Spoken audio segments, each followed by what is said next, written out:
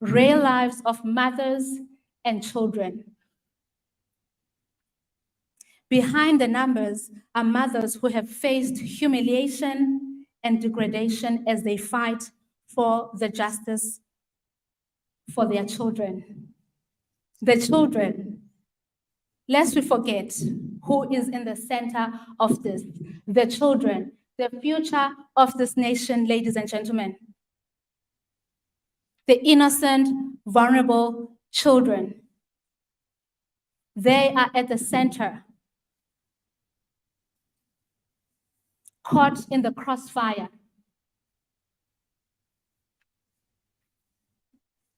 Ladies and gentlemen, our children deserve nothing else other than our utmost dedication to our well-being. South Africa, we need change. We need change. It is time for us to ask ourselves, what are we doing as a community? Because as we all know, the NPA SOCA Community Dialogue is a community where we come together. We don't give up our Saturdays to come and just share the pain. We come, we share the pain, but we're like, okay, what do we do while we are waiting for the justice system to change? We are not waiting, as this community, we are not waiting for one day when things change. Instead, we are bringing what we carry in our hands. What do you have today in your heart, in your hands? What skills do you have? What resource do you have? What gift do you have that you can bring to the table to join forces with us to try and see or create the change that we want to see? We're not going to wait. So while the justice system is trying to do their thing. But in the meantime, we are going to rise up. Our children do not have years to wait, as we all know. Our children need provision today. In this room alone, I am sure,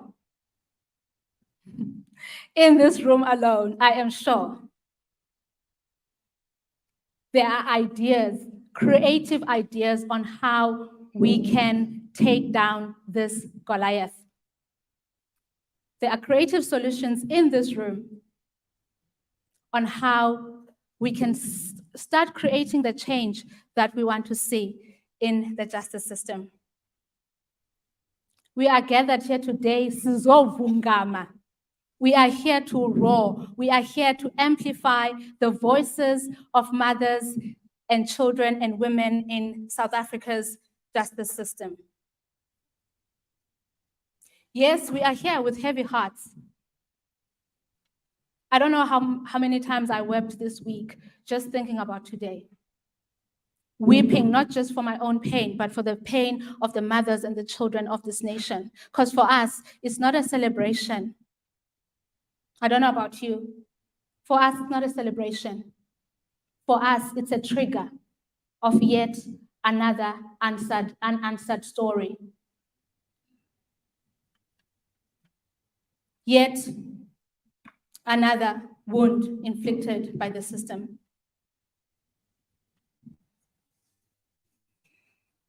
With that said, there's one thing I love about us women, the power of the love that we carry in our hearts. The power of that love that says, you know what, I refuse to be silenced. That love that says, ndizoza, ndizovungama, regardless of my own unanswered story.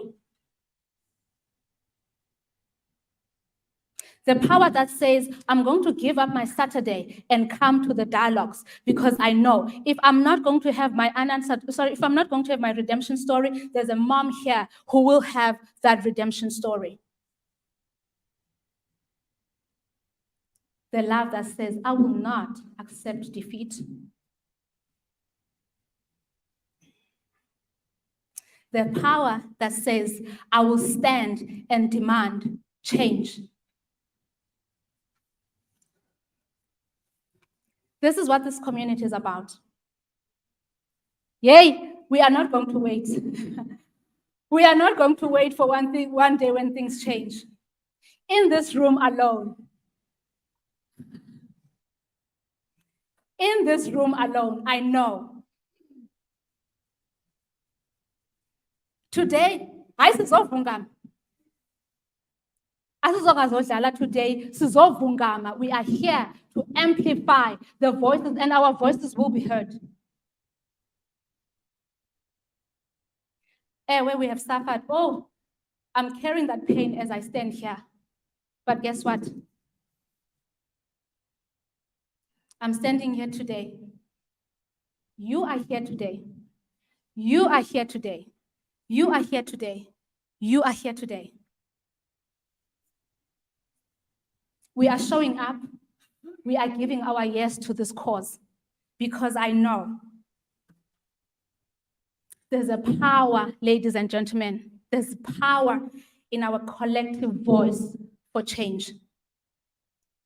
So, ask yourself, what do I carry in my heart today that I can bring to the table so that we can all join forces to see or create the change we want to see in the maintenance system in South Africa?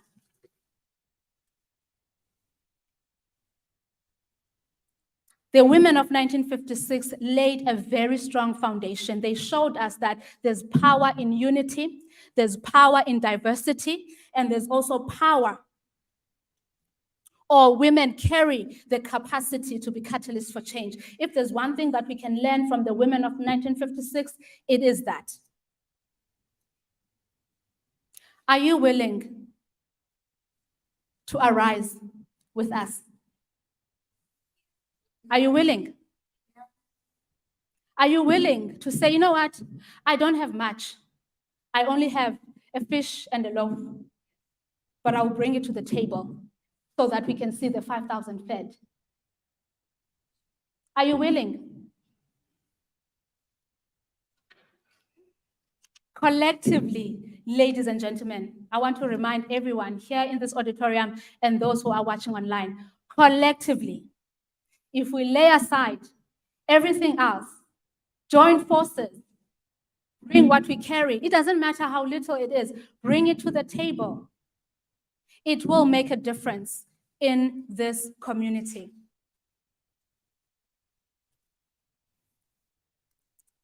Are you willing? Mama, are you willing? Dada, are you willing? Are you willing to join forces with us for the sake of the children of this nation, for the sake of the future of this nation? Are you willing to say, Icona, not on my watch. This injustice is not going to continue on my watch. Are you willing?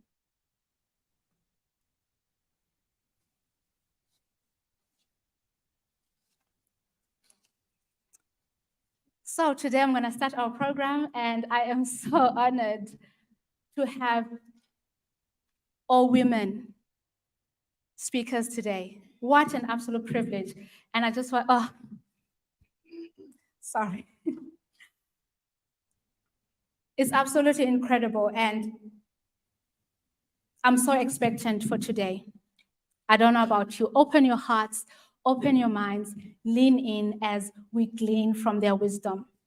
These women are here to just pour into this space as we are amplifying the voices of mothers in the justice system. And again, if there's anything that we learned from the women of 1956, is the vital role that women's voices play in shaping the course of history. Can we create something amazing today that will shape the course of history? So as we start our program today, I'm just going to invite you. Lean in. Lean in. Open your hearts, open your minds as the speakers sow today. So, to kick off this program today, we have an incredible woman who actually just won the Fabulous Girl Award for this year, Miss Abongile Khwaza. Wow, I'm absolutely honored to know you. Thank you for the role that you are playing as one of our ambassadors at the community dialogues. And also, thank you so much for the role that you and your colleagues play through the Help a Girl campaign, where you are actually fighting for young girls and young women in this nation to make sure that they have access to sanitary products. So, but before Ms. Abongile Khwaza comes to the stage, can we just give her a hand of applause for this incredible award that she won?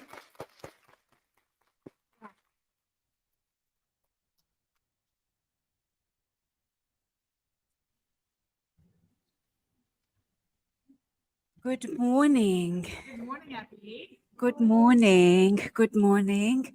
As I'm about to just share about the Help a Girl campaign, I'm really touched what Bongi has said.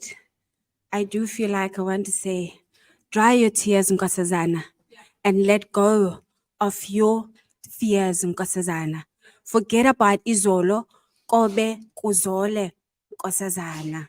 Stand your ground, Nkosazana, and stop crawling and start walking, Nkosazana.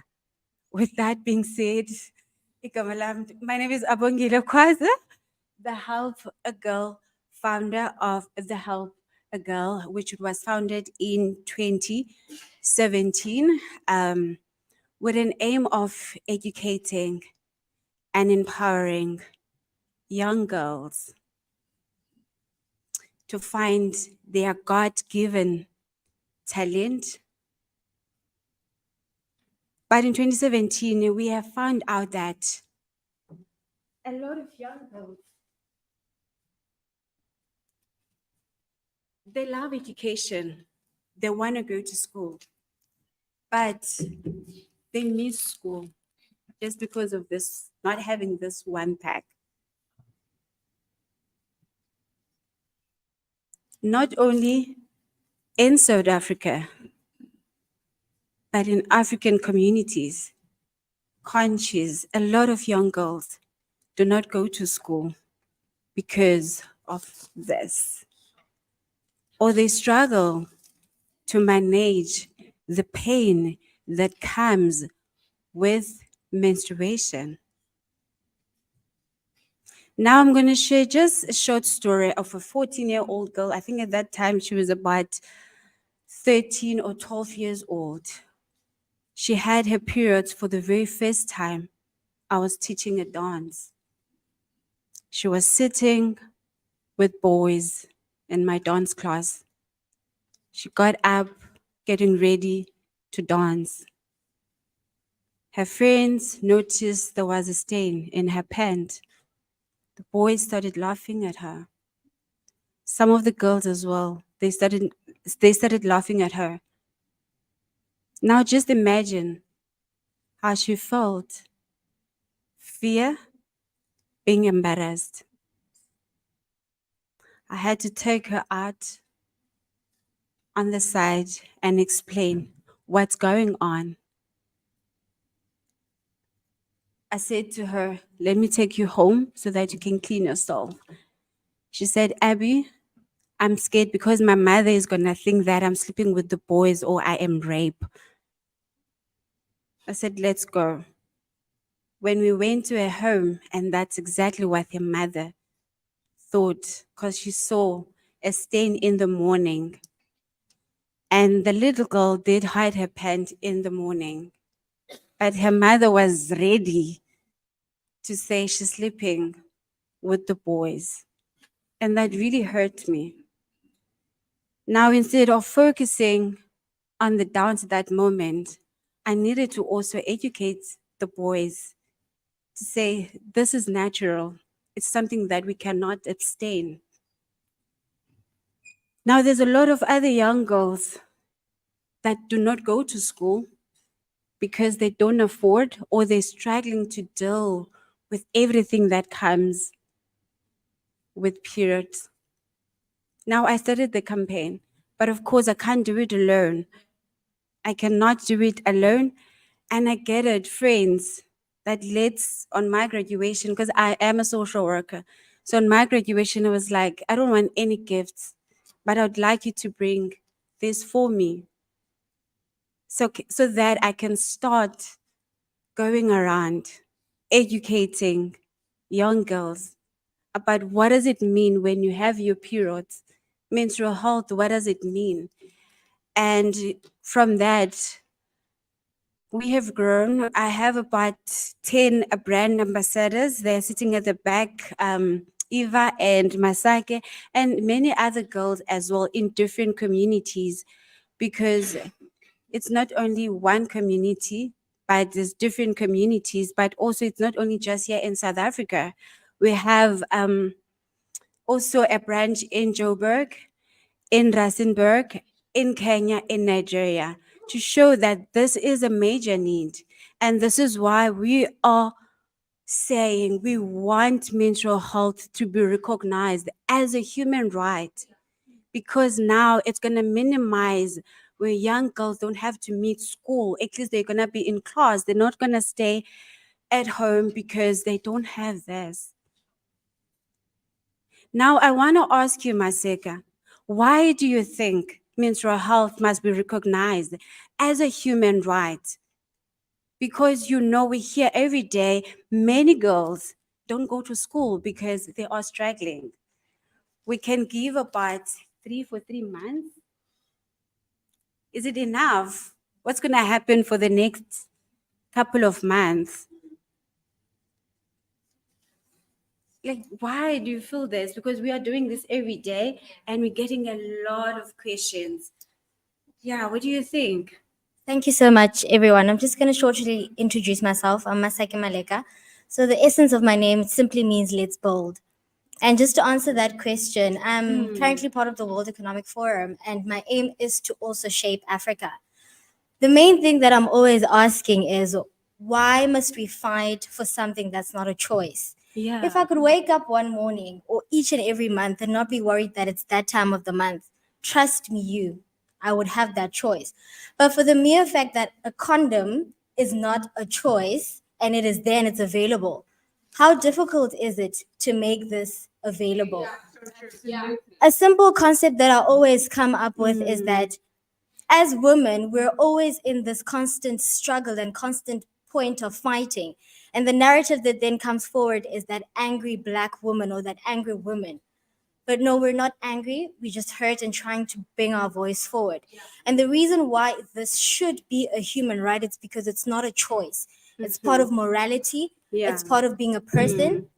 And it encapsulates the importance of Ubuntu, the element of Buthu. And just understanding that before anything, before being a woman, comes the struggles with being a woman. But yet again, in those struggles, we need to fight to push those struggles. So this and the processes that go behind this are not a choice, but it is something that we go through whether we like it or not. But for the mere fact that people can, by choice, engage in sexual activity and get condoms each and everywhere where they go to the bathrooms, at schools, there are condoms, and there's education about that. How is it that we must fight and we must fight and we must continuously be on the struggle to say we want periods or rather pads to be in the same places where you find condoms to find pads. And yet again, we're saying this is not something that we are trying to fight. It is something that we are enforcing. And it is a mandate that we're bringing forward to say this should definitely not be an option, because we don't have the option to not go on our periods, but we've got the options to not have sex. So that needs to definitely come forward. So that's why I feel it should definitely be a human right. Thank you. Exactly. And this is exactly what we are doing at Help a Girl, educating and empowering young girls. Of course, we're not leaving the boys behind, because we also want them to be empowered, to have some knowledge so that they are able as well to support their moms, their sisters in that process. All right. So I'm just going to show a quick video, and yeah, just to show you more as to what we are doing. We are doing these programs in different communities, and that is why we are planting more ambassadors in different communities, because we are saying that no girl must miss school because they don't have sanitary products. We are here to support girls.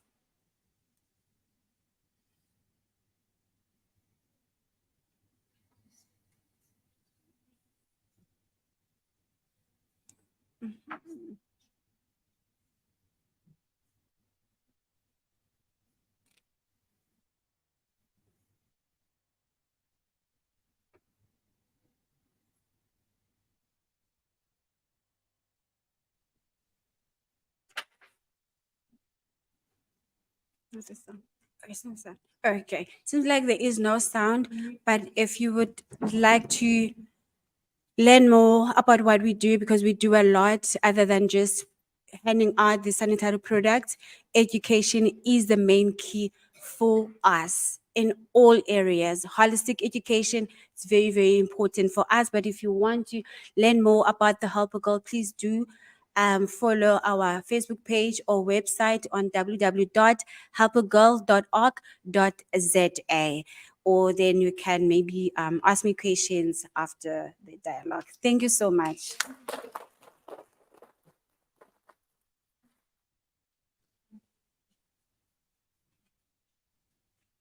Oh, thank you so much, Abby.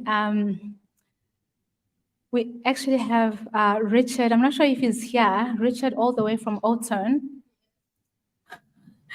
Richard had us on Capstad Radio on the 9th of August on our Women's Day. We had Abongile as one of our guest speakers.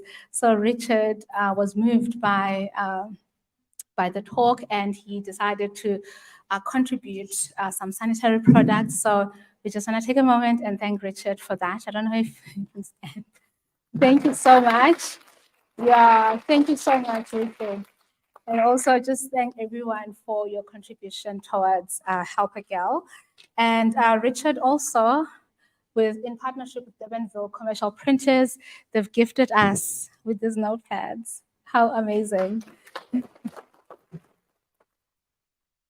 Yeah. So ladies and gentlemen, we're going to continue our program, and our next speaker is Dr. Ray Mohammed.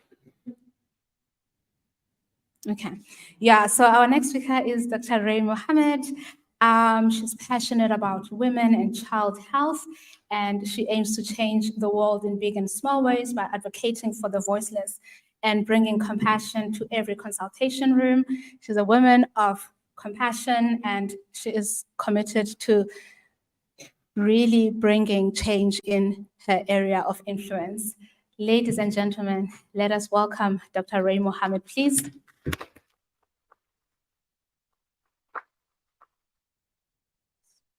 Morning, everyone. Can you hear me? Is it this one? Oh. Okay, can you hear me now? Is that better? Okay. Morning, I'm Dr. Ray Mohammed. I'm just going to talk a little bit about my thoughts and experiences as a care provider to vulnerable children specifically. Definitely my passion point as a healthcare provider. And basically just how we can, sorry, I'm a little bit sick, so I can't really talk that loud. Is there any way to make it a bit louder? If you go closer to that mic. This one? Yes. Oh, okay. Is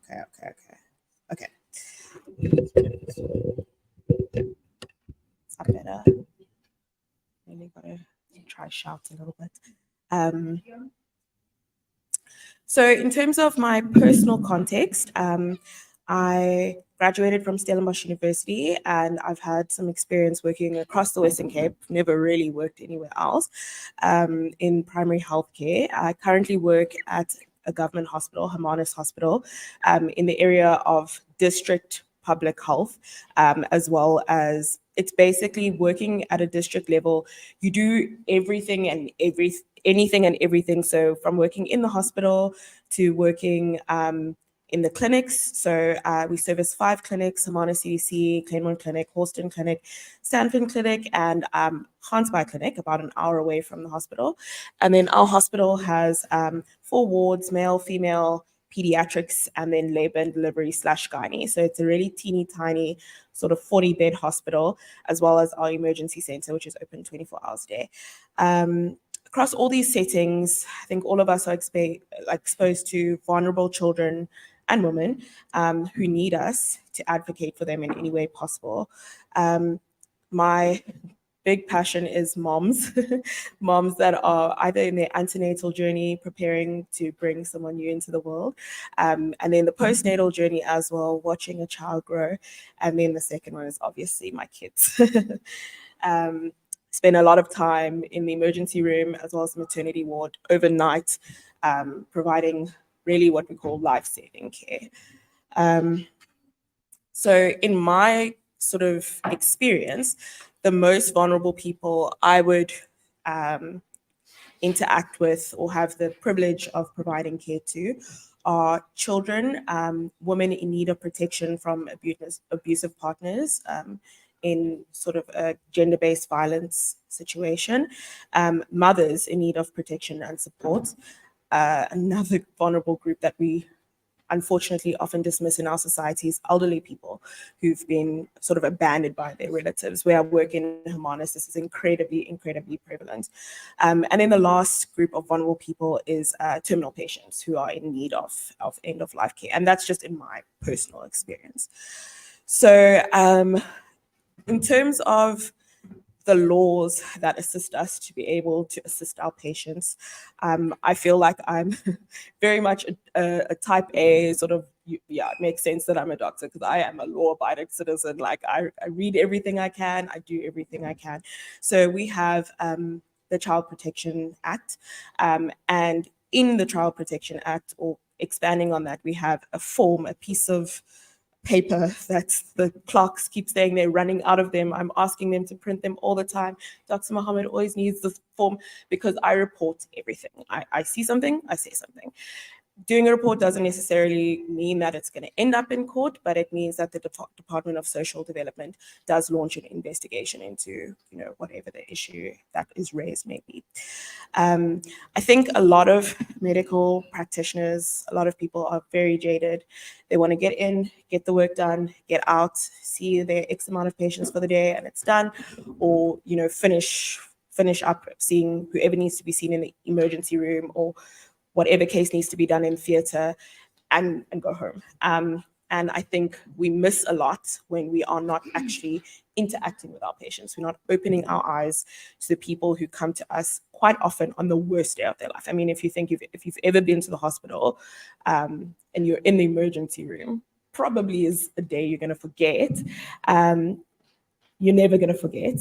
And then in terms of their labor and delivery experience, also something that you're never going to forget and can be very traumatic to a lot of women if not approached with a lot of care. So the Form 22, people put their trust in us as doctors. So my number one tool as a healthcare worker is this piece of paper. I think when someone walks into a consultation room with you, you are actually, if you focus on creating a safe space for your patient, you're able to ask more revealing, delving questions that people wouldn't necessarily share with someone else because you're a doctor. Like, you're already examining them, you've already seen all their bits, like they are going to be open to have a more engaging, deeper conversation and answer questions that maybe they haven't even thought of themselves. And I think that trust between me and my patients is honestly the greatest privilege of my life, really.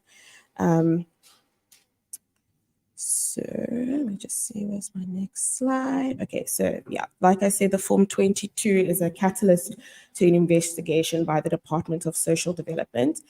There are certain sections of the form that are quite important. So in the beginning, I think it's page 2 or so, it shows you the categories of children in need of care protection, and this form applies specifically to children.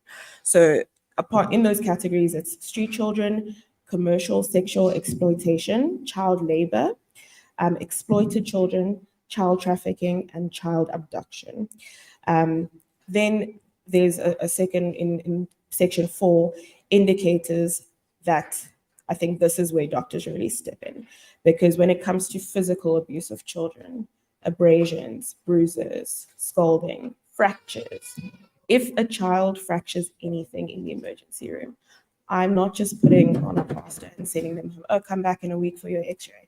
I will ask every question. I need to know the story. How did this happen? Exactly. Talk me through it, mom.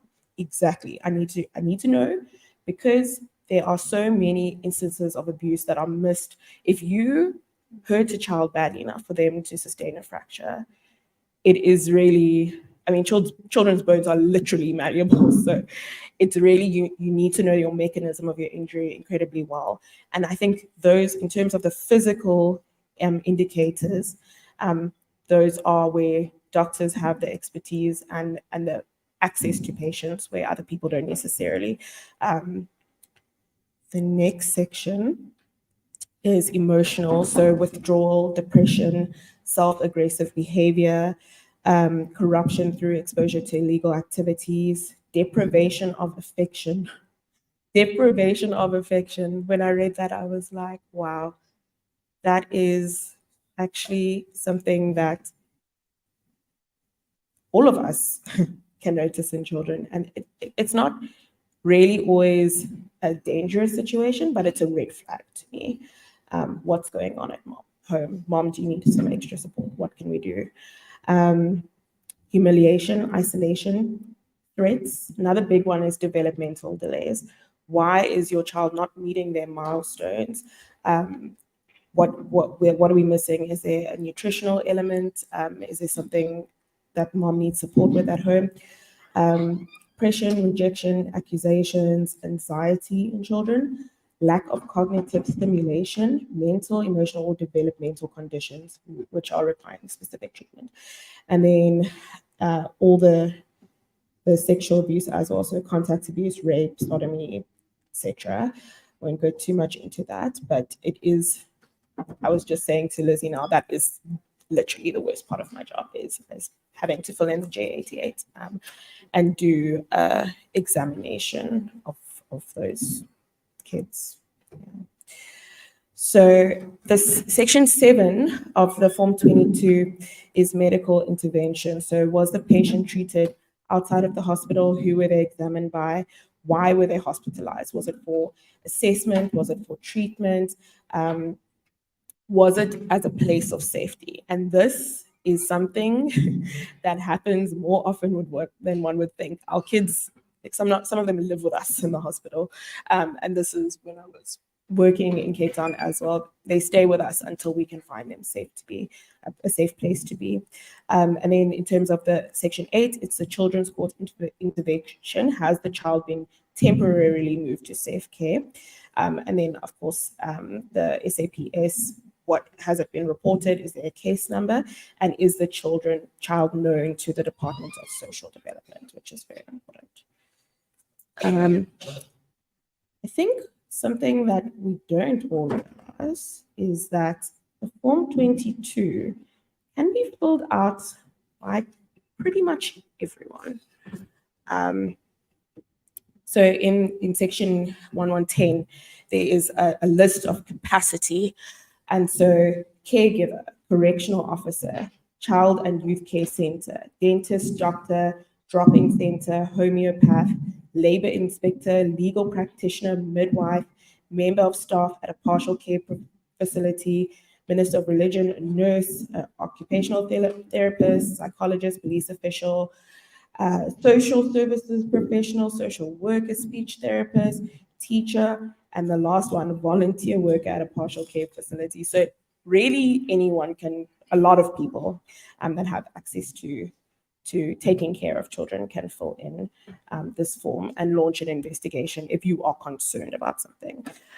So I'm just going to go through, I think I have 3 specific cases of some of my kitties. The first one was a kid, this part is very much of the cuff. When I worked in Victoria Hospital in Cape Town, called her Miss A. Miss A was 3 years, 8 months when she was abandoned by her mum. And then sort of went foster care, back home, foster care, back home. And by the time she came to us, she was 5 years old. She had a vertical transmission of HIV. So she got HIV during the mom's pregnancy. Mom wasn't on medication. And subsequently had picked up TB as well and was weight for age on the -3 line, which means she was essentially malnourished. Miss A moved into our ward at Victoria Hospital and she moved into our hearts forever, truly. This kid was a firecracker. She was really just about learning. She wanted to have so much fun. She walked around on our ward rounds with us.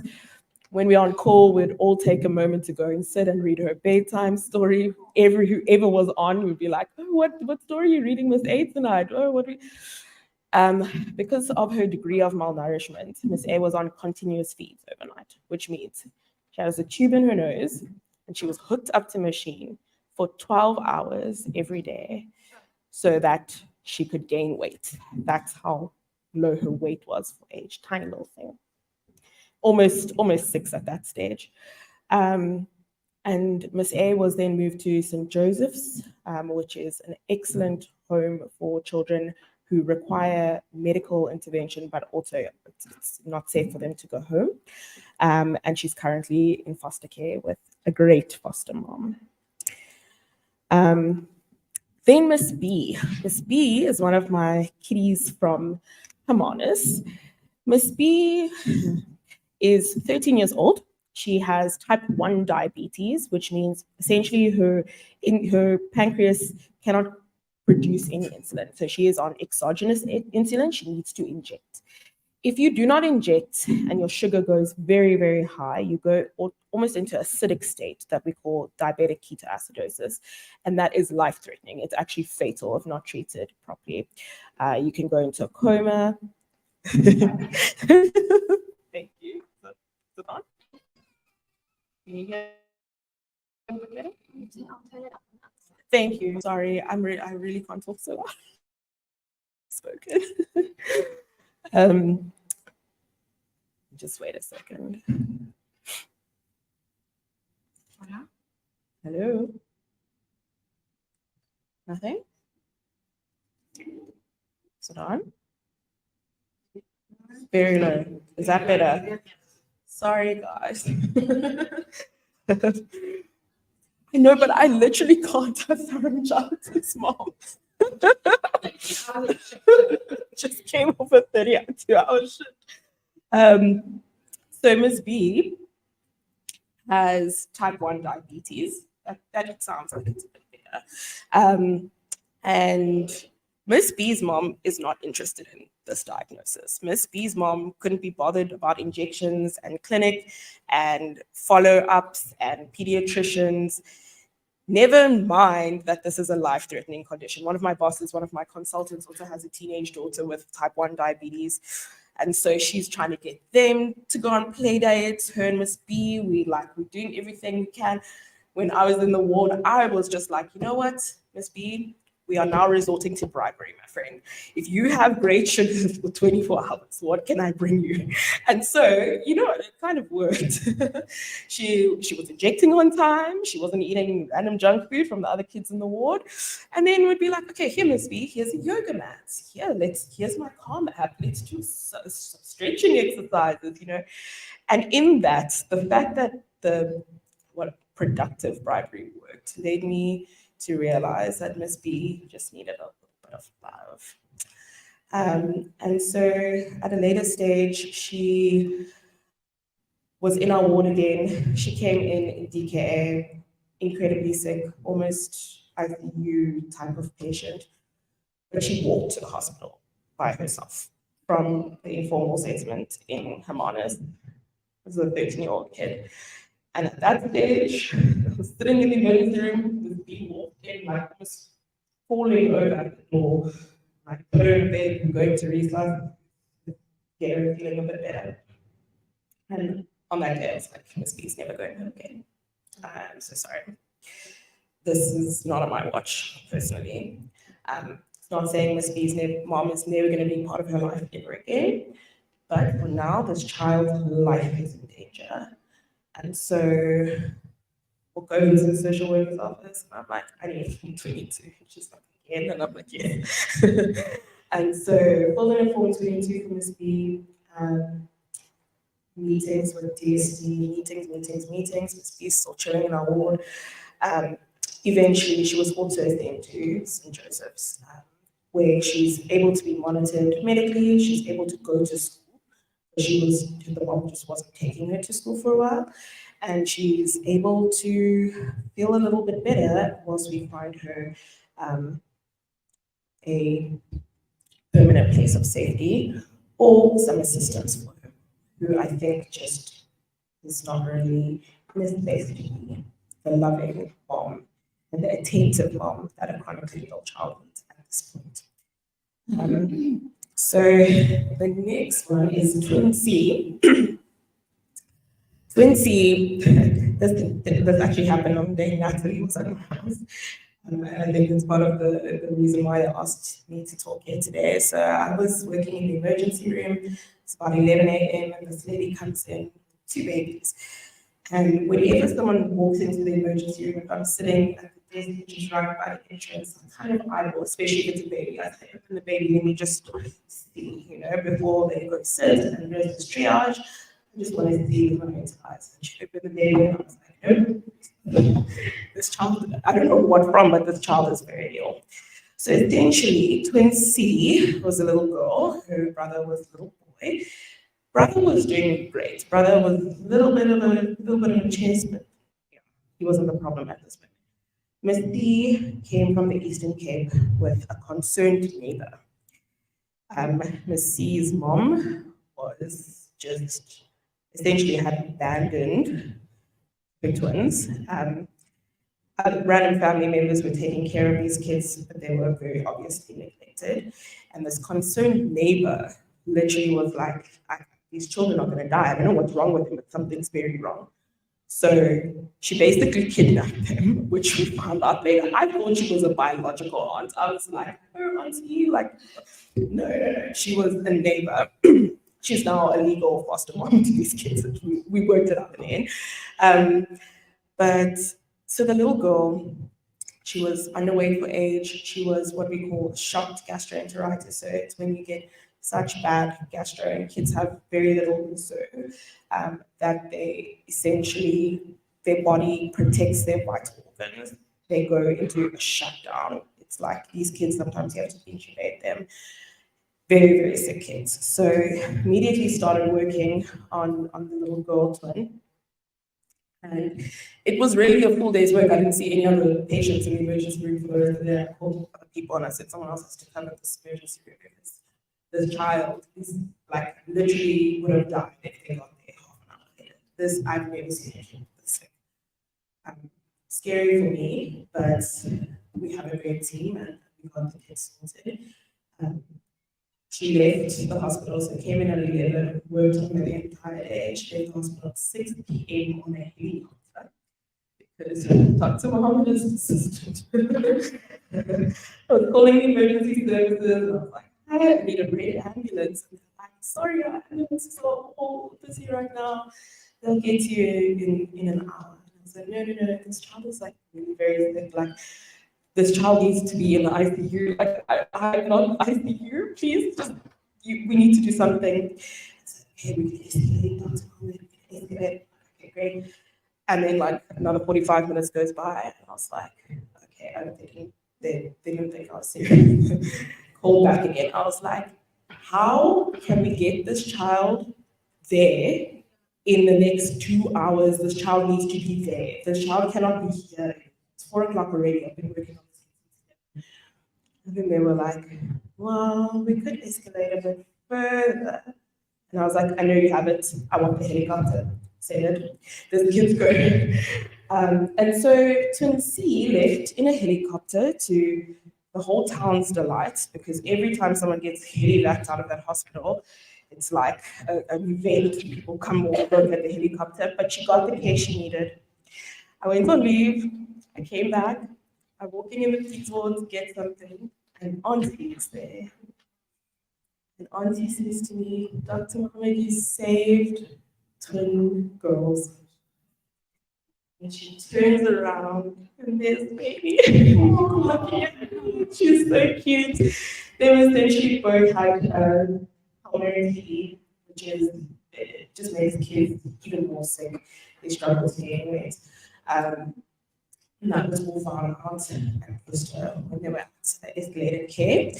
But they were fine. They're fine. They're great. Like, yeah, we've been around.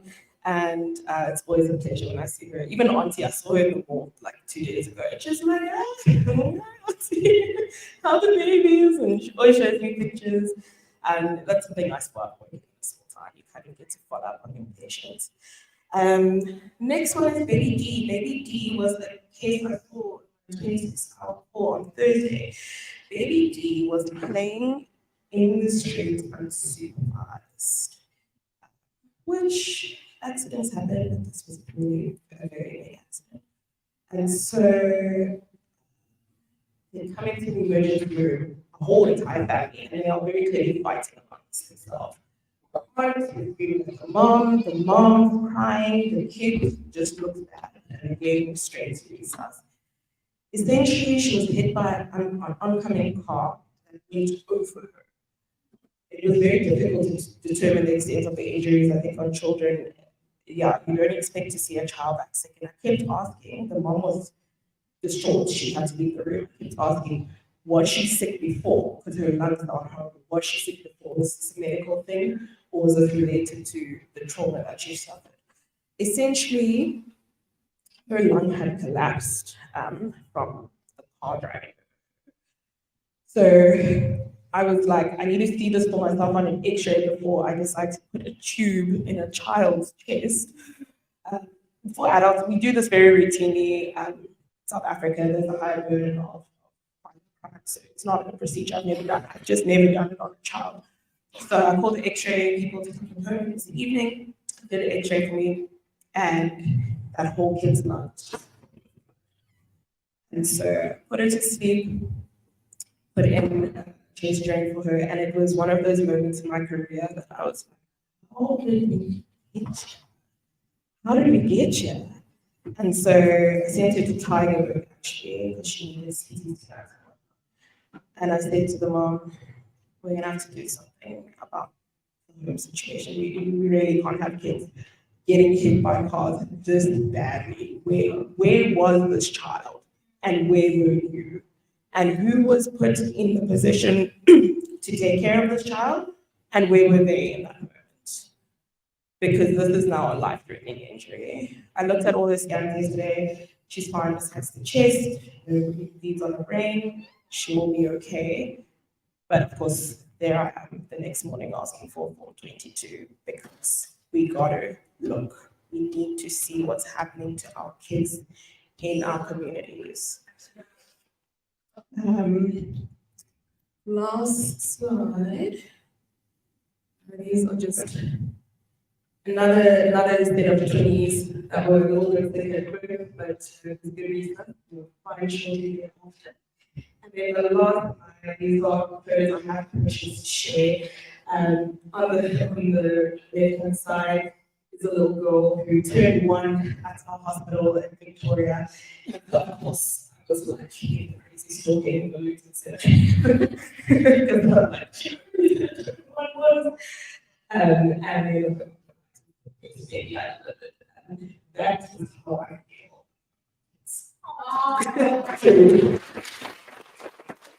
I have any questions? I don't know if there's like maybe 2 minutes and questions.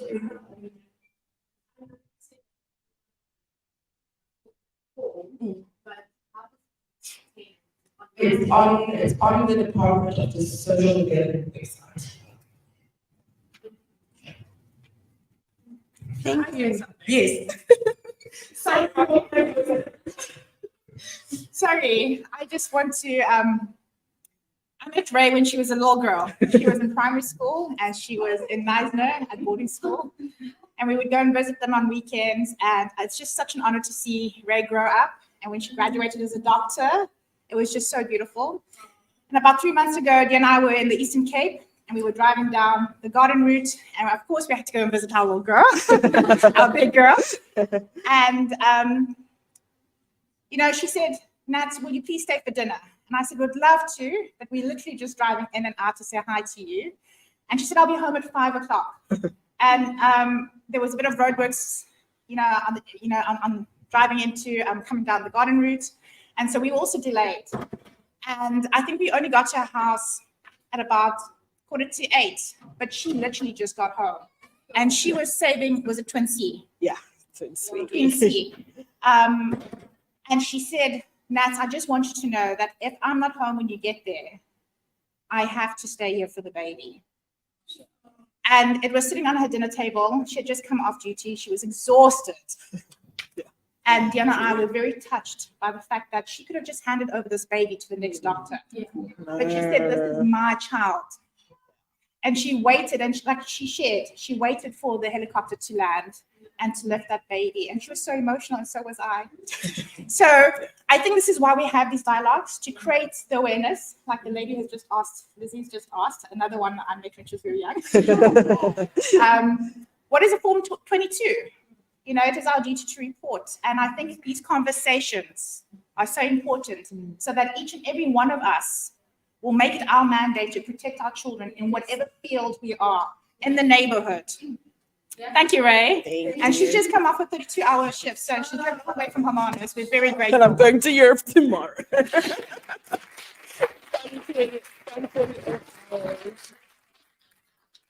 Yeah, thank you so much, Dr. Ray. Sure.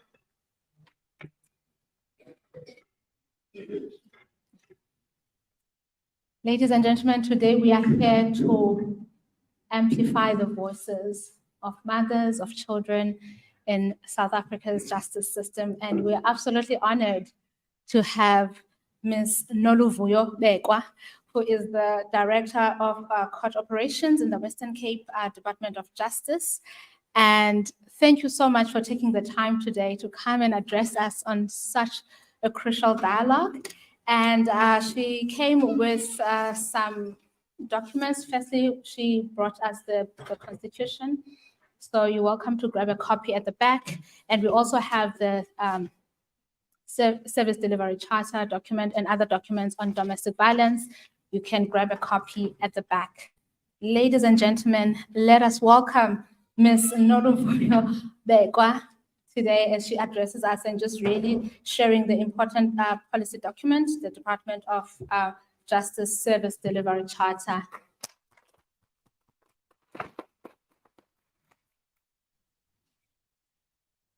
Good morning.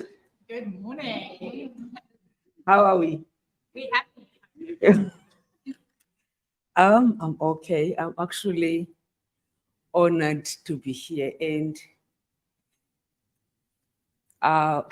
what Dion has been asking, I don't know how many times, he has been requesting that I must come and participate in one of the NPA dialogues. Unfortunately, due to work commitments, it was not always possible to come and support.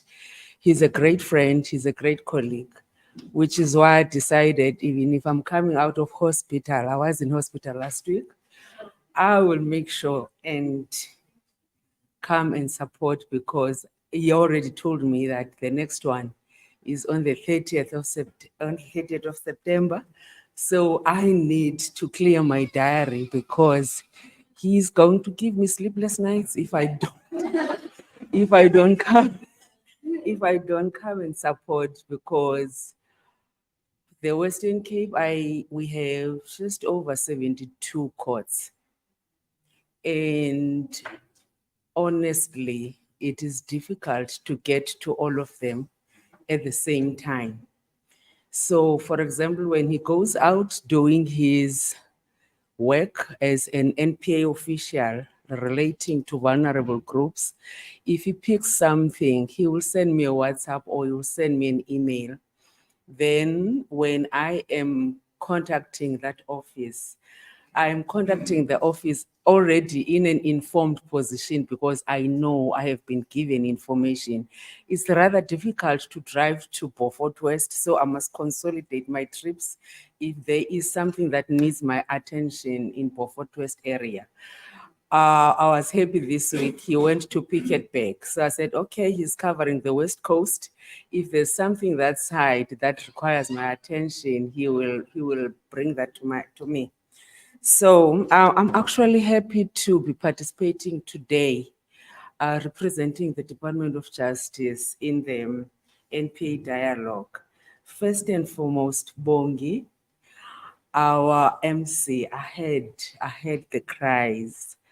I heard the cries on your opening speech about how we feeling as women in as far as the Department of Justice and the related injustices. We heard you. We heard you. Your whatever that was said this morning, as emotional as it was, it is coming from a good place. It is good to talk about these things so that we know we raise a voice. The nice thing about women is we don't keep quiet. When we are, even if we are pressed for time, we do not keep quiet. We talk about things as pertinent as they are. We talk about them. And even if you are in a meeting and you are of the opinion that there are certain things that are not talked about that are worth talking, you raise them. As a woman, we're blessed with that quality. We do those things. So I've noted your comment, ma'am. And we are committing as the Department of Justice that we will continue to support the dialogue. We will continue to support and promote the rights of the vulnerable groups. As the Department of Justice, our core function is centered around the protection and promotion of rights of vulnerable groups, children, women, older persons, and people living with disabilities. So, with that said, it is not a mistake that I am here because we are talking about issues that are relating to us as women. And I always say, I don't understand why are we only celebrated in August? This is supposed to be an everyday exercise. No one is doing us a favor as women. This is what is supposed to be happening. So just to give a brief overview on the service standards of the Department of Justice. The service standards of the Department of Justice are centered around the Batupili principles, which means putting people first, and consultation is one of our principles. Service standards, access, courtesy, information, and redress. So if one of us in here or any of our community members, we are of the opinion that we are not treated in a manner that we are supposed to be treated. I always tell my colleagues when I visit the courts, you're not doing anyone a favor by being a Department of Justice official. You applied for a post, knowing the responsibilities that it comes with. So you might have your issues at home, you might have your problems at home, but when you enter the court building, think of the person that couldn't sleep at night, who could not wait for the court building to open so that he or she can go to court and find refuge. So in as much as it would be interpreted as if I'm insensitive, I'm saying there's a child that has not eaten. There's a child that has not gone to school because the transport monies were not paid. There's a child that does not have winter clothes, yet there's a maintenance order that indicates that those winter clothes and summer clothes must have been attended to. But the other party, the other gender decides not to. So it is our responsibility to assist Because yes, you are sitting behind the desk as a justice official today. Tomorrow, you do not know where you're going to be. You are going to need the service that you are disregarding today. Treat the person that is before or in front of you as if there's no other day. Because the reason why we even have a complaints charter, it is because people are treated in the manner that they are not supposed to be treated. And people are complaining that I must applaud this dialogue. I receive a lot of emails from restorators and the other organizations that are here. People complaining about the maintenance issues, the disservice, the lack of etiquette when they go for services in any respective court. And our responsibility is to do an investigation and find out what really happened. We do know that we do have norms and standards, for example, for maintenance matters to be finalized on a prescribed time. But then there are instances where we exceed those days, like 90 days, because maybe the other person is not available in court on time. The other person is on sick leave, or the court official, the documents are missing. It then remains our responsibility as the Department of Justice officials to explain to the complainant when they come to court that yes, the file is court ready. We can take your file to court before the magistrate to have the order granted, but the respondent, who is the father of the child, is not available. He has already given us a sick note that he is not available to be in court. Playing with faces and doing all these funny tricks our officials are normally reported to be doing, it doesn't serve the purpose. We have received numerous complaints from the NGOs and the community members when they go to courts and they don't get assisted. We have reached a level where we've been rotating the officials because say you're not fit to be working with the vulnerable groups, you must then be removed and placed elsewhere because you are not sensitive to the needs of the people that you ought to assist. But in the last engagement with our Director General, he clearly indicated that I want formal investigations done and concluded timeously on people, on DOJ officials who are not living up to the standards of the department, being courteous, redressing that is wrong, giving correct and accurate information. With that said, we humbly beg you, don't complain. If you are not treated in the manner that you know you are supposed to be treated, if you are assisted by an official who is not wearing a name badge, do complain, because the only way when you are writing to my office, you need to give me full information and say, I went to Weinberg Court, for example, and this court official lost my J101. So my maintenance application cannot be processed timeously, so that I know exactly who I'm talking to. I know exactly who I'm referring to, because if there's a problem, someone has not identified himself or herself, that is very wrong. One of our standards, you must be identifiable. As a Department of Justice official, you must be identifiable. I brought in today my secretary, Mr. Darren Nell. He's standing there at the back taking notes. So he is mostly the person that would get to receive the complaints, go to the respective offices, draw the files, find out where the problem is. Immediately when we know that the problem has nothing to do with the court, the system, but the problem has to do with the conduct of the official, he would write a report with his recommendation, and then we take it from there. So Mr. Dernell is available. He's available 24/7 on his cell phone. I'm sure you have his cell number. But in closing, We are committed as the Department of Justice to advance and promote the rights of the vulnerable groups. Maintenance is one of them. And we do accept that there are faults here and there. We do accept that we are not going to shy away from it, but let us not lose hope. Let us not lose hope. As long as we talk about these things, as long as we flag the problems, we know exactly where the problem is.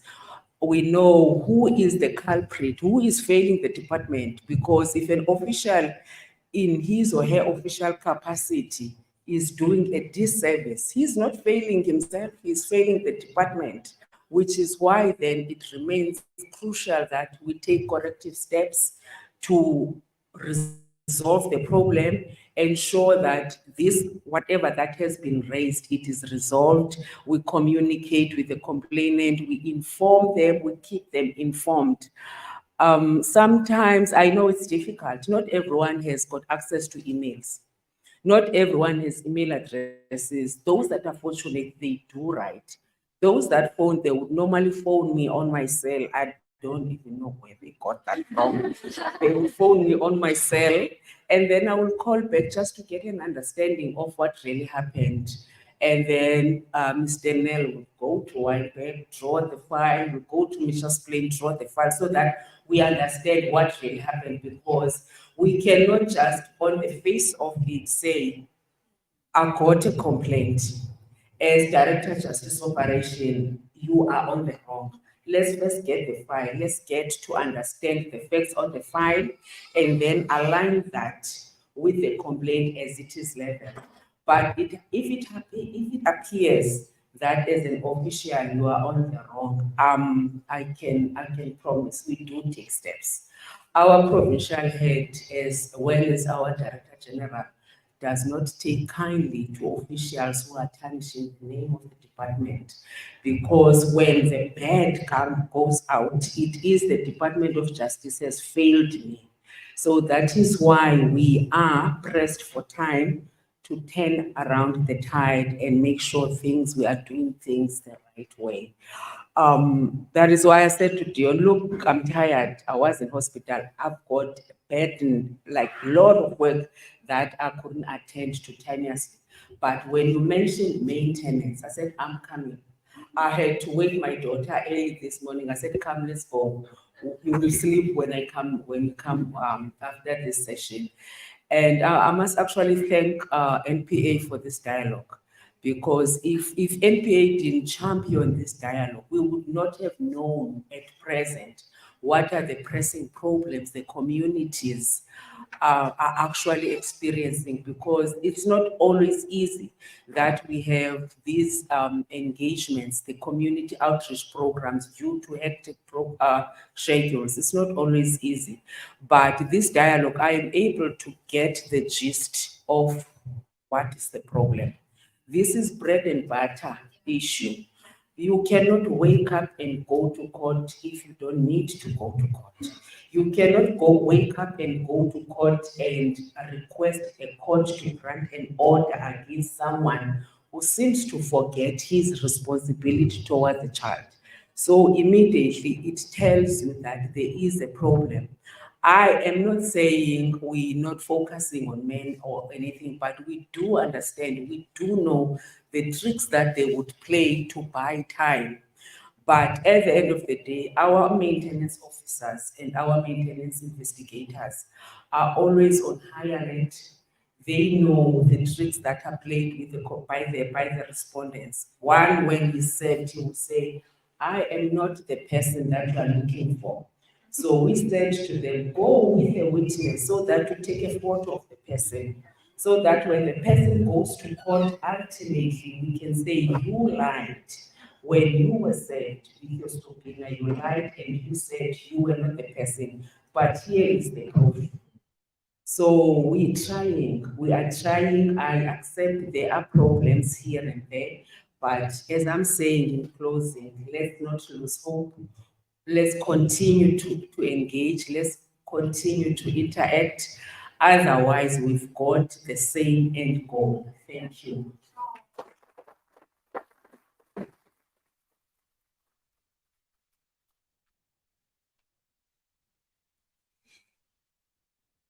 Ms. Bekwa, thank you so much for those encouraging words.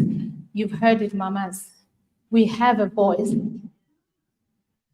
Let's just use it.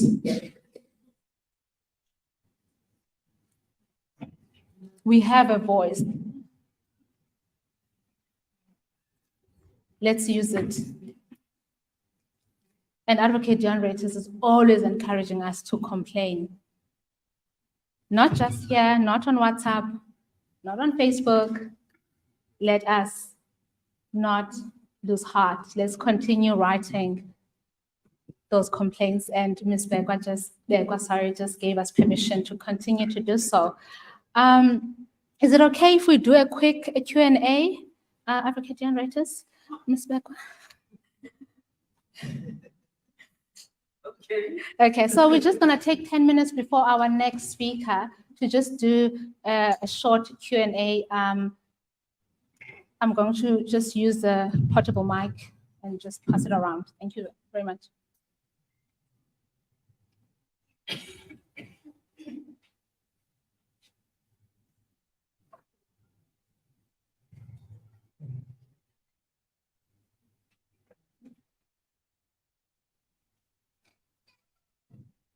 Good morning, everyone. I'm just going to say in front of everyone who can see me, I'm Laura. Thank you so much for everyone attending today and our online attendees. Ms. Bekwa, I'm going to put you on the spotlight, so sorry. Thank you so much. I hear your heart. I see your positive attitude. I really admire that. Thank you so much. Really encouraging to hear that someone has this at heart, because this is a core issue in our country, as you know, I'm aware of. As a layperson, there is a question I'd like to ask you. Maybe I'm off topic, but magistrate is obviously employed by the DOJ. Am I correct in saying that should a magistrate then not comply to the Maintenance Act in a maintenance inquiry, what is the recourse then? Because in the Maintenance Act, when parents are busy preparing for a parenting plan, it specifically makes mention that maintenance should be included in that parenting plan. Yet we find parents going to the children's school, parenting plan, it's all, well, everything is 100%. But then you get to court, oh no, we don't want to touch maintenance. Then that poor mother must go back to a maintenance school, but she was in the children's school already. The Act specifically makes mention that it should be included. And then they send those mothers away. And as you mentioned earlier, there will be continuous remandments, postponements, and in that period, there's children not having food. There's moms or single parents, it might be that, struggling. So I'm just asking as a layperson, I'm not sure how the ins and outs work of the department. If you can maybe just give us guideline on that, maybe I might be totally off target. I'm just wondering, if it's in an act, surely that person needs, like we all need to oblige by the acts of this country. Then there's a second thing, if you don't mind. I've noticed in the media, possibly 2 weeks ago, that the government, there's talks that our TV licenses, and they want to couple that with, say, SARS. So they don't need to try and get the TV licenses of everyone sitting here at your home. They want to try and enable a system so that you have to pay via SARS. My question is, and possibly I'm directing it at the wrong person, I'm just wondering what your thoughts are perhaps. Why can this not be done to maintenance matters? Why must the primary caregiver apply for maintenance when it's their child's right to be fed, to have a house, to have clothes. So, so sorry for putting you on the spot. I'm just wondering if you have any thoughts around that. I mean, that's one, two questions. Sorry if I took a few minutes for now.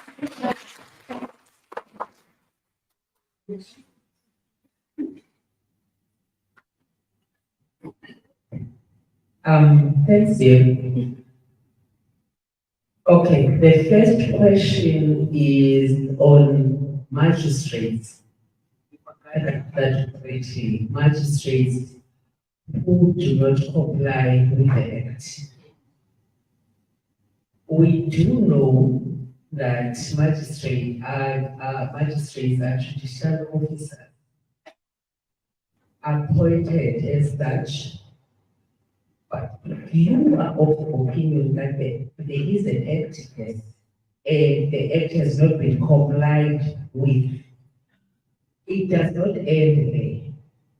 You register your complaint with the senior magistrate of that respective office. You register the complaint with the senior magistrate of that respective office. And if you do not get any reply from the senior magistrate, you escalate it to the chief magistrate who is responsible for that cluster. If you have done these two and have not been assisted, then the magistrate's commission, which deals with judicial officers. So I would normally receive the complaints that relate to everything that happened in court. Unfortunately, it is beyond my scope. It is not in my scope. I normally would then channel the complaint to the chief magistrate and the senior magistrate, and then I would give them the name of that magistrate and then the name of the complainant, and then it will be taken in that level. So let's follow this. Let's follow the complaints protocol, because if you go straight to the magistrate's commission, it will send back to the chief magistrate and back to the senior magistrate. So you must cover all your checks and gets to ensure that this is what I've done and I did not get any joy. And then the reports from these two offices will be required by the magistrate's commission. Do you want to cover everything? And then the issue of the TV and the stand the issue of the TV license and the stand, it's still a debatable issue. Let's leave it for now. It's still a debatable issue. I heard it, I saw it, but just to say, just to say what you said earlier, there are summons or there's a civil execution report that is if a person has defaulted to comply with the wishes of the court and there is a valid court order. But what normally happens, I don't see these applications in most of the court. I see them in the Cape Town as well as in the Wynberg court. But the maintenance officers, we do know that there are other options under the maintenance court and section 4 requiring one default. So the TV issue, let's leave, but the debatable issue, but there are avenues that can be followed if someone is defaulting or against a court order. I always say taking a person to court because he has not paid, that's the criminal side. It does not take away the fact that the charge has been eaten. If this person has answered that can be attached, let's go through that route. And then to make sure that we attach those assets so that we can sell the sheriff sale and then monies are paid out.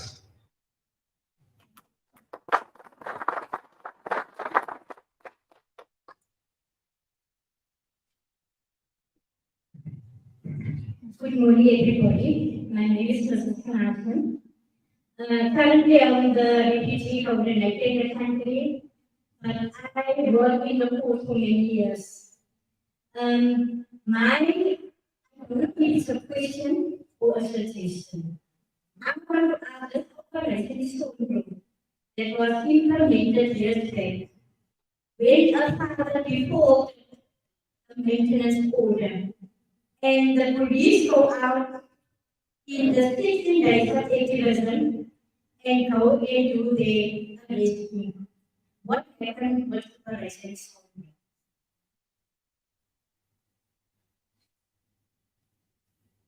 Because I was one of the arresting officers. So, today, guys, my service delivery and people that come from Resource Plain Court knows me. When I walk into the police station with a phone, I tell you about my children that needs to be fed. Not my kids, our children. Because the new child amendment act says that the children of South Africa belong to us. All service providers. So I go to the police at night. I want to tell you, I book the court track, I book the police station track, and I book 2 police vans in the car. Then, you know what I'm a police. You know what they do there? They don't ask for identification. If I go to a church, again, we just ask. I ask the 50 what says me. Can you know? I need to know what's me. Then, I go in the house. I need identification. I go to your bed. And I take your blanket off your face. I need your ID. If I get 50% for me. And this is where we did 100% arresting for that money. Twice a week we go out, we take the court deals and go to the car, police and go and throw this and we go out. Full force. And it worked. It worked 100%. And I'm telling you, I'm not scared. Dion was one of my main jobs. I come from as a volunteer from the witness waiting room, 39 years back. Today I am where I am, a survivor. So we need to take responsibility and accountability. And just do what we need to do. I'm not sitting here on the spot. I'm not sitting here on the spot. That is me. People that know me in some way. I work. And I still work. I'm 16 and still work. But at the end of the day, we say, come we take hands and we get work. And we do what we need to do. But just for the case of it works. 100%. I want to go to San Pero. I want to tell the people about San Pero. 1,000 people, 182, 128,000. And when we walk up, I say to the security guard, you don't tell the people that we are. We didn't get him at home, but we come to your workplace now to put you in the house for your children. And when we go for a supervisor, the supervisor says, you all stay down. When you get to the door, you are the financial manager. They have to prepare the children don't get food at home. You got a problem with the wife, you're the one, but you put your child in the middle. What nonsense is this? And then we are next thing. We take it to the free police. And then afterwards, you know, exactly we have a problem. Yes, I guided my to pay. I said it's I'm not in your life because there's some force of the government. Sometimes we need to be cool to be capitalized. People are suffering, women are suffering. I work in a community. I'm going to job. I still work in a community. I see what is happening with our kids. They are dropped out because parents cannot pay school fees. Teenage pregnancies, a lot of stuff is happening in our communities. We are the voice of the community. We network people.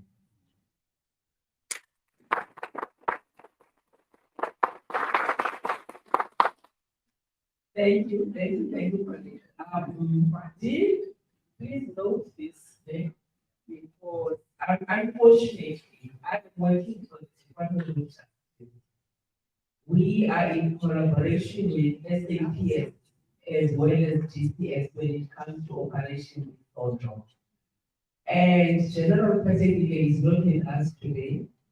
I am in no position to indicate and give reasons why we have gone silent or inactive on this project. Yes, I understand and I know the impact that it had previously. We collaborated with all the departments, Home Affairs, Immigration Services, GSD, Department of Education, South African Police Service. So we will take this back to our national head, who will then discuss this with General particularly because we need a buy-in from South African Police, as they are the one that are the forerunners in terms of doing the arrest and everything. But we need to provide them with a list of defaulters on our side. So we do note and we accept. There's no point about it. We accept. We are going to take it up with our Directorate Legal so that it can be advanced with SAPS. Thanks, Colin. Yeah, thank you so much, Ms. Begwa and Ms. Rina Ras. We're just going to take one more question from Ms. Natalie Reiters. Actually, we also have one online question as well for you. And Ms. Begwa, thank you so much. I want to start off by saying that all is fair in love and war. And I think if we want to fight the social ills, we have to have these honest conversations. So I am not part of government, as you know. I volunteer for an NGO for the children's sake. And I also volunteer for social justice. They are somewhere here in the room as well. And we are part of the NSP, the National Strategic Plan. We are constantly asking governments. We understand that you're short-staffed. We understand you cannot address all the problems in the courts. So we want to join hands with you. The problem is you make it very hard for us to join hands with you. Just to give you an example, I approached the area court manager last year at Wamba Court to allow us to do a 100 days challenge in the court, in the maintenance court. The senior magistrate agreed, but we were blocked by many others within the justice system. And so we missed the opportunity. This year rolled round, I began engaging with with the area court manager. He said, "You've got my buy-in." I spent time with him, Zelda Kutsia sitting in front, and myself sat with him and explained to him, please apply so that we can run the 100 days challenge in the domestic violence court. He said, we will do it. 2 days before the deadline, they didn't make the application. And I called Mr. Isaacs. You were all at a retreat with all the area court managers. And I'm really disappointed to say that DOJ is not supporting the 100 days challenge. We are giving you a free service as NGOs, a professional service. We have saved court time.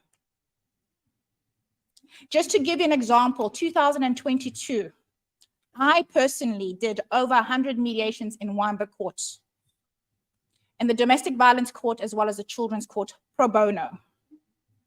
A mediation is about 2 hours long plus. So if we work out the hours, we're looking at about 250 hours close. That means the magistrates didn't have to focus on those cases. They were able to focus on the cases that needed in-depth trial. But yet we are barred and there's so much red tape. So much red tape. So again, unless we have these conversations, Ms. Begwa, you know I love you, I appreciate you, but we have to have these honest conversations And I thank you for being here today. But I hope that when you go back to your office, have the conversation with Mr. Isaacs. I appreciate him a lot. We're good friends outside of work. But in work, we need to join hands. Yeah. Civil society, like we're saying we want to join hands, but don't make it difficult for us. Yeah. We know someone sitting in the audience as well, Tula. She rendered her services. Tula is a qualified psychologist. She's doing her doctorate. There she is. She's really qualified, and she's offering her services pro bono to Simonstown Court. Red tape. Red tape. It was cancelled, but the need is great. When the project started at Wamba Court, our supervisor is always on Zelda and myself. He's like, we are only prepared to offer 2 mediations in the DV court on a Wednesday. But every time we sit in that court, and I don't know if anyone's been to a DV court here, but the queues are long.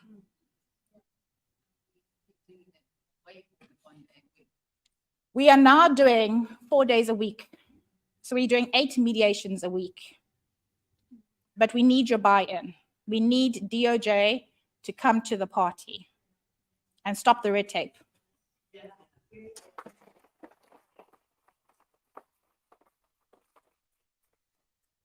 Thank you so much, Ms. Nasser-Ratus.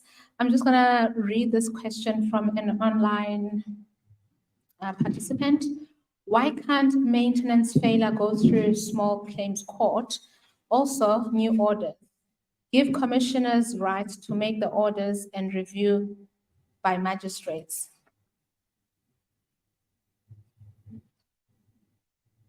Can I reply? Yes, thank you. Okay. If someone looks at that currently, the maintenance failures or maintenance defaulters, going through a small claims court. Is that what the person is saying? I'm just literally reading. Why can't maintenance failure go through small claims court? Okay. Yeah. Most of the maintenance defaulters on maintenance issues, they are in excess of the threshold that is within the ambit of the small claims court. You can take your claim to the small claims court if it is 20,000. Okay. But anything in excess of 20,000 goes to the civil court. So it's not possible. It's not possible. Last week I was having a consultation, for example, with a lady that was complaining about the divorce settlement that was not paid out. It was just over 1.2 M. So it has exceeded the threshold. And even though it would appear that the small claims is a quick win, it does not solve the problem because the threshold is set only at 20. And there are certain claims that you can lay, we can place at the small claims. Unfortunately, maintenance matters falls under the criminal court, the civil court, and the maintenance court, and not the small claims court. Wonderful. Thank you so much. Okay, thank you so much, Ms. Begwa. Let's all give a warm, round of applause, please. Once again, as I said earlier, this is a community. We're not waiting. But at the same time, we do need the DOJ to come to the table. I'm committed to Dion. I'm committed that each and every time I am available, I will join the dialogue. Thank you. Because it also helps me. I don't always go, as I've said earlier, I don't always go to the West Coast. It's quite a drive. Yeah.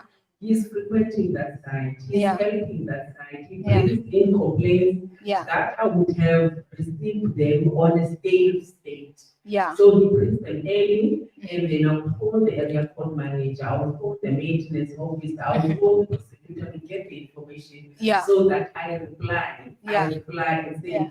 this is the actual problem. Sometimes I even feel I'm abusing my secretary because like this week I sent him to Wooded Yeah. for another complaint, but then I realized this has got nothing to do with you, but I was in Pretoria, but please do this for me because I want to check if these allegations that are leveled Yeah. are in fact true. Mm. So he did that, and yesterday he was in Blue Downs. While he was in Blue Downs, he had to go to such department or something else. So we need to work with each other. Yes. We need to talk, we need to engage because at the end of the day, the more we talk, Yes. the more the court officials will understand that what I'm doing, I am being watched. I must just do the right thing Yes. at the right time. Amazing. That's great. Thank you so much. Thank you. Oh, yeah, thank you so much, Ms. Begwa. And we're going to have one more speaker before we take a break. And it is absolutely an honor to welcome you back, Dr. Jacobs. Dr. Jacobs is a private law lecturer at UWC. And I don't know if any of you were here last month. It was quite heartbreaking to just hear her story. But even though her story with the maintenance courts is so challenging, she really truly believes that we can actually create the change that we want to see in the maintenance system. So ladies and gentlemen, let's welcome Dr. Kamal Jacobs, please.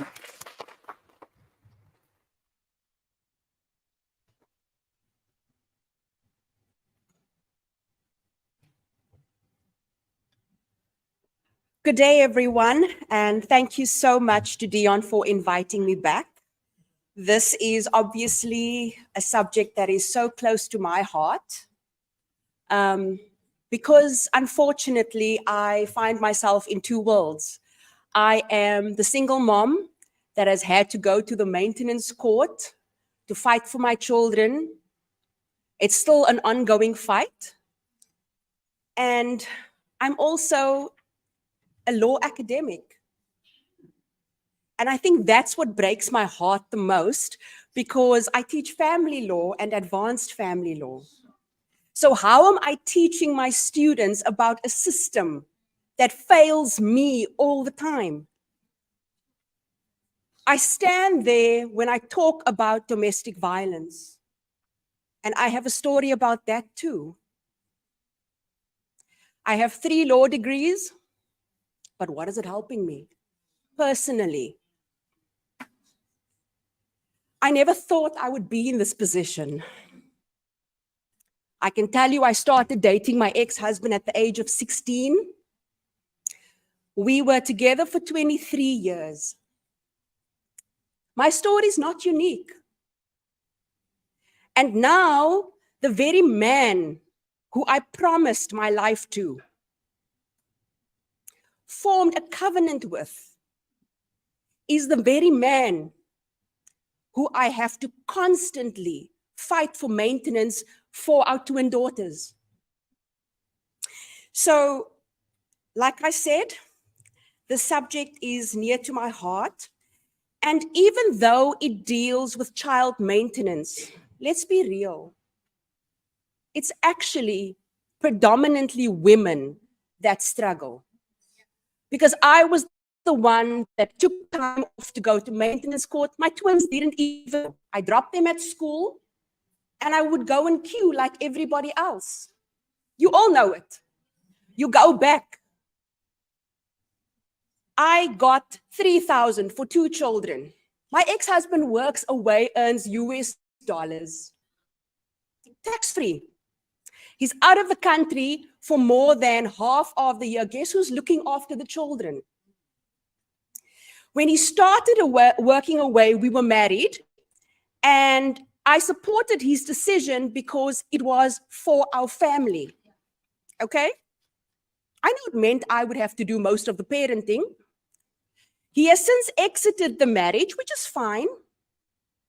But my children are not receiving the benefit of the work he is allegedly doing for his family. There's a car parked in a garage that he pays monthly, which is double what he was once paying in maintenance. His car was more important than his children. And the 3,000 that I received was not for one child, it was for both girls. That is just a tip of the iceberg. So let's be real. The struggle for maintenance is not just about the children. Because very often, my children didn't know what was going on. I kept paying the bond, which is over 10,000 a month, with that 3,000. He took the car that he got for the family, the same car that's parked in a garage half the year, which has since been souped up with pipes and mags. But don't you worry, I'll feed the children. That's the reality. I don't have a problem with you leaving me. I don't. But my question is, when did it become acceptable to ignore your responsibility and obligation to your children? When did it become acceptable? And currently it feels like the maintenance system is perpetuating. It's allowing men, predominantly men, let's be real. If I think of every time I've been to the maintenance court, it's women sitting there, maybe one man. Can I tell you a story? I go to Checkers and I recognize people from the maintenance court based on previous visits. I mean, you shouldn't be able to recognize people from the maintenance courts, but that is the reality. The woman I spoke to recently, she's like, I've been going here for 6 years. I was like, wow. And she doesn't mean Checkers. She doesn't mean Checkers. So that's what my talk is about. South Africa's child maintenance system. It's not just failing our children. It's impoverishing women. It is. Who's maintaining your children? How are you surviving all those months when you're not getting maintenance? Do you ever get that money back? No. They get a free pass. Okay, so Dion, you can move the slide, please. Oh, sorry, I keep forgetting. Okay, so a child's right to maintenance, for those of you who don't know, how does it work? It is based on the child's reasonable needs, which is obviously how the child was raised. Okay? Apparently, it's not based, my ex-husband just decided he's not going to anymore. How the children were raised for 10 years when he was in the home became irrelevant. But I still had to give them the home. They still had to go to the same school. I still had to provide them with everything that they knew, but he checked out. Isn't this the reality? Yeah. The twin psychologist said to me, the girls cannot deal with any more instability. You need to keep them in the home that they are accustomed to. And how many times didn't I ask myself, do I really need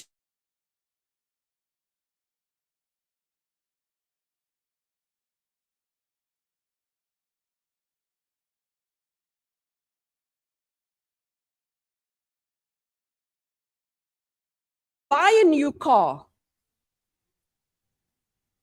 Well, he didn't leave he did leave me with a City Golf. I suppose I should be grateful.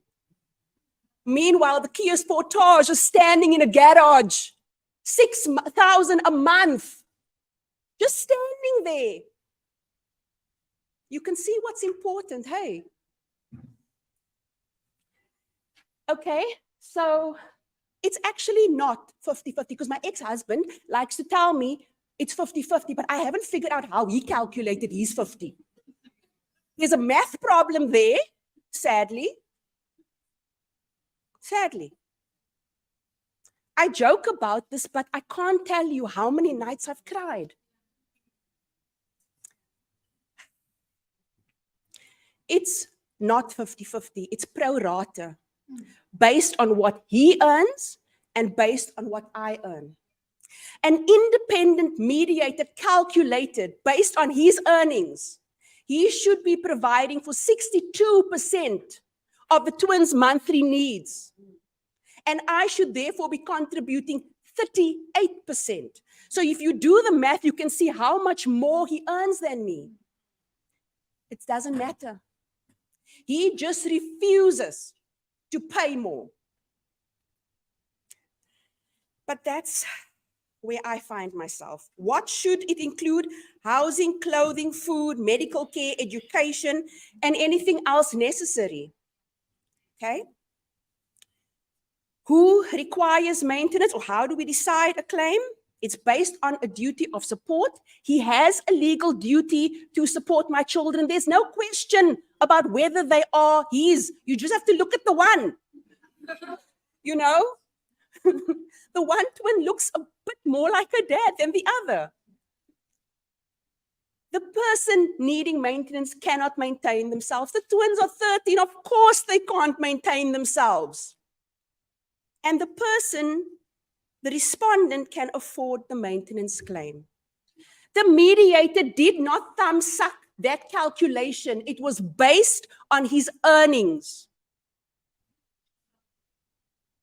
It wasn't me being greedy. It wasn't me saying you must give 62%. It was an independent person with no vested interest. But yet, he can turn a blind eye. Okay? So what is my story? Okay, what am I not doing? Oh, okay, there we go. So the first part of my story is what I call the honeymoon. This is where they make all sorts of promises. Okay? My ex-husband said to me, okay, so we separated in November 2020. He actually said to me, give me all of our savings, which I stupidly did. Who knew I'd need it? And he's like, and you keep the house to give the girl stability. Guess who now has to pay him out? The financially responsible person has to pay him out accrual because he has no assets. He squandered everything, but I have to pay him out. So in addition to everything I've spent in legal fees, in maintaining the twins, I still have to pay out of my pension. Why my pension? Because the kids need a house. I can't sell the house. I'm standing here heartbroken, teaching about a system that fails me. I have until October to pay him out. Heartbroken. I have been screwed by my ex-husband. I've been screwed by the justice system. Being financially responsible got me nowhere. Providing for my children, putting them first, got me nowhere. Do you know what he did with his pension? He blew it. Told me. He invested it. And then he wanted mine. Every promise this man made me, he broke.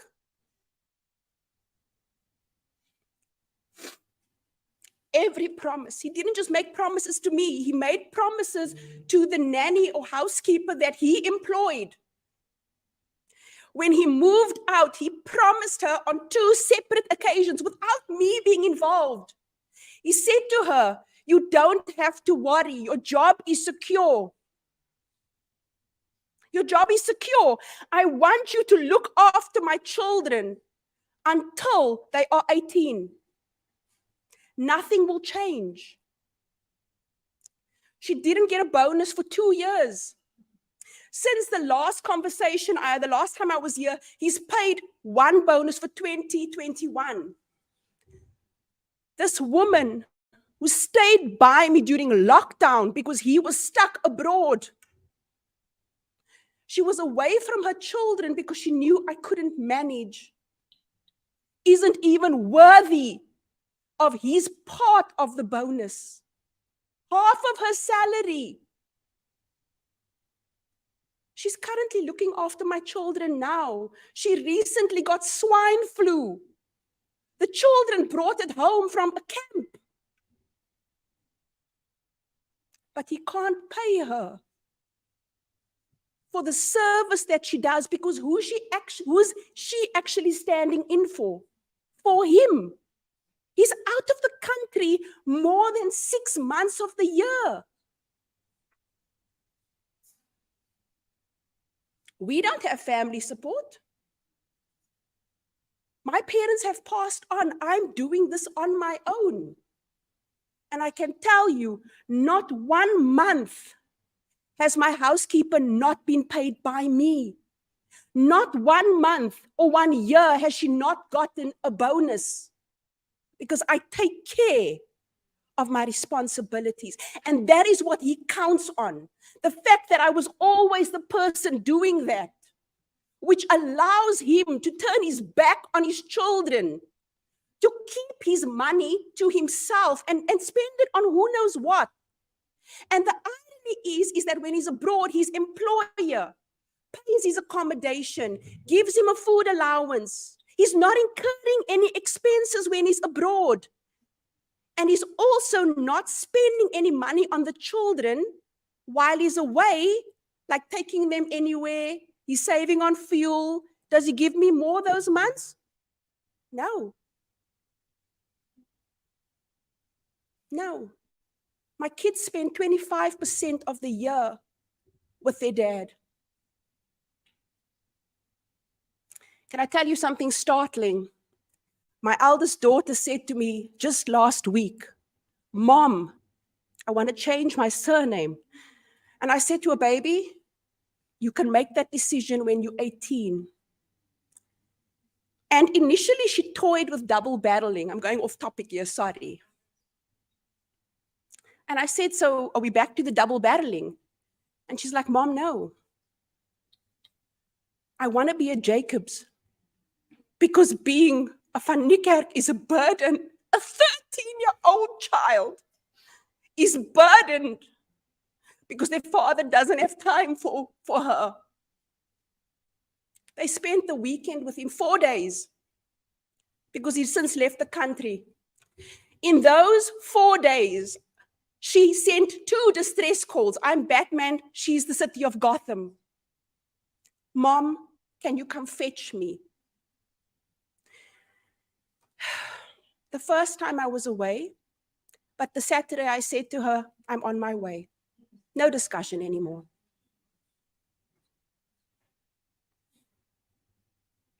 But I digress. For the period of Jan to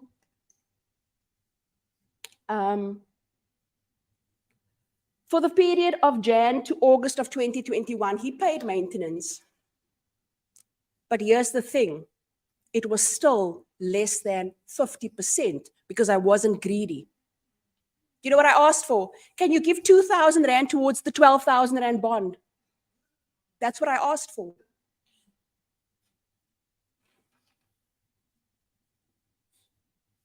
He paid, and then he just decided, "I'm done." Sent me an email in August, "I'm not paying anymore." Got a second email in September saying, "I'm not paying anymore. You won't get any maintenance for October." Decided unilaterally after he promised me the kids will not suffer.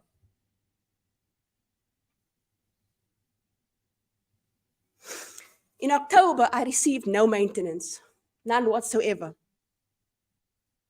Nothing. I went from getting almost 15,000 to nothing. He just decided, you can speak to my lawyer. I don't know what kind of attorney. And the embarrassing part is, it's one of my former students. Do you know the embarrassment that a law student of UWC could be party to something like this? So much for supporting the struggle.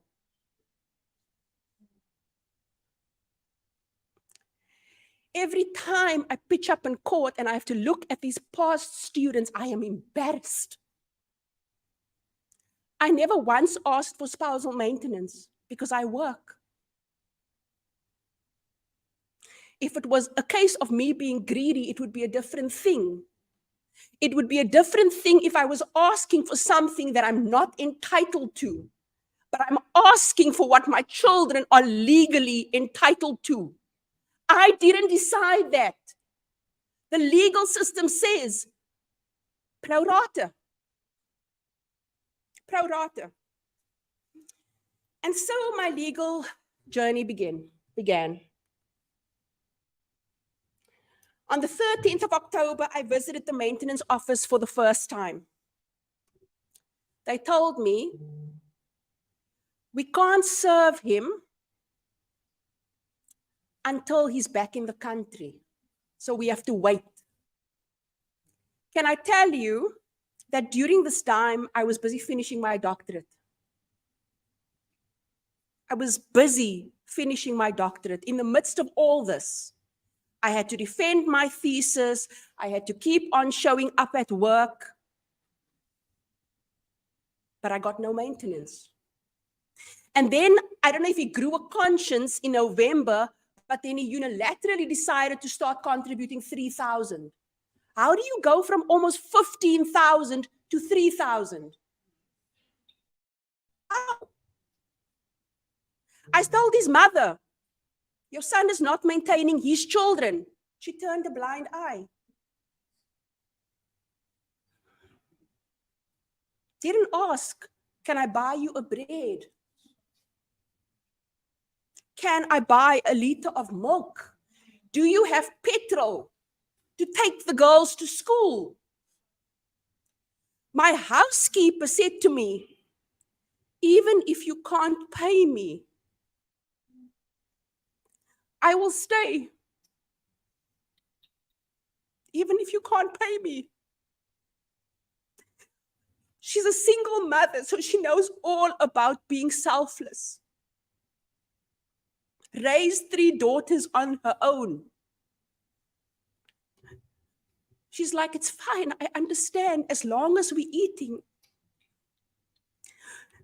She would eat 2-minute noodles, not complain.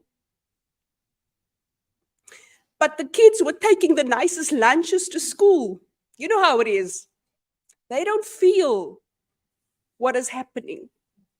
I can't tell you how many times she had to scrape me off the bedroom floor because I didn't know how I was going to do and go through another day. Yes, God provided. He's been doing that consistently. But it's sad that so many men can check out from their responsibilities, turn their backs on their children, and go on with their lives as if the children asked to be there. I often look at photos of the day the twins were born, and I ask myself, how did we get here? You know, the twins were born and the dads would go raise the flag at the hospital. He was so excited that he got to raise 2 pink flags. Now, anything I ask is an inconvenience. I can't tell you how many emails I've sent that are just ignored. He actually recently said to me, can you please stop bombarding me with emails and limit it to 2 a week? Yeah.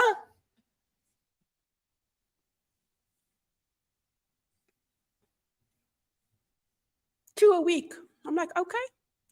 You're already out of the country for half the year, but I can't even email you about the children's needs. So obviously, because they couldn't serve him, I said to my attorney, what else can I do? And she said to me,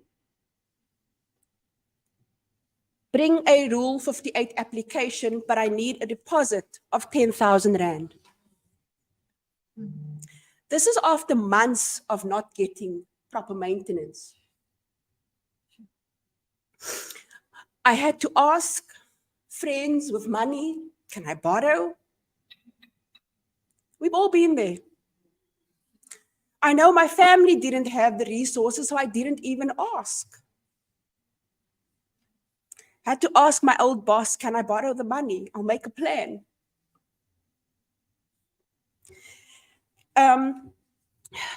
So I brought that application, and every time we were in court, the magistrate was pressurizing us to settle on an amount.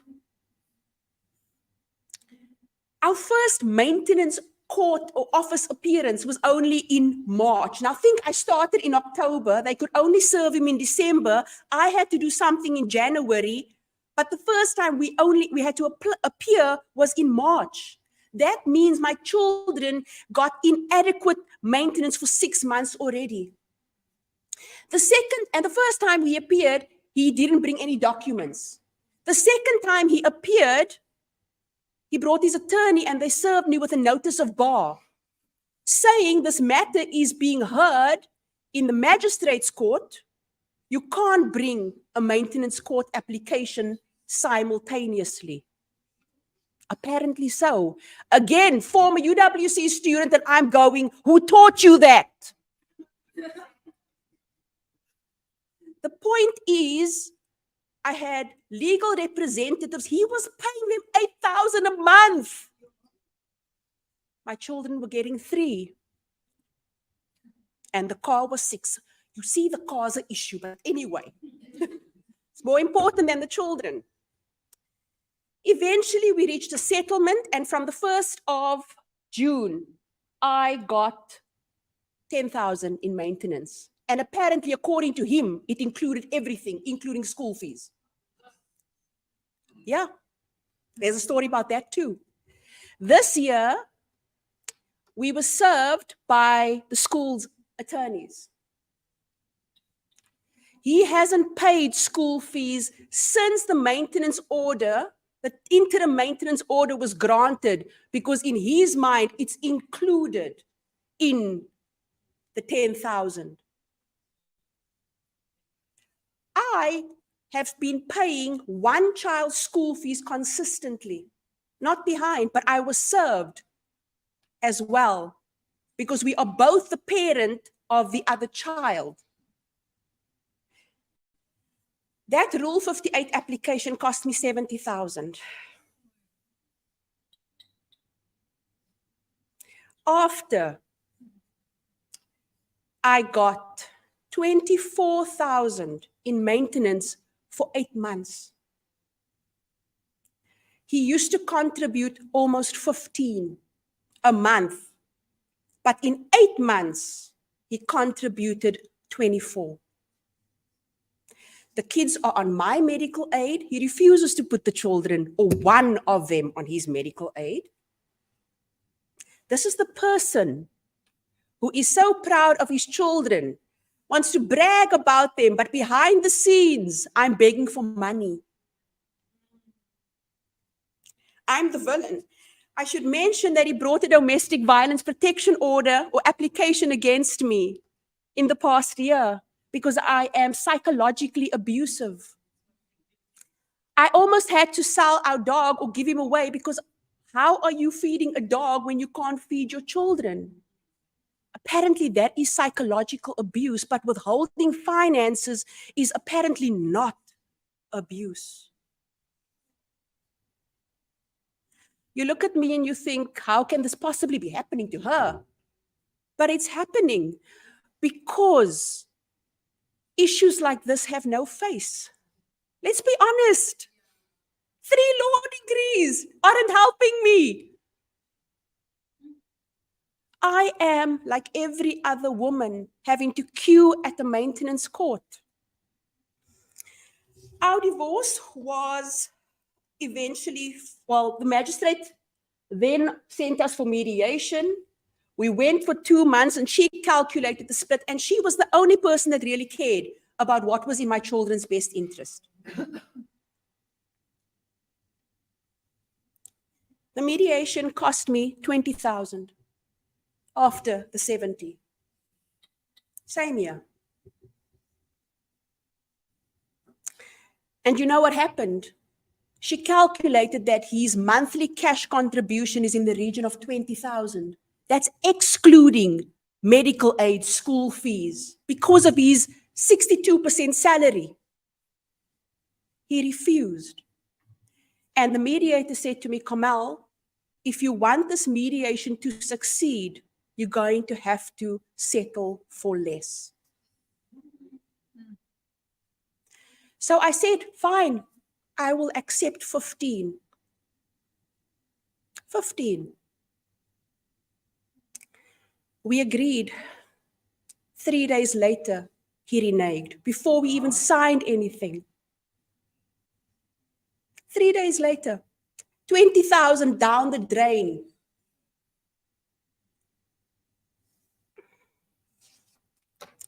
So we went back to court for our trial. In January this year, we had our first trial date.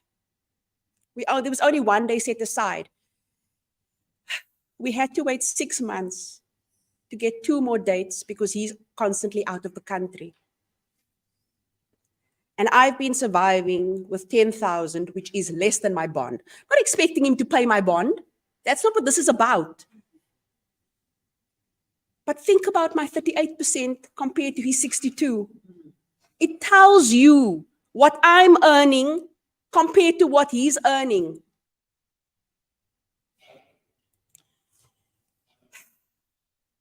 This year, again, pressure to settle.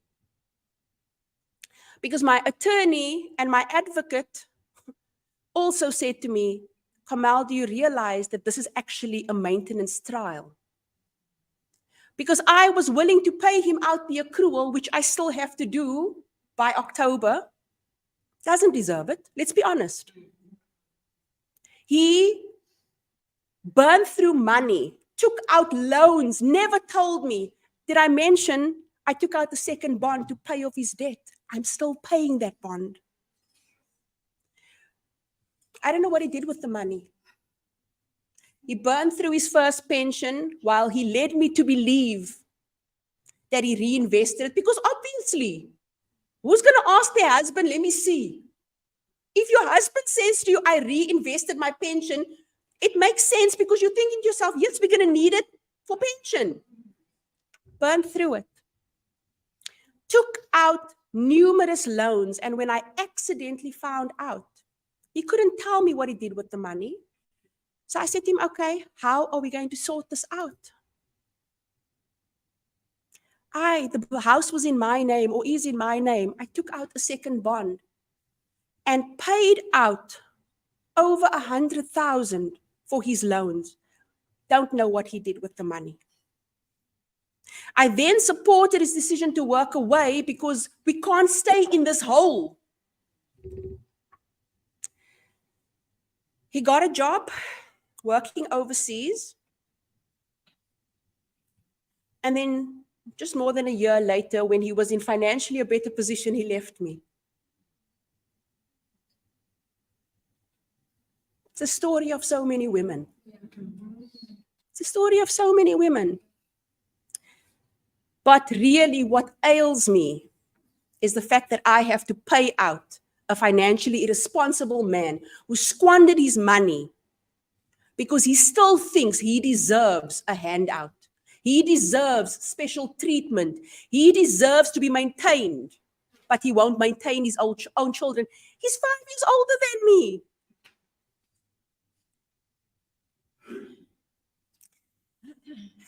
So I settled.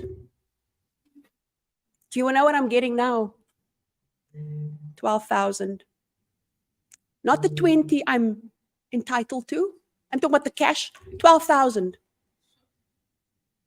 for 2 children. And he wanted the 12,000 that eventually I settled on to include high school fees for the love of all that is holy.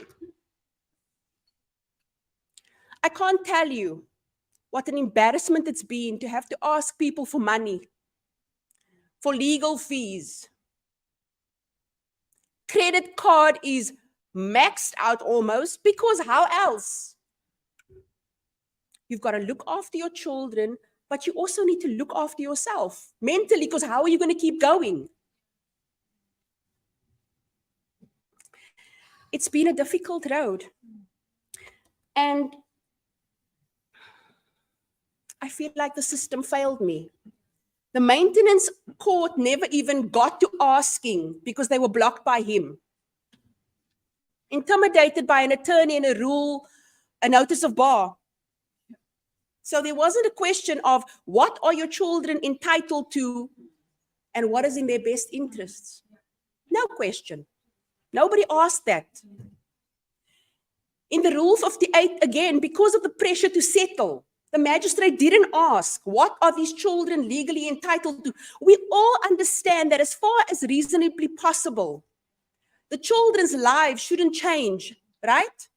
But when did it become one parent's responsibility to accept sole responsibility for maintaining that standard? So again, there was no question, no question of what my children are entitled to. In the divorce trial, again, pressure to settle because it's a maintenance trial. And in the divorce trial, again, pressure to settle because it's a maintenance trial. And in the divorce trial, again,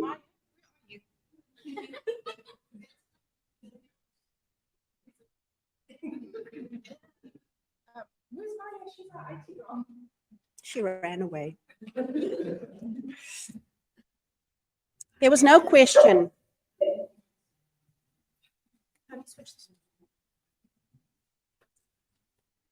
There was no question about what is in my children's best interests. Nobody cares. Not the magistrate. She didn't ask that. She just wanted one less trial to do. Let's be honest. I get it. I get it. Short staff, etc.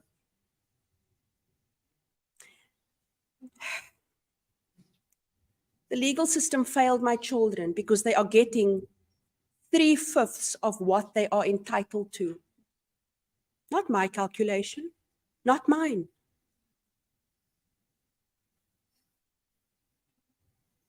And the system failed me because I wasn't fighting for myself. I'm still not asking for maintenance for myself. I want my children to have what they've grown accustomed to. It would be a different story if he couldn't afford it. It would be a different story. He can afford it, he just chooses not to.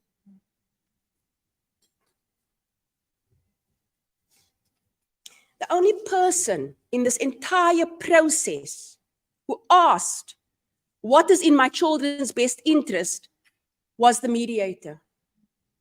And if that process had succeeded, I would have gotten out at least a 3K more. But I've had to take yet another hit.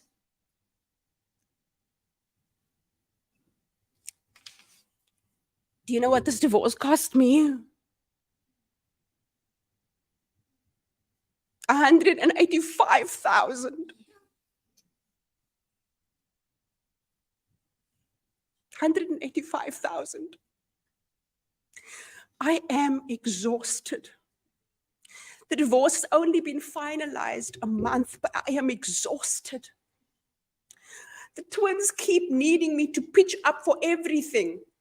Do you know my daughter, the elder twin who wants to change her surname, got Western Province colors for athletics. Weekly, there were events weekly. And for every event, she needed a new kit. For the colors, her kit cost 1,100 and I couldn't afford it. I had to drive to Paul for these events a few times. I asked him, can you please contribute to the petrol? When the girls are with me, I cover my own petrol. This was an exceptional thing.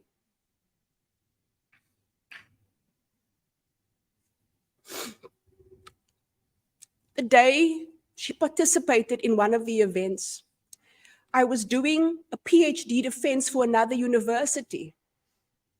Still working. Her event was on a Friday, still working. And I had to put the camera off and I had to put the sound off because my child suffers from anxiety. And she's like, Mom, are you on your way yet? And I said to her, Angel, you're not running yet. It's fine because she had to go with the coach. She's the only person from her school who made it that far. And because of her anxiety, she kept on phoning, but I'm sitting in an oral defense. Some student is trying to present their work. And all I asked this man was for a petrol contribution. Didn't get it. Fortunately, the school supported me in paying for part of the twins' kit. Her kit. 4 events between Feb and March, each requiring a different kit.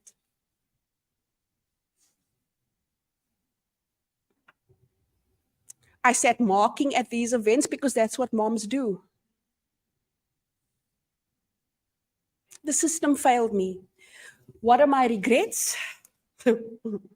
Well, if I could go back to 16-year-old self, I obviously, but apparently that's not an option. My biggest regret is that I did not have to sacrifice my children's interests. They deserve more, so much more. They deserve 8,000 Rand a month more. That litigation wasn't so expensive. When he tried to take the domestic violence, he tried to get the protection order, I couldn't even afford legal representation for that. I had to represent myself. I cried through the entire trial. You can ask Leon. While I was on the stand defending myself against allegations of psychological abuse, I cried. Being in the legal profession doesn't protect you from instances like this. The court eventually found that his claim was unfounded. But you know what that took out of me? Apparently, I'm so psychologically abusive that he needs a protection order, but he leaves his children with me for 75% of the year and he has no concerns. Does that make sense to you? But I'm psychologically abusive. I wish there was a better system in place that didn't pit parents against each other. Because to me, this wasn't about us. You don't want me, okay. It's fine. But what about my children? The only reason I kept fighting was for maintenance.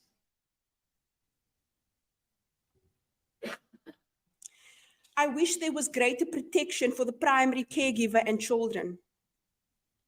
All those months surviving on 3,000. The twins can eat food of 3,000 a week. They're growing. I wish I could have avoided battle fatigue. I am tired. I am emotionally and mentally drained from trying to fight for my housekeeper, for her bonus, for her salary. I'm tired of having to fight for my children, for maintenance. And I'm even tired of having to fight for the dog he brought. Now he turned his back on the dog. He said to me in a recent email, only the girls are my financial responsibility. And I'm like, but it's their dog.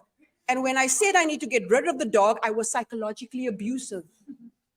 The logic.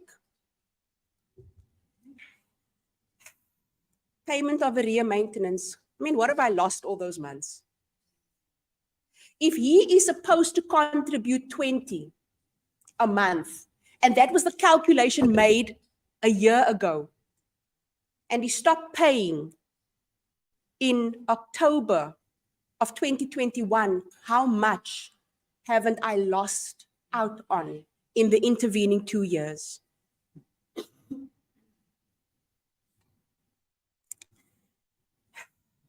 I have to go back to court, but can I be honest? I don't have the energy. I don't have the energy to deal with him and his legal representatives trying to fight me for more maintenance. I said to myself, Kamal, just settle. You don't have any more money. You can't keep doing this. Maybe give yourself a few months off, regroup in Jan and try again for more maintenance. But at least now you're divorced, you know? So then there it really will be only about maintenance. But I have to go back to court. I'm going to have to go back. If a man will only voluntarily pay 3, and you have to get a court order to get him to pay 10, which is half of what he's supposed to,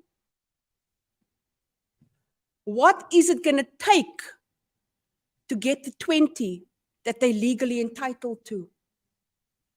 I ask you. I'm being very candid about my experience.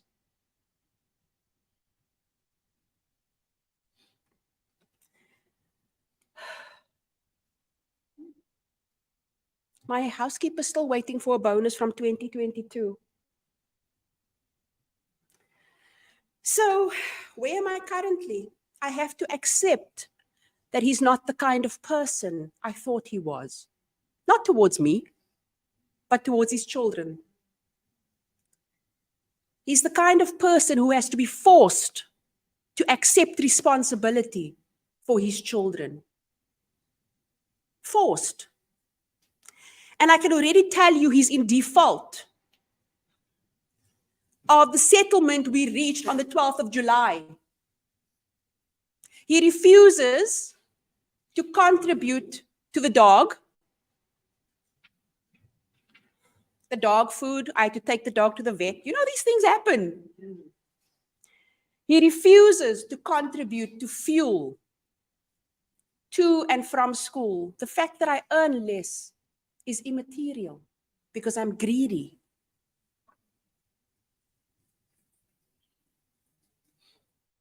I asked him, can you cover half of this? No response. I asked him, would you consider covering the second year of the twin cell phone contract? Only the second year. Because it allows them to have contact with you as well. Do you know what the contract amount is every month? 300 Rand. His gym membership is 1,000. That is lying dormant for half the year, but a contract that allows his children to have contact with him. It's too much. I took out the contract, so it's my responsibility.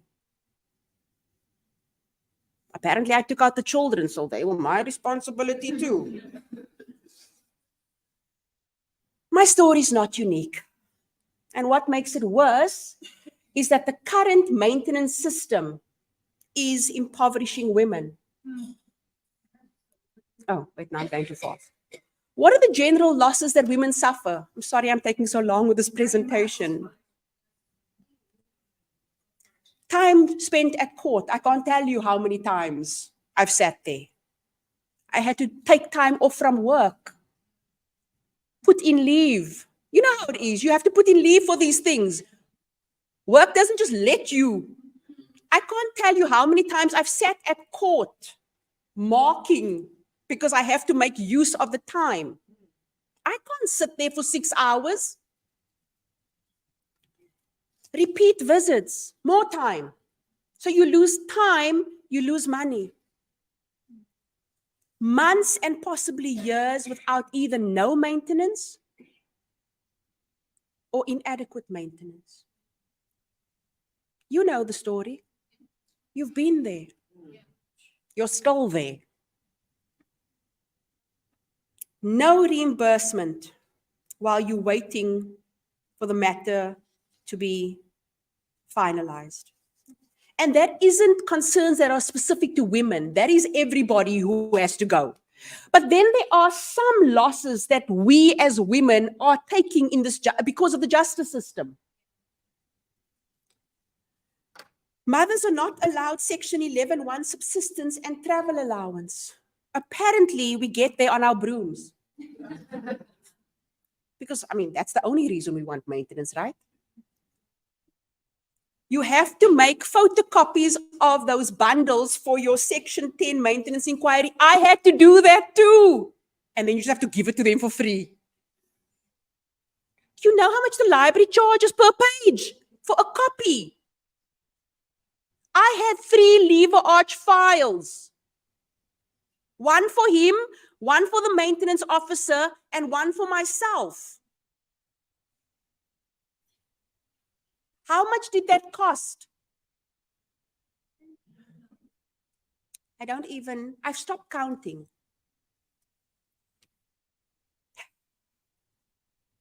And yet, in criminal courts, if an accused is undefended, he can ask for further particulars for free. You know, the system doesn't help us. And then when you want to attach their assets, you must pay the share of 5,000. Who's got that?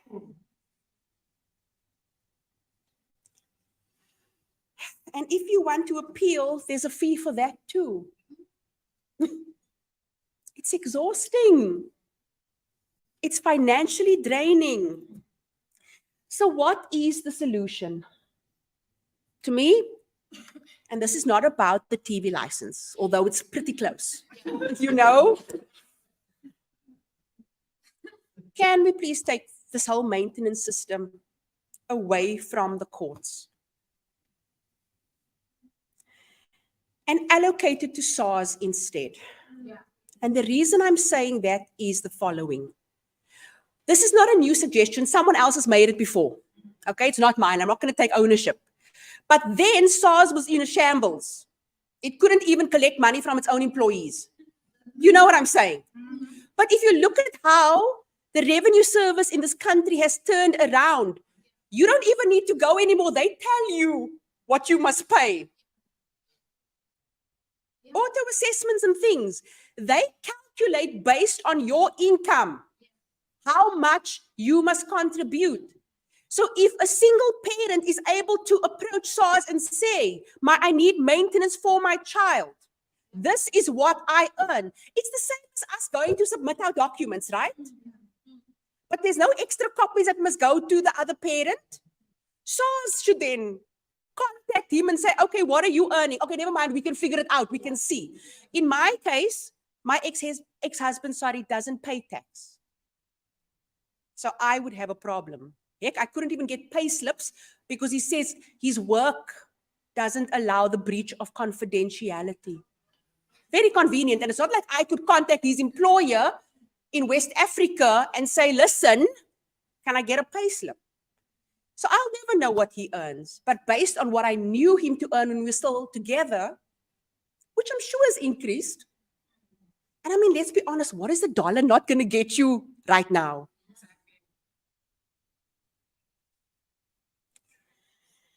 I think SARS is a better option than the one we have now. What are the benefits of that?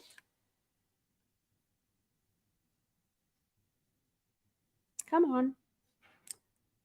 There's a more objective standard applied, because if they can determine what we must pay for tax based on our income, they can surely calculate what a child is entitled to and also how much every person should pay.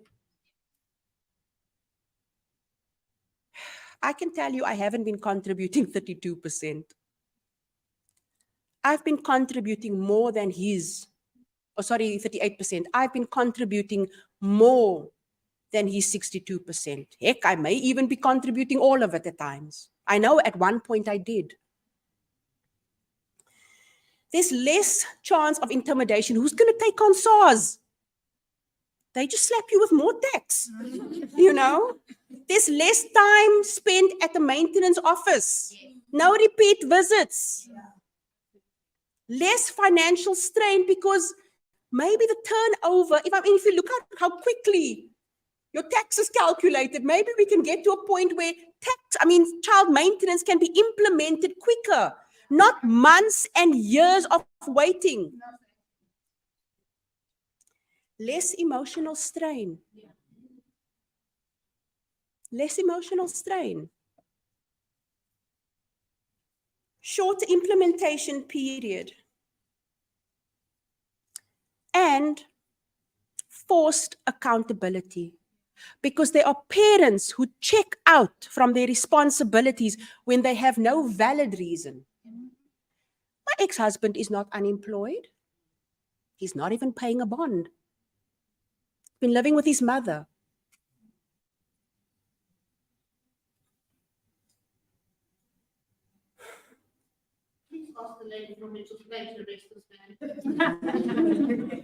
She'll have to wait until he's in the country, but he's never honest about when he arrives. So you might have to wait at the airport a few days. Okay? Well, there you go. I'm impressed.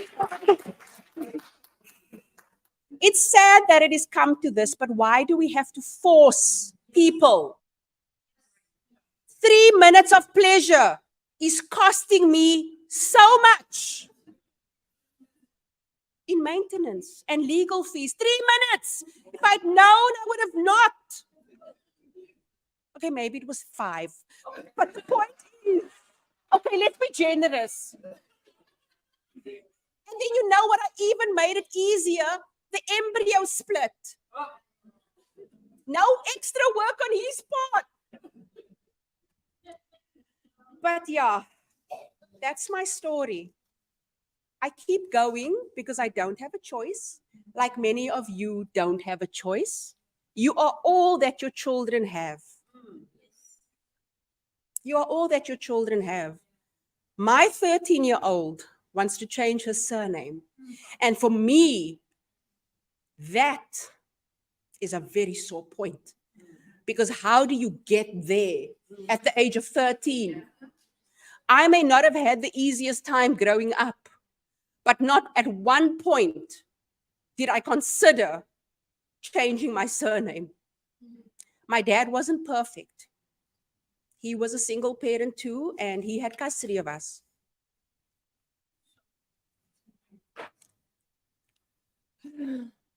But not once did I think of changing my surname.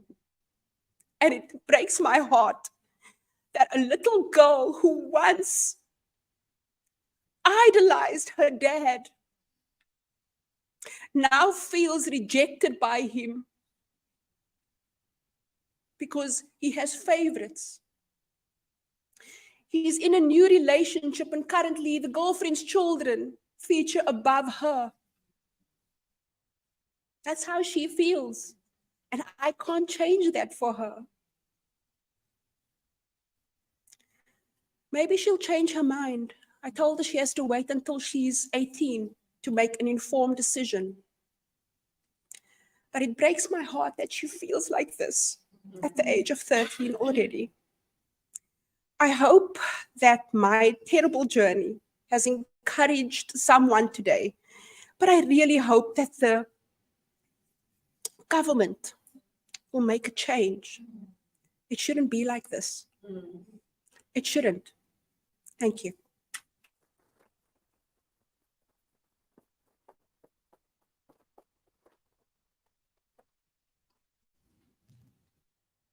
Sure.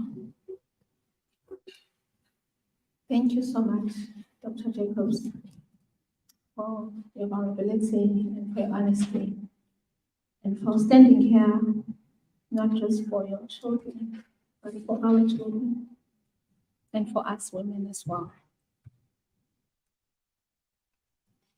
Maybe SARS is actually the answer.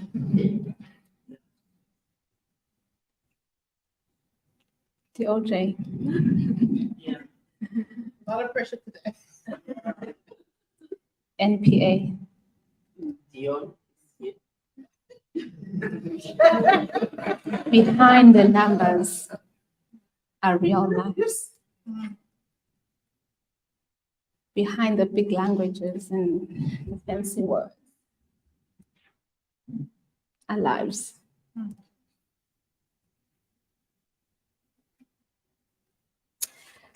On that note, we're going to take a quick break, 15 to 20 minutes, so we'll be back here at 12:10. And we are going to continue our program with an amazing guest speaker, Ms. Kim Stevens. And as we mentioned, she has her book here. It's 200 Rand a copy. So you're welcome to come to her during the break if you would like to purchase her book, Hold the Line. So let's take a quick break. Please do bring your food here to the auditorium if you don't have enough time to finish it outside, so that we can continue the program today. Thank you so much. And thank you so much to our online viewers, and we'll see you at 12:10. Thank you.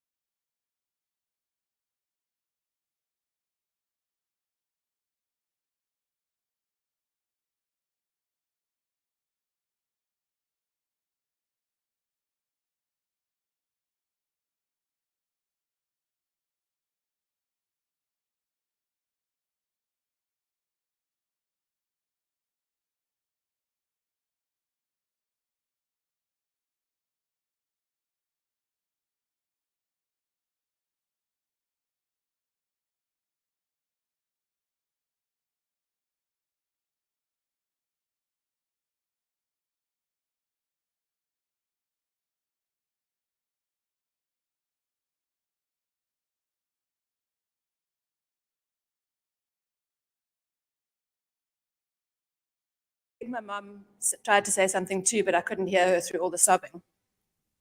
He said to me, Kim, you can use this as your excuse for failure or your reason for success. And I would love to say that I carved out a massively successful life from that day onwards, but the truth is I didn't, because I failed numerous times. Of course I did, because failure is part and parcel of our humanity. It's what bonds us. It's our ultimate ground. Success divides us. Failure connects us. I'm going to demonstrate this by doing a little exercise, difficult for those online to participate. You can observe if you'd rather. He observed the housework, and eventually he observed his divorce papers. So if you'd rather just observe, it's fine. But I'm going to list some common failures, or what society kind of describes as life failures. And if at the end of the list, you've never experienced one of those failures, please raise your hand. So listen to the full list, and if none of them apply to you personally, then raise your hand. Unplanned pregnancy, divorce, causing a car accident, losing a job or contract due to error or negligence, a failed business venture, inability to put food on the table for your family, a warrant for your arrest, even if it was only a traffic fine, a fallout with a close family member, breaking a solemn promise or vow, forgetting your mother's birthday, that'll catch a couple of you, spending time in a mental health facility. Is there anyone here who's never experienced any of those? It's because you're young, it's still coming. Okay. So if we are connected, as you can see, in our space of failure, and failure has such a negative connotation, I'd certainly failed my parents and failed myself, failed my grandparents, failed my sister by falling pregnant as I did as a teenager with no boyfriend in sight. He still hasn't made an appearance, by the way. So when I chat to teen mothers, and I have encountered a lot of these opportunities to counsel teen mothers over the years, it's always a friend of a friend knows somebody whose daughter's pregnant, or I've been invited to an NPO to speak to pregnant, young pregnant moms. And I tell my story of how I had my little girl at 18. I loved her fiercely from the moment she arrived. There's no less parenting if you're a single mother, or less parenting if you're a teen mother. You love as fiercely. And the little being that you were gifted with is very much yours and yours to love, planned or unplanned. And you can't be intimidated, I say to the teen girls, by being a teen mother. If it's the journey that your life has taken, if it's the path that your body has taken, if it's the space that you find yourself in, let it be your shining light. Tell people, nobody wants the job more than a single mother. No one's going to work harder than a single mother who's got nothing in the cupboard at home. Nobody's going to show up harder than a single mother who doesn't have options. So I met an amazing man when my daughter was about 4. I'd relocated to Cape Town. I had no support structure. I was stubborn as all hell, and I wanted a career in media, which I had to do from the bottom up. I was making coffee for radio DJs, basically, to get myself onto the place and the platform that I would have studied to get to had I gone to Rhodes University. So I moved to Cape Town, and I had this beautiful little girl with this mop of curls and massive eyes, and we met a lovely guy. He and I got married. We had 2 children. This sounds like great success, right? It didn't work. We got divorced, even though he'd adopted my eldest daughter. And once again, I was facing life failure. I scrambled to make it work on entry-level salaries, on limited time, because you're carting 3 kids of 3 very different ages between 3 different schools, balancing out work commitments on weekends. Media doesn't sleep. So if you're involved in media, you are always online, you are always available. If there's an event or a launch or something happening on the weekend, you're there. Usually me with a few children trailing around behind me. And then the children start playing sport, and you are spread even thinner. I'm very blessed to say that my younger 2 have incredible sporting genes. First team this, 8 team that. Wonderful, we celebrate. Costs a fortune. And you've got to be in 7 different places, and then they go on tour. So now you're just basically paying the fees and the school hits you with the, now we're going to play rugby in Pretoria. You need 7,000 Rand by next week. Where from? It never ends. Within this space and in the years following my divorce, I met a second man. I was in the midst of a great escape from reality at the time, much like the beginning of my pregnancy. I hadn't healed anything, I hadn't dealt with anything. You're just trying to survive.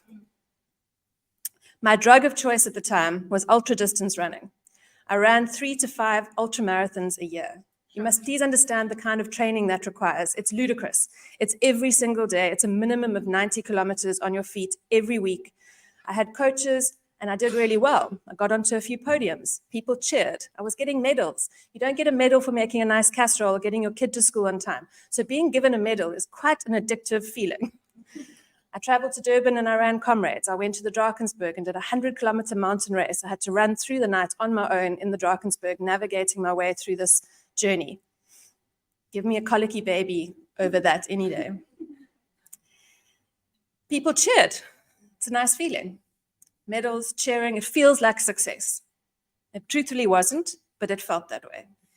And during this time, my eldest daughter got her degree. And I choke up every time I say that because no parent cried harder than I did when she stood up there at her graduation. The thing that I couldn't do, I'd gifted her. Without a loan, I got her through. She's amazing. She's 26 now.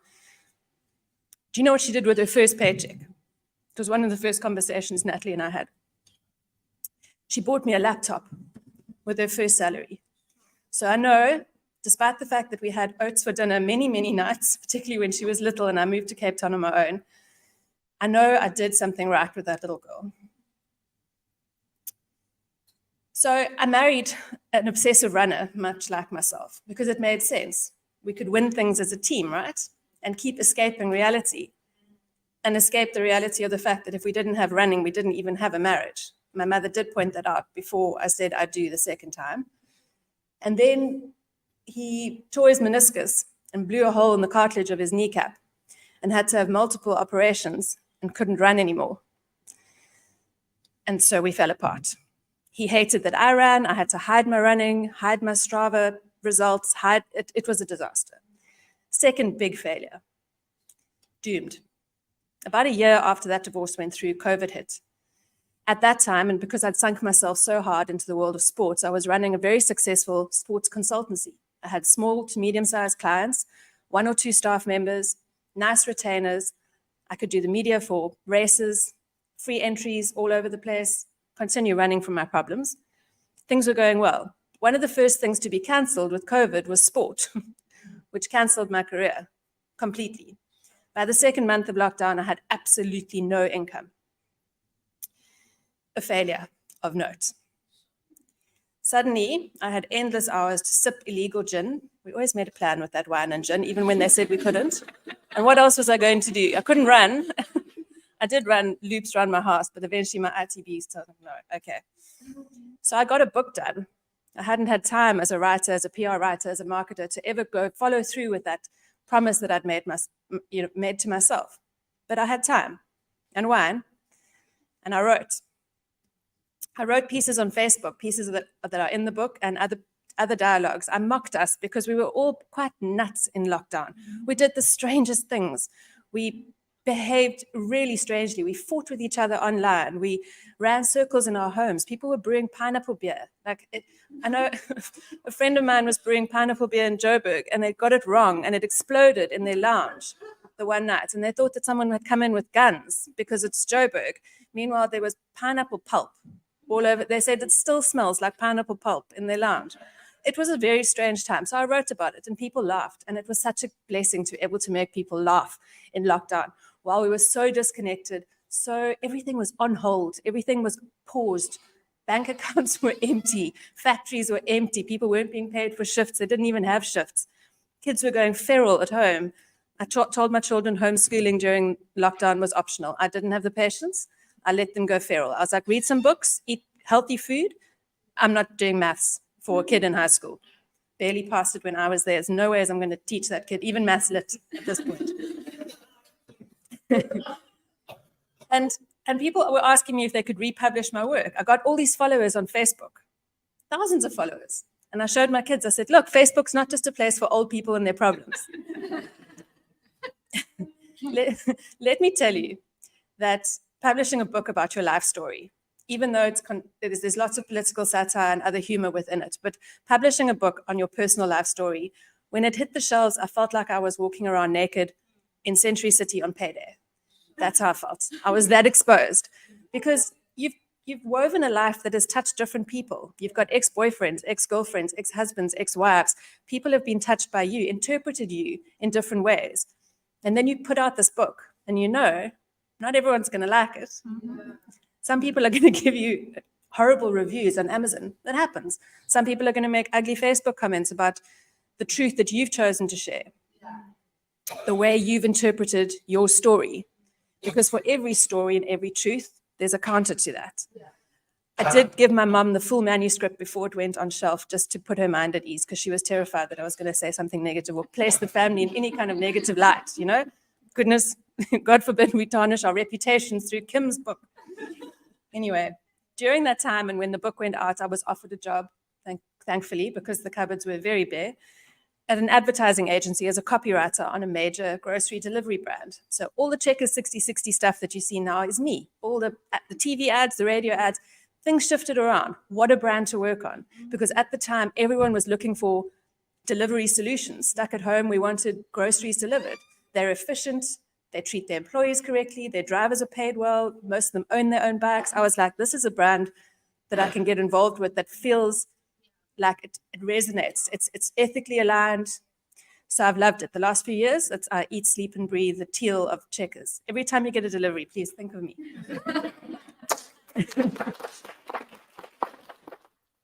And then, because things have turned around, and once again, I'm facing something that feels like success, I was able to give my son a car as he turned 18 last year.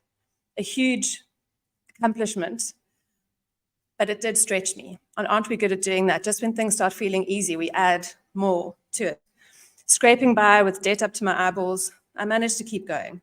And somehow through this journey, my first husband and I became friends again. An absolutely incredible journey of healing and truth. Never did I think we would get to that. With the bitterness and the animosity in the first few years of our divorce, the money fights, never in a million years did I think it would be possible, but we did. I've even become friends with his second wife. I think that deserves a medal of its own. And then I found real love 2 years ago, to be exact. And it turns out I'm not as straight as my conservative upbringing thought I was. She's amazing. Another big shock to my family.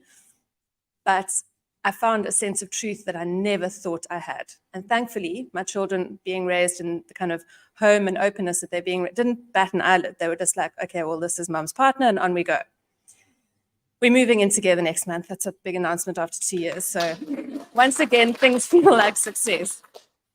So when I met Dee, I was managing a full-time job and I had 2 side hustles because we just keep adding to our stress levels. It's what we do, and bills and inflation. I was living in a home that I could barely afford. And okay, so just so you know, becoming a published author is not very lucrative. Unless you maybe kind of write Harry Potter or like a series of sexy books like Mills and Boon, then you might. So just some life advice. Don't think I'm going to publish a book and make millions. Anyway, I hit a wall. This was March of this year. Literally and figuratively. Advertising, deadlines, kids, extra car payments, rental, living between my partner's house and my house. She's got a 9-year-old. So between us, we've got 4 children, work. And again, I hadn't healed my stuff. I'd continued to seek a successful outcome to everything. Failure, success, roller coaster. And most of us are on those roller coasters. So I admitted myself to a mental health facility after a few people calling me out for the fact that I was not doing so well, not as well as my Facebook followers thought I was doing.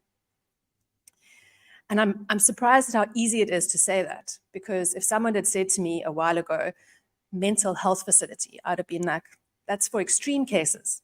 Surely, for suicide rescue, nothing to be ashamed of, but you've got to be really rock bottom to go, you don't. You just have to be burnt out. And when you're burnt out and broken, you can't give anything to yourself, your kids, your incredible employers, nobody. There's nothing left. So in I went. Guys, I didn't have to cook there. No one needed snacks.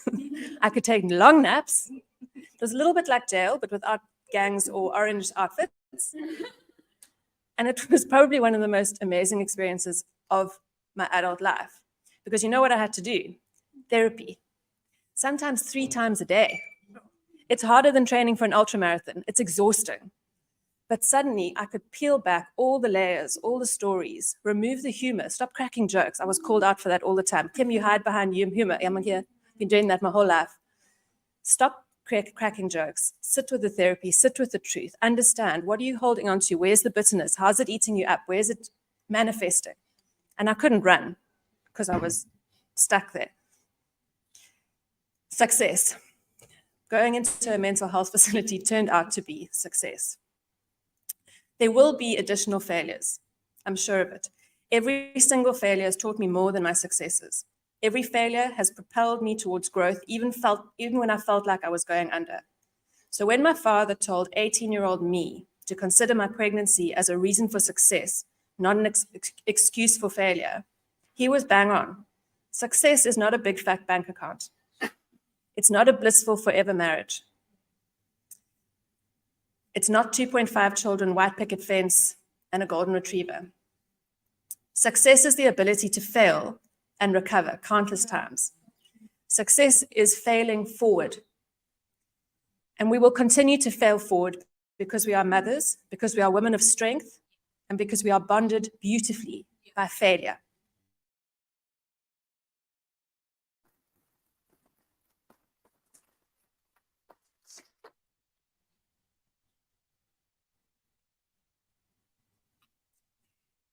Thank you so much, Ms. Kim Stevens, again, for just being so encouraging and so honest.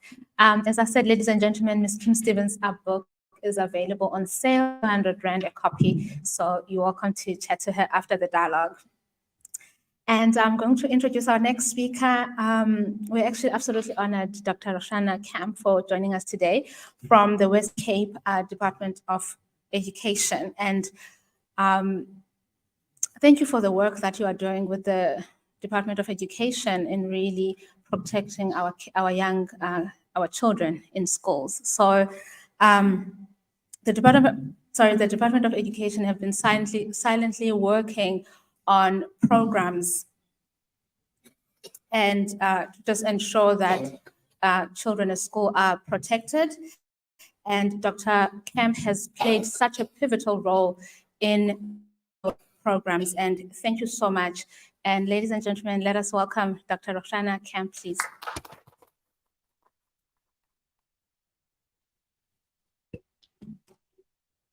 Good afternoon, everybody. Good. So my story is not a story compared to the previous speaker, but I do have a personal journey similar to the previous.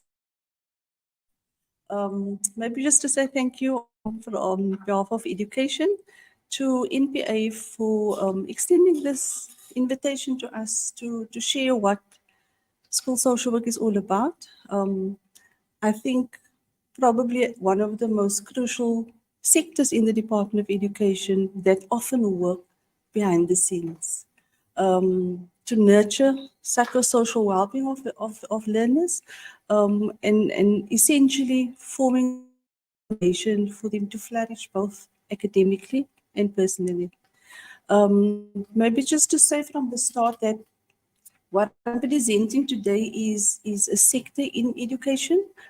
So it's no other spheres in the Department of Education. But should there be any questions afterwards, I'll be open to answer. School social work in education, not a new thing. I thought maybe before we start going into school social work, just to give you a little bit of background in terms of what it is that the social work profession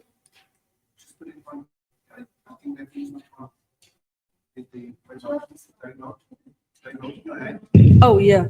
Stop.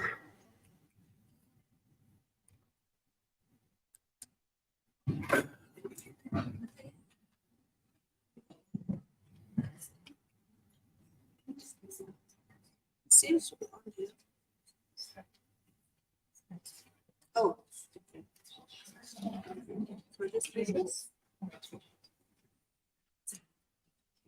Okay, so the social work profession, you might have experienced. Social workers are found throughout the life journey or the life cycle. Throughout the journey of any individual or the life cycle of a person. You would find social work, let me just go back. You would find social work from birth until death and dying, as we call it. What we do in terms of social work is a systemic approach, an approach that works with different systems, interacting with different systems. So irrespective of who your client is, it's your client in context with the immediate family, extended family, your micro, your meso, different systems. So wherever you find social workers, you would find social workers working within the context that they are located in. As you would see, the mandate of our profession is really determined by a department or an organization where social work would find themselves. So let's say you've got social workers located in the Department of South African Police Services. Their work or the nature of the work that they would deliver is dependent on the objective of the department. So I've just given a few examples there where we will find social workers working according to a mandate of the sector. So then we've got school social work. So school social work literally works with barriers to learning, looking at social, emotional, and behavior barriers to learning. Now, a barrier to learning can range from a child being raped, a child being abused, a child experiencing divorce, and whatever the child is going through is not allowing the child to access a curriculum because of what the child is going through. So those are the kinds of social, emotional, and behavior barriers that we're working with. Just to give you a bit of history in terms of school social work. Now, I also need to say that what's happening in the Western Cape in terms of school social work is not happening in other provinces. So, across provinces, the Department of Education employs psychosocial services differently in every department, in every different provinces. We, for example, would have our social workers working more or less 1 to 20 schools. In some provinces, you've got social workers working to 1 to 250 schools. So we've got quite a generous amount of support services in the Western Cape, but often people don't know about the services. And I think this is part of me being here today as well. So historically, we've had, I think it's a good thing to just give a bit of background. We've never had the generous amount of social workers. I think it started in the early 80s. We had social workers located at Department of, let me just go back one. We had social workers located at what we call school clinics. And then Department of Social Development also included a few social workers. And then we had social workers at the reform schools or School of Industries as we knew it in the past, and then a few at special schools. So those at special schools, for example, were funded by the school governing bodies, unlike the situation at present. So that was just in the early 80s in terms of numbers of what it looked like. Just a bit background also into the education context. In the Western Cape, for example, we've got 1,500 schools, and I think this is important to note as to how the services are allocated as well. So we have 8 district offices. So we've got 4 metro district offices, and then we have 4 rural district offices. So each district office has a piece of the 1,500.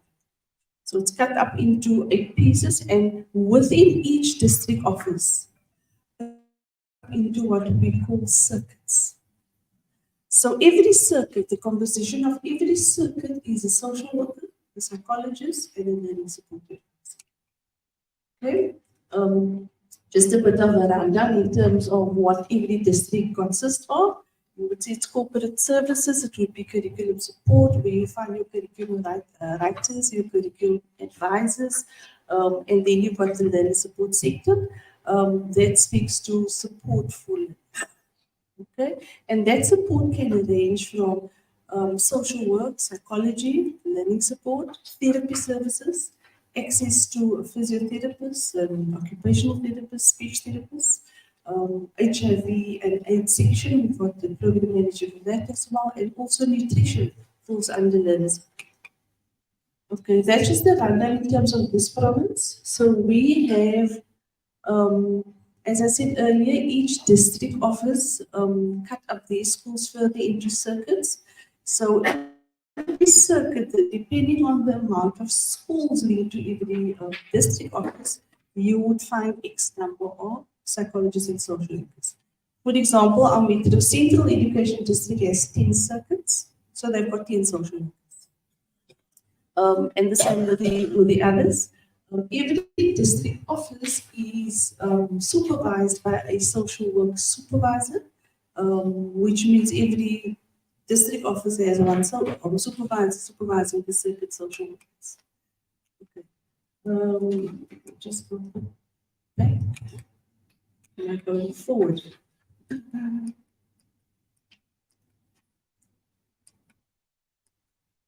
Okay, so I've said more or less 1 to 20 schools. Every social worker work across those schools. Remember, our social workers are not located at a school. They don't work from a school. They work from a district office. I think it's also important to note also, we often find a lot of expectations, sometimes unrealistic in terms of the scope of practice of a social worker. So it's important to note that the social workers located in education is not designated social workers. So a designated social worker is a social worker that would reside at the Department of Social Development or a designated child protection organization in terms of the Children's Act.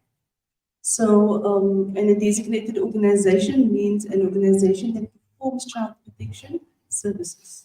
So the social workers located in education is your normal social worker that renders a service.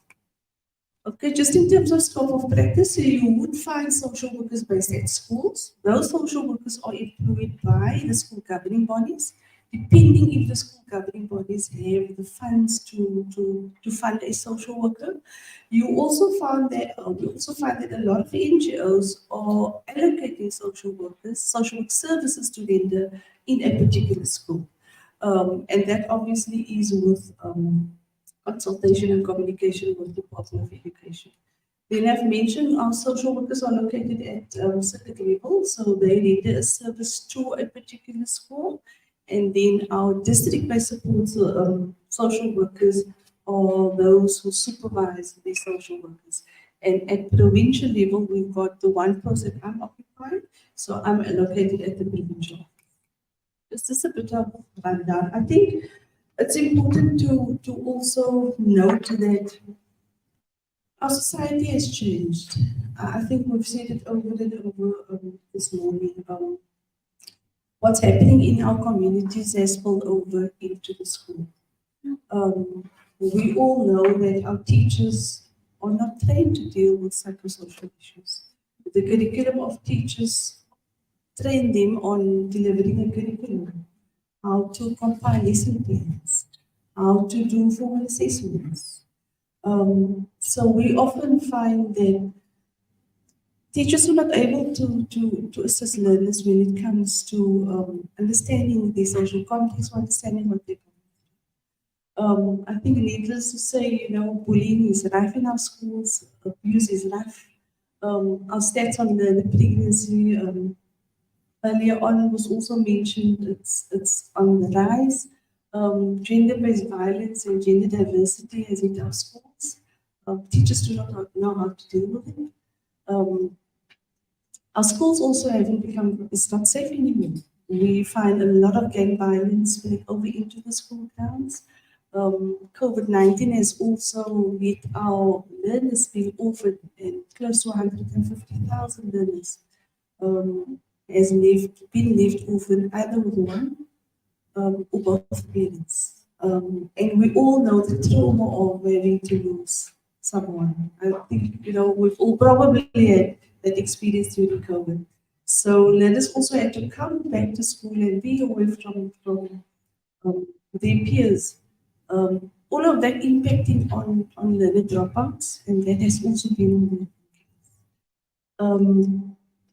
so yeah, the closure of school, learning losses, we're still struggling to get learners back on track. In fact, you've probably read about the back on track interventions from the Department of Education costing us millions, trying to get learners back on track. So this is the social context that we work with.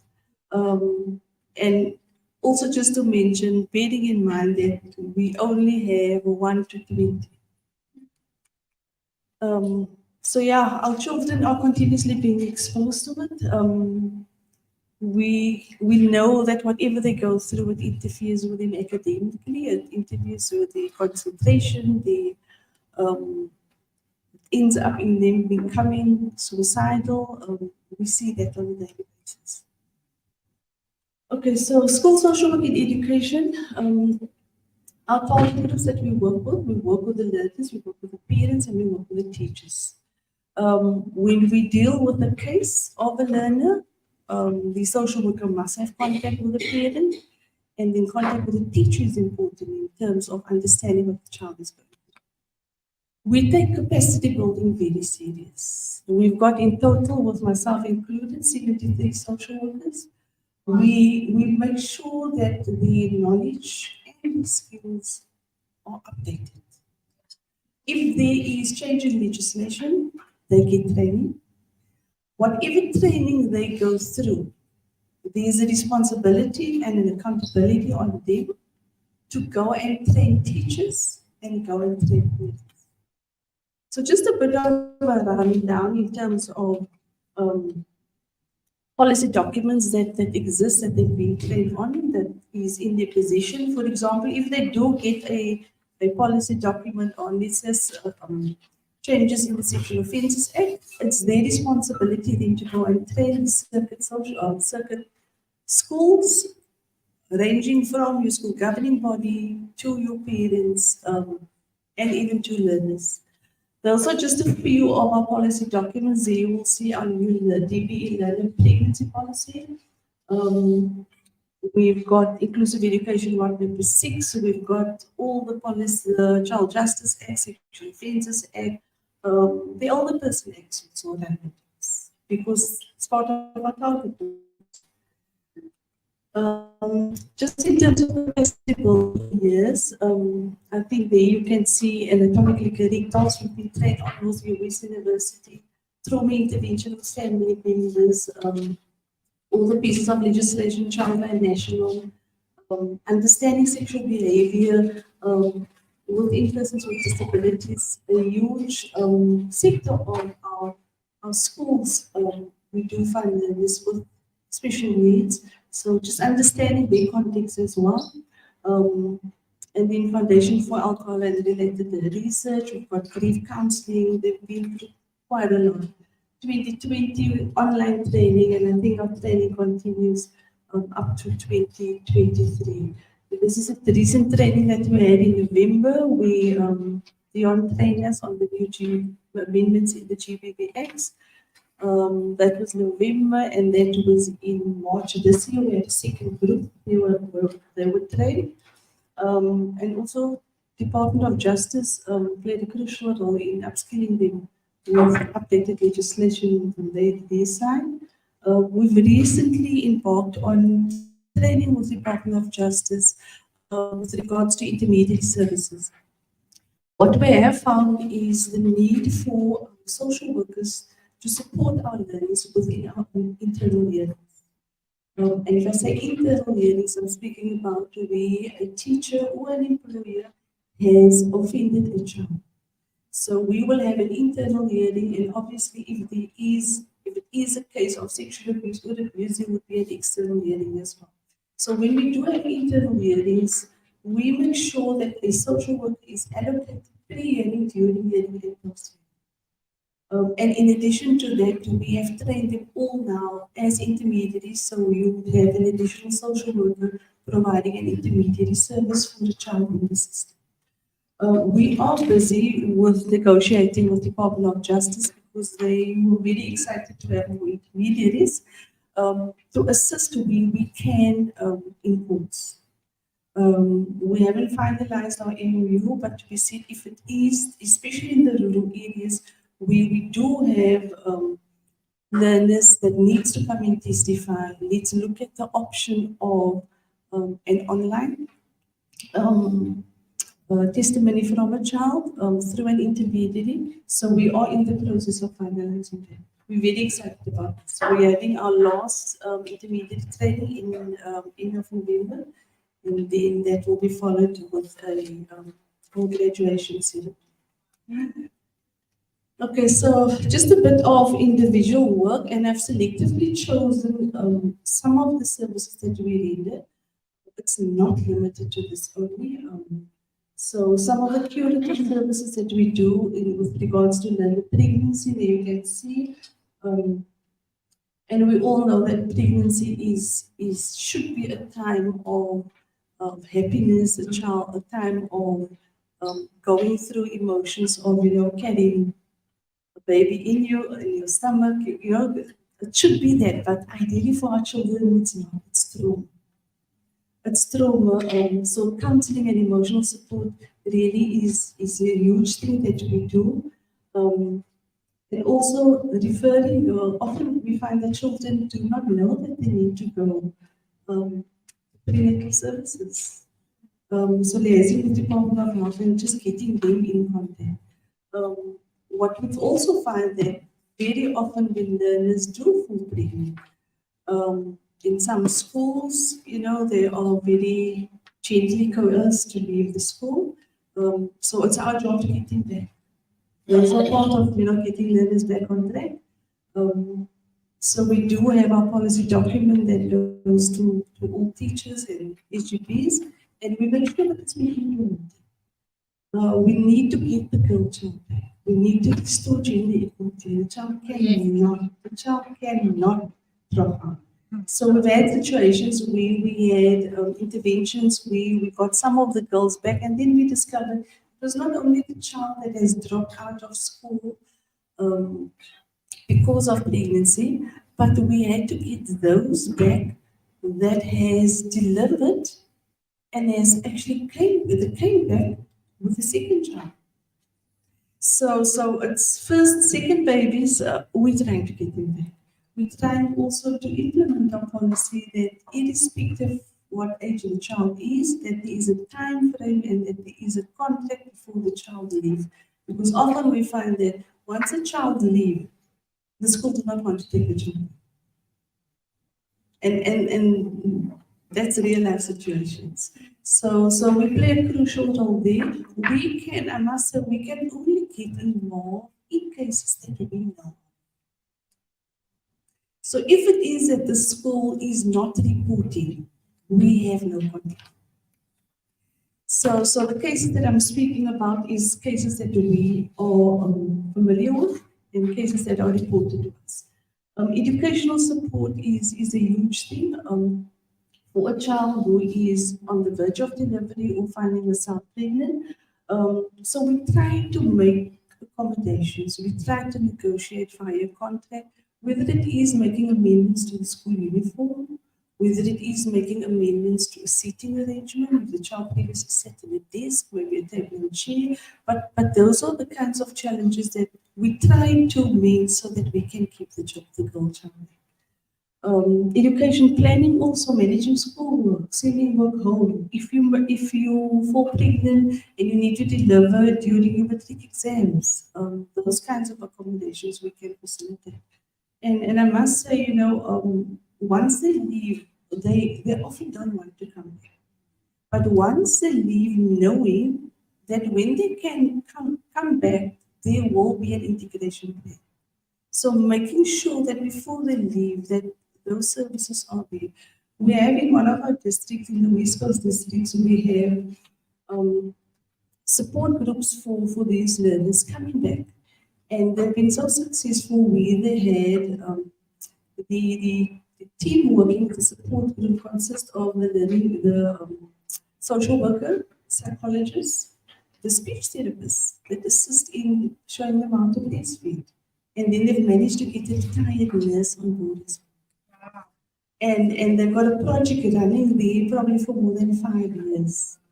So we're trying to roll it out into to other districts as well.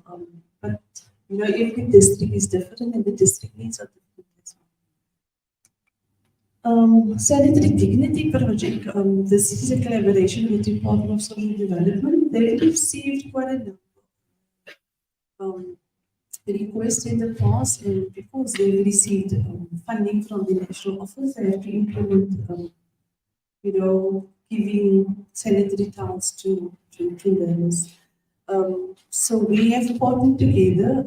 We identified schools or targeted. Learners get at least 2 packs. And child's name is completely anonymous. We use a seamless number. We don't disclose that. So the delivery, all the procurement related issues are dealt with by the Department of Social Development. We make sure and monitor that it's getting to the school, to the learners that is in need. We have found that a number of schools are saying that we don't. So what we then do is we make arrangements for them to donate it to a school that needs. So at the moment, I think it's over 350 schools that are being part of the project. And we started, I think it was 2019. We managed during COVID also to get it to them. And in some cases, we do find that learners don't want it. And then, you know, the option is this, you can take it home and give it to someone, donate it to someone that you know is in need.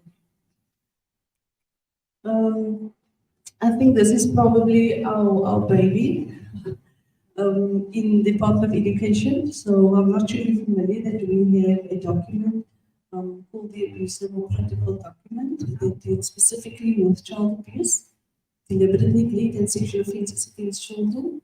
It is a document that is really managed by social workers. It started in 1999. We came out as just normal guidelines. We developed it in 2001 in formalized document where all schools were trained. And basically, the document gives guidance to teachers on how to identify abuse, how to manage your disclosure.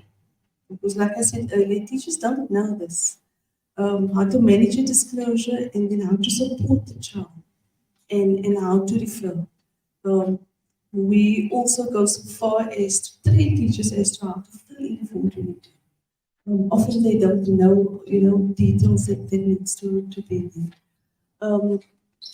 So yes, our negotiations, so I think with NPA started way back in when we had to amend our first document to bring it in line with legislation. That was in 2014. So we brought it in line with the amendments in the Children's Act and Sexual Offences Act. And I've restarted, so that was the launch of the 2014 document. So we've restarted making amendments to bring it in line with the 3 GBV Acts. So between Lazelle and ourselves, we are finalized. We will probably launch it soon. So we input the expertise of needed because, you know, as a department, and I think that this probably goes for all departments, we at some point get to the realization that when you work with children, you cannot work in isolation. It demands a multidisciplinary approach. There's so many different facets in working with the child and the families that one needs to engage. So, so that was a 2014 launch.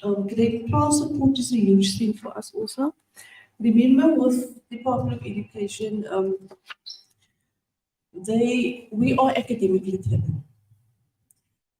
Academically driven in the sense that and results driven. Schools are graded according to what the results that they produce. So towards the end of beginning of every year, when the matric results comes up, then every district look at the matric results, and any school, high school that performs under 60% becomes a school for much needed support. So it becomes a target school. Then social workers, psychologists, and learning support need to go in and provide support to get that school up to 60%. So with regard to grade 12 support, social workers play an instrumental role there in identifying any psychosocial issues that learners might experience. Family support is important, getting learners and parents involved in what does it mean to be under stress when you're at matric, for example. What are the needs of a matriculant? Does the child have a place to study? Is this a set timetable for studying? Peer support groups as well. Very often we find that learners become anxious during whether it's a mock exam or mid-exam. So support groups just to share, what they're going through, and also going through some strategies and coping skills. Resilience, I think our social workers play a huge role there. I think everything that we do is trying to build resilience. Whatever learners are going through, trying to, do programs, whether it's prevention programs, to let learners bounce back from what they're going through. Trauma-informed schools is quite a huge thing that they also evolve with psychologists in terms of getting a classroom, for example, trauma-informed. What does it mean to have a classroom that is trauma-informed? What does it mean to have a school that is trauma-informed?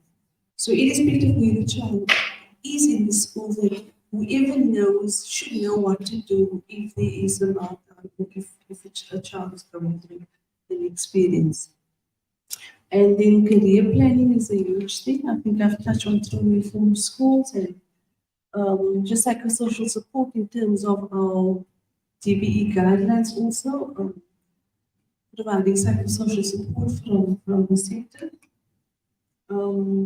That's just one of the infographics that one of the districts has put together in terms of creating a classroom that is truly informed. Social workers play a huge role in terms of awareness and prevention of gender-based violence. I think for us, likewise with child protection, every single day is child protection day. With gender-based violence, every single day is looking at prevention of violence for children. So we strictly follow the NSNP. So we report to the Department of Social Development like all other departments.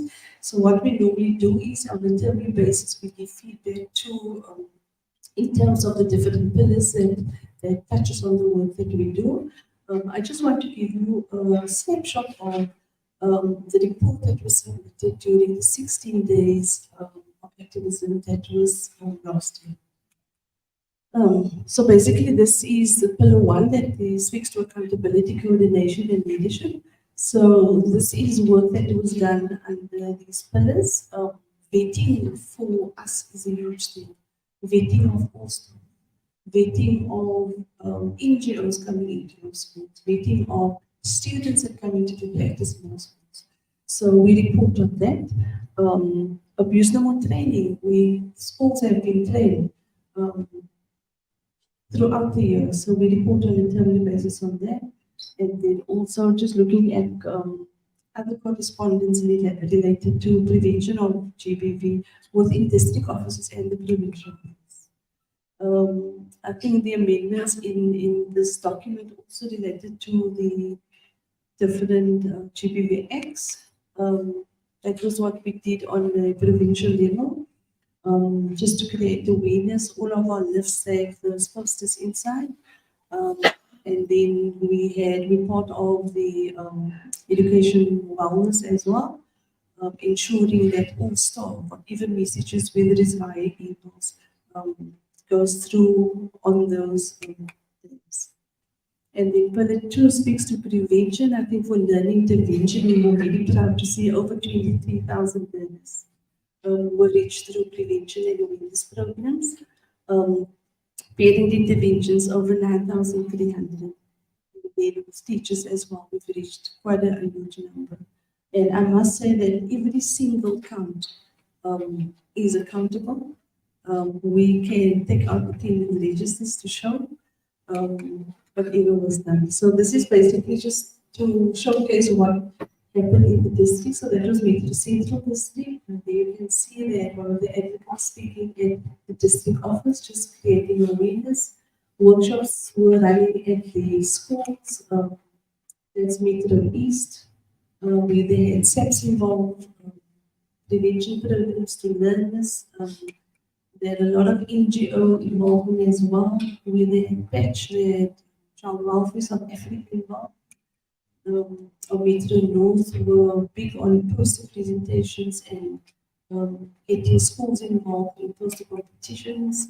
Metro South Education, likewise, they had a lot of learner dialogues on GBV, including parent dialogues on GBV. They also raised funds and donated it to one of the children's United Centers. That's the Metro South Social Workers.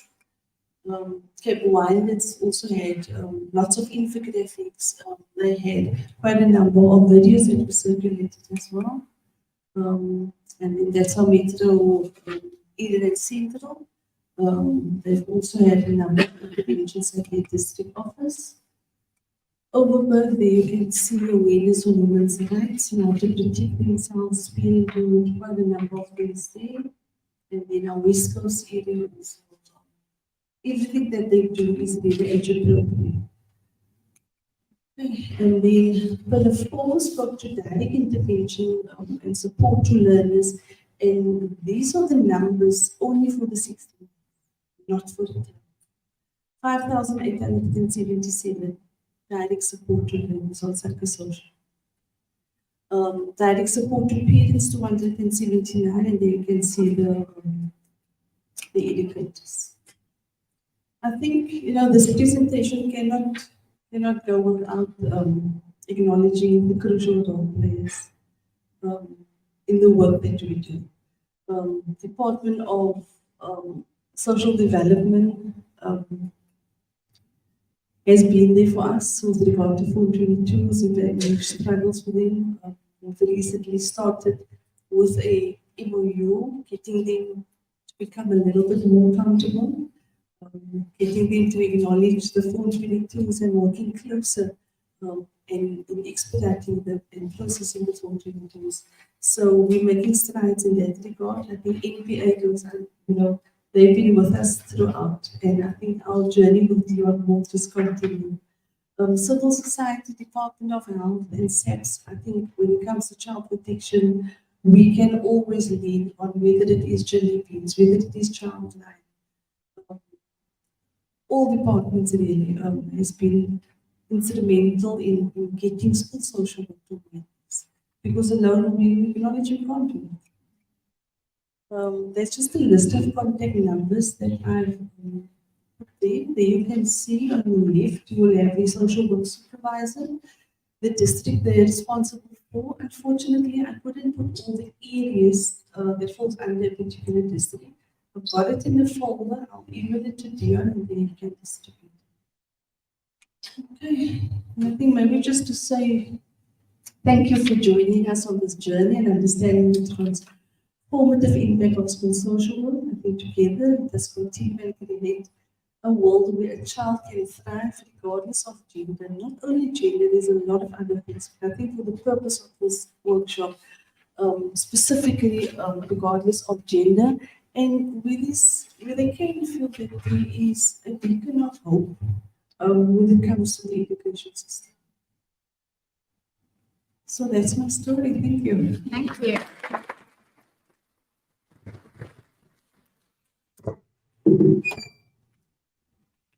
Thank you. Yes. I'll need to have a chair. There you go.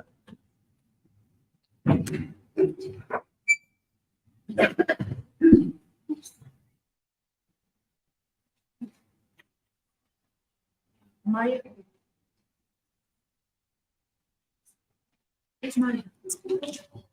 Thank you so much, Dr. Kemp. We're just going to take one or two questions, please.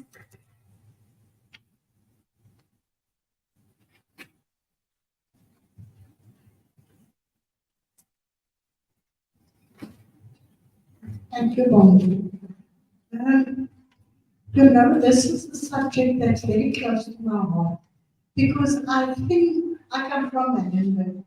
So a lot of the social issues that's existing in Manenberg, if you go back, you will find that it starts at the school. If you must do a survey or a research on who are in the gangs, you will find that it's children whose sometimes learning problems wasn't addressed. It wasn't addressed. And so the child has a learning problem and the teachers, with all due respect, has not been trained to identify learning problems. If I speak to teachers, some of them doesn't even know when you talk about dyslexia. Some principals has never heard the word graphobia. You know, my grandson suffered from graphobia. He was thrown out of the class in the foundation phases of grade 1 and 2. As a grandparent, I asked for a social worker to deal with these issues.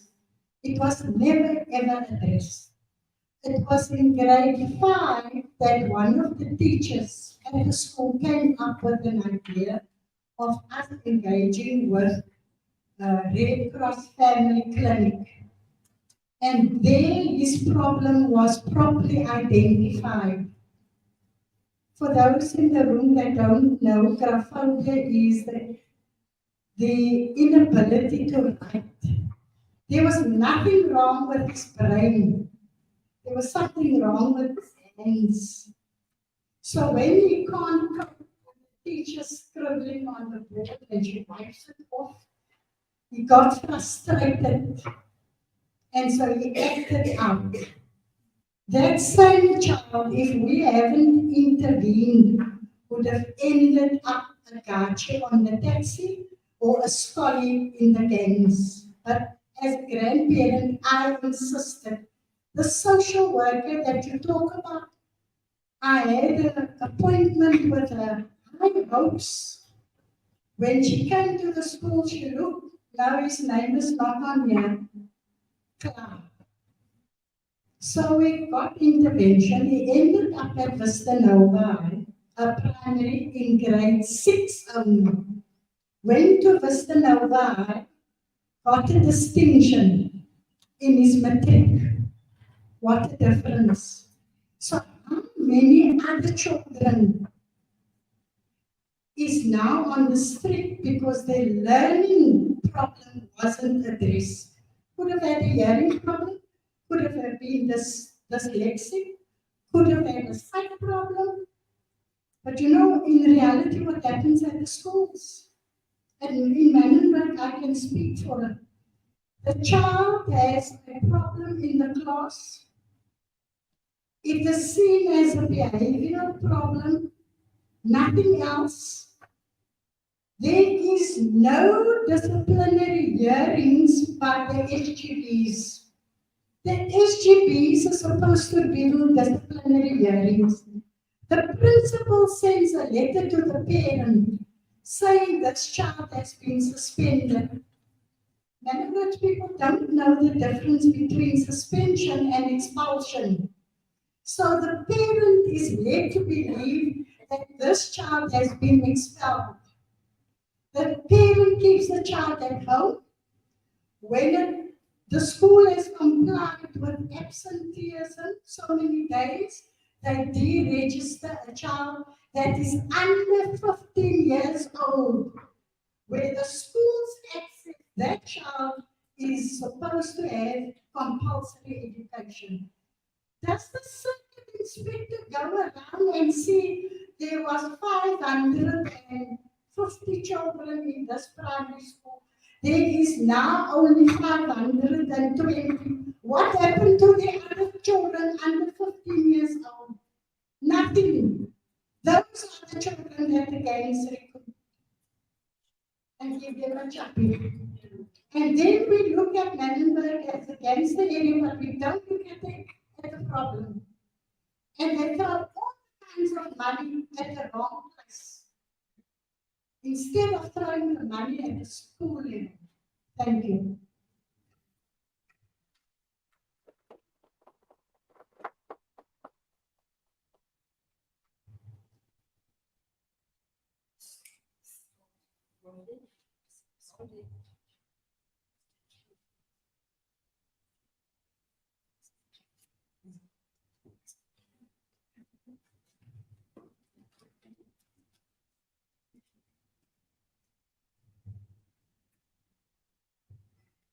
Thank you for those concerns that you've raised. I think, probably all I want to say is reality. And we see it happening where schools and parents, or most parents, are not aware of referral systems. They're not aware of support services that exist. I'm shocked to hear that the learning difficulty doesn't reside in the scope of practice of a social worker. However, the social worker is in a circuit with this learning support advisor. So that circuit-based support team who should have visited the school regularly should have picked it up. We do find, however, that when a referral should go from the school to the district office for intervention, there is a lot of paperwork involved. And our teachers are reluctant to complete forms. They are reluctant to follow the correct processes.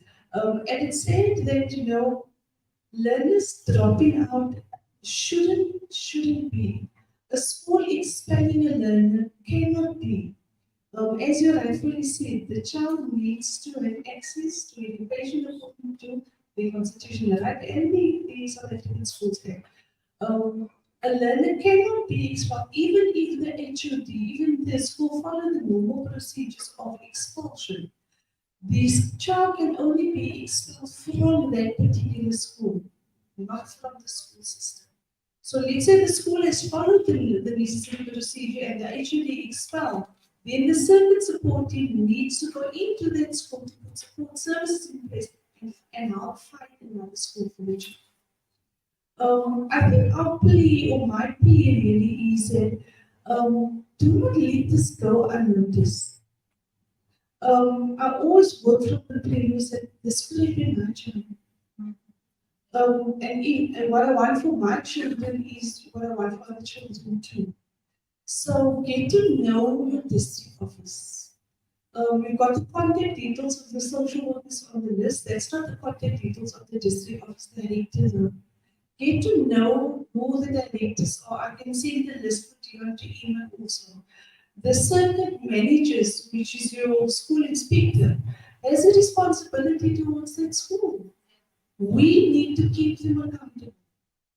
I can only respond, and we can only respond in terms of information and cases that we know of. But those that we don't know of, it's probably in the millions, with the thousands. We need to get them there. And we're on a journey now of getting learners back on track. If it is that learners need to, and it sounds like your grandchild's been referred to a special school, if it is that is the need, there's a referral pathway there as well, but it should start somewhere. So please, I beg of you, once you get these details and you do find where the system is not working for you, make contact with the district director, and the district director will inform the circuit manager. If you don't get any joy there, go to the HOD. Please do not sit back. I think that's the worst thing because it's like turning a blind eye. My contact details are on there. If I'm not able to assist, I had one of the gentlemen that spoke to me earlier also about situation in the George area. I'm not able to assist there, but I'll find you the person who is able to assist. I think we social workers are literally the only profession in the Department of Education that is not very important. If a child has a barrier to learning, how can you expect them to learn? I think I haven't touched on further. We also have assessment accommodations for learners. If a learner is not able to write a formal exams due to whatever reason, these accommodations, if a learner has had an accident, let's say before the matric exams, whether it is a matriculate or child grade, had an accident with the head, the school can apply for accommodations. The learner can get someone to apply for the child. The child can have access to extra time. So this is information that parents are not aware of. We have different brochures on, for example, assessment accommodations in different stuff that we're dealing with. I haven't brought any with, but I can circulate via email and then we can circulate it further. But please, we need to hear, if things are not going on. I can speak about what we've been involved with and can look very rosy, but that might not be the reality in the area. Or for you in your home. So please let us know. Can you share that kind of information to all the high school principals? I know of those concessions that you can apply for, because my grandson applied for the practice exams, oral and all of that. And do you know how many children on the cat flats could benefit from those concessions? But the principals and the heads of the matric heads, grade, they don't tell the learners that, nor the parents, because they themselves are too lazy to fill in those forms and applications. My grandson made use of all those things, because I know you get 5 minutes for every hour and all of those things. I know all of those things. But tell that to the schools, principals that must know it. Ask them to implement it. Schools are aware of this, right? We've got a really easy to read brochures for parents to understand what concessions and accommodations is about. I can circulate it. I'll reiterate again back at the office that maybe we should restart training in that regard. Thank you. Thank you so much, Dr. Karen, and thank you so much, Valdina, for raising those points. Yeah, we look forward to receiving further information from you. Just because of time constraints, we want to have another Q&A session after our next speaker. So,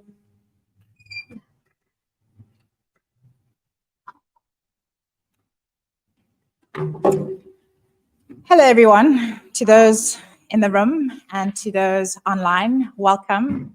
It's lovely to share today with you and in celebration of Women's Month. I know that even though there's still a lot of struggles and challenges with regards to women's rights, and where we find ourselves in history as women, we need to celebrate what has happened since 1956. We need to celebrate what has come from these dialogues, and we need to look forward in our way forward. So I took this moment to hijack from Bongi. I think I also want to take a moment to actually thank Bongi. Bongi, thank you for being our MC for the last year. Last year, this time, Bongi stood here for the first time as an MC, and she's done it ever since, every month. So thank you for your heart to hold the room, to hold the space where we can have these dialogues. And thank you for your commitment and the sensitivity you bring to this movement. I also want to thank all the ambassadors in the room and some of them who are not here today. Thank you for your commitment to the dialogues and to the movement. Without you, these dialogues will not happen. We appreciate each and every one of you. Thank you. And I just want to say that a lot of the ambassadors are actually women. We've got a few men, Dion and Carl and Peter, a few Rose, and two boy. We got a few men, but the rest is women. And I want to thank every single one of you for standing in the gap and just pulling these dialogues together. I know sitting here today, I've been moved by a lot of the sharing. I think you can never get used to the stories we hear. And we should never get used to the stories. I sat here crying, moved, listening to Kamal's story, Dr. Kamal Jacobs, listening to Kim Stevens. I've known Kim, not known her, but I met Kim about 2 or 3 years ago on Facebook. And she posted on The Village a story about, and she shared about it. She'd been a single mom. And when her daughter graduated and got her first job, she knew her mom needed a new laptop. And she bought that laptop. And reading that story, I cried and I connected with Kim. And she's been really inspiring over the last few years. So listening to her story today was moving. It was encouraging. And I think Kim's story is very similar to my story. I fell pregnant when I was at university. I went to the maintenance court, Weinberg Court, 3 times. And it was a joke. It was a joke, to say the least. I decided a different way for myself and my daughter. And what I want to say is, sometimes some of us will choose a different route, and that's okay. But it's also necessary that we do our own inner work. And Kim spoke about that. The pain. We've got to go to where the pain is. We've got to do our own inner work and seek healing for us to move forward. And I didn't actually ask Zelda, but Zelda is very similar in our story. You've got to do the inner work. And I think once you've done the inner work, you understand the pain because you've been there. You understand the trauma because you've been there. But you rise up and you stand in the gap. And we bring our services to those who need them, who are where we were, or where I was 19 years ago, standing in the gap. And that's what these dialogues are all about. I know that as we celebrate Women's Month, there's still a lot of struggles and issues suppressing women and our rights. But I know it was sitting in this very room that I heard a story of a 17-year-old boy who shared his story and his experience when his parents were getting divorced and they were at the OFA, and he was being interviewed by an advocate at the OFA, the Office of the Family Advocate. And he said he only had 10 minutes to give his side of the story. And I realized then and there, I needed to do something. And so I decided to become a mediator and stand in the gap between mom and dad and speak for the children, put the children at the center. And I know subsequently there's so many people that, have been encouraged and inspired by these dialogues. And they've been mobilized to do good work. Tula is one. She came to our domestic violence dialogue in May. And 2 days later, she said, I'm piloting a mediation program in Simonstown Court. Well done. We also have Alison. She's not here today. She's part of social justice with Annika Cravenstein. Alison is a mediator, and she sat here a couple of months ago, also felt mobilized. And now she's in Goodwood Court and Belleville Court, offering pro bono services under the banner of social justice. So this is what the dialogues do. We bring awareness to some of the challenges and issues we're facing in society. And I know that the dialogues have started to address the issues of maintenance in the maintenance court, and that's a big issue. But I feel that if we are going to only address one issue and turn a blind eye to the other social ills we are experiencing in our society and our community, we are not doing good. We cannot turn a blind eye. And so there's a lot of us with different skills and different professions, and this is what we bring to the table. Some of us work in the maintenance field. Some of us work in the domestic violence field. Some of us are social workers like Ambangile and Dr. Rashana Kemp. We are all different, but we can all help heal the social ills of society.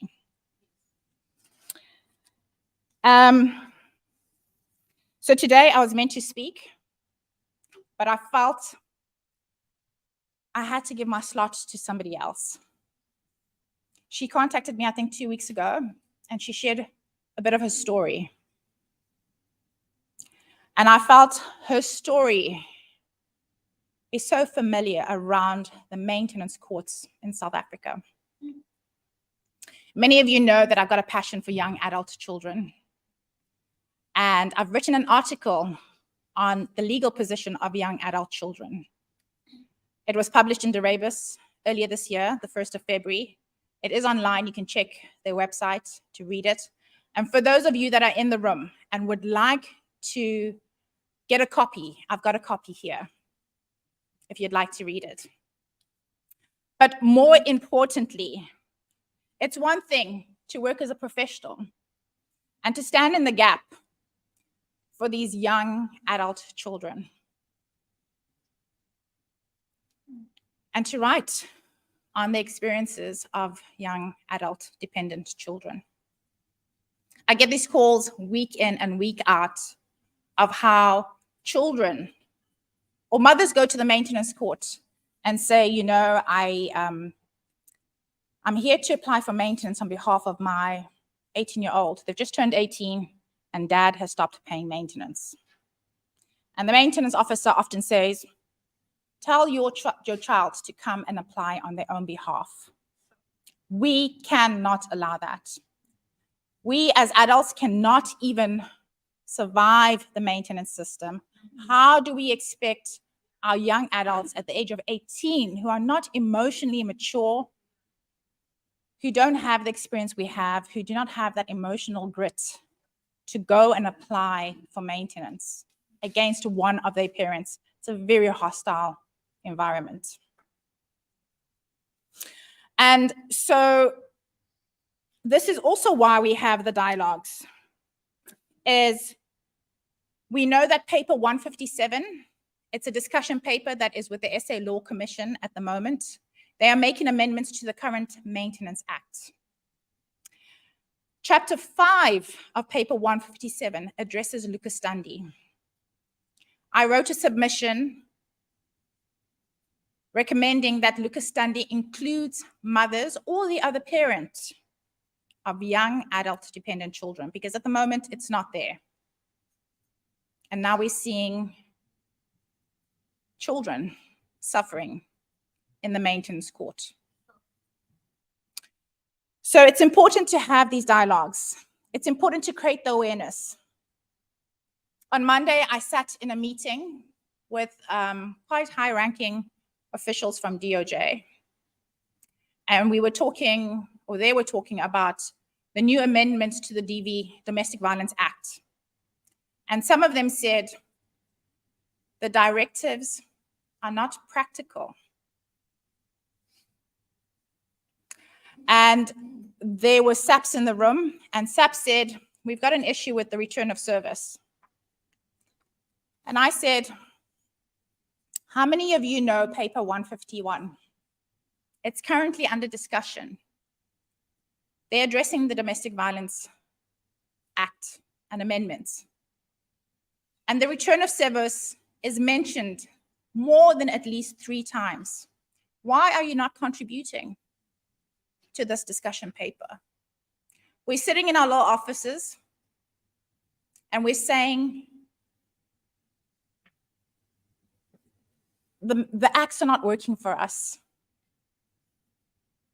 They're not working for us because the people that are putting these acts together are sitting behind a laptop on a desk They're not in the courts. They're not on the forefront, in SAPs, in the police stations, in the trauma rooms. They're not there.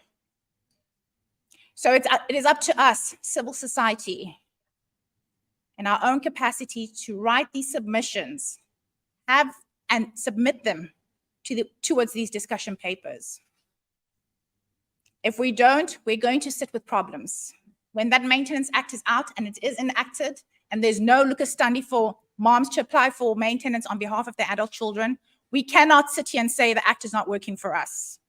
We've got to mobilize within ourselves and write those submissions.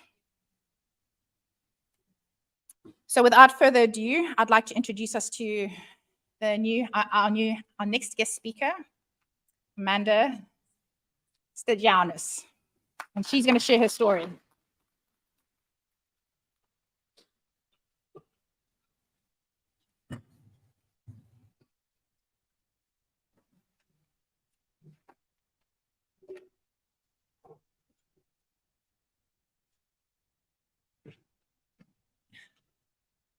Thank you very much.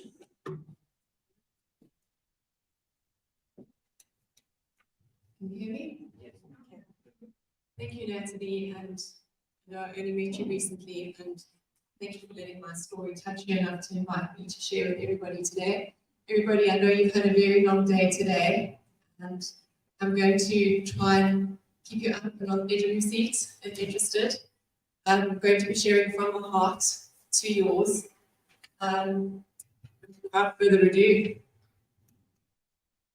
these are my three beautiful daughters that are currently 18, 20, 22.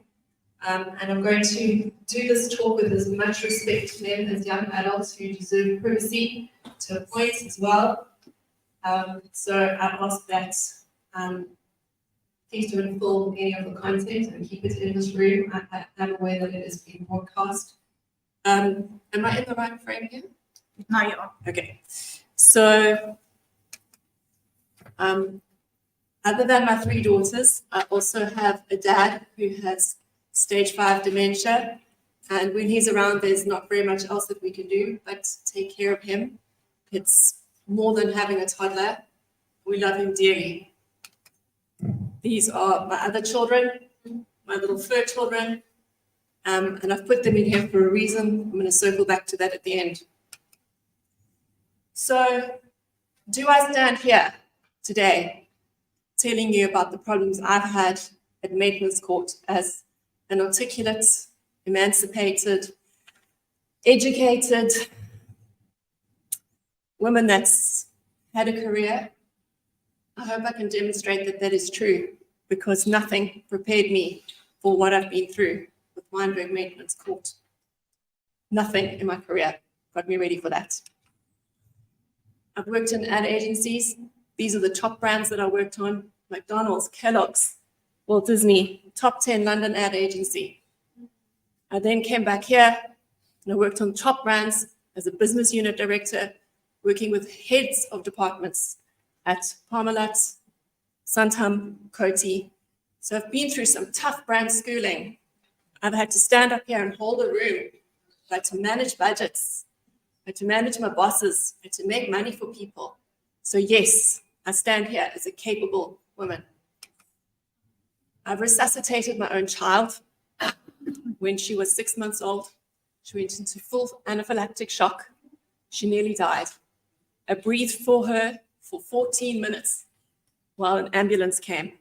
So yes, I have been through tough times. When life gives you lemons, you make lemonade. Without any skill, without any know-how, I taught myself how to illustrate a children's book. And there it is. There's my little girl. The only peanut I'm not allergic to is my dog, Peanut. And that is our dog. So yes, I am capable.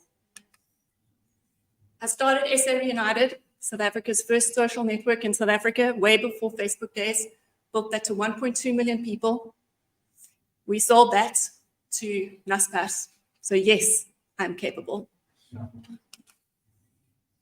Then, unfortunately, Facebook opened their doors, killed that business model. So I started SA People. I don't know if any of you know about it. It's got over 800,000 followers, closed community on Facebook, 250,000 followers. Unfortunately, when we moved back to South Africa, and so should I say the shit hit the fan, I had to exit that business. So I sold my shares for next to nothing. But yes, I am capable. This book has me in a chapter because I've raised my children and worked from home, been as present as possible. So yes, I'm capable. Here's my book, little children's book.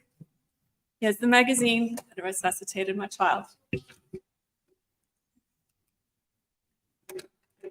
Safe to say, marriage hit the rocks and things fell apart. So after living in London for 18 years, we sold our house and we moved home, thinking that I would have more support from South Africa, let's say, that I would have the support as a South African that I needed.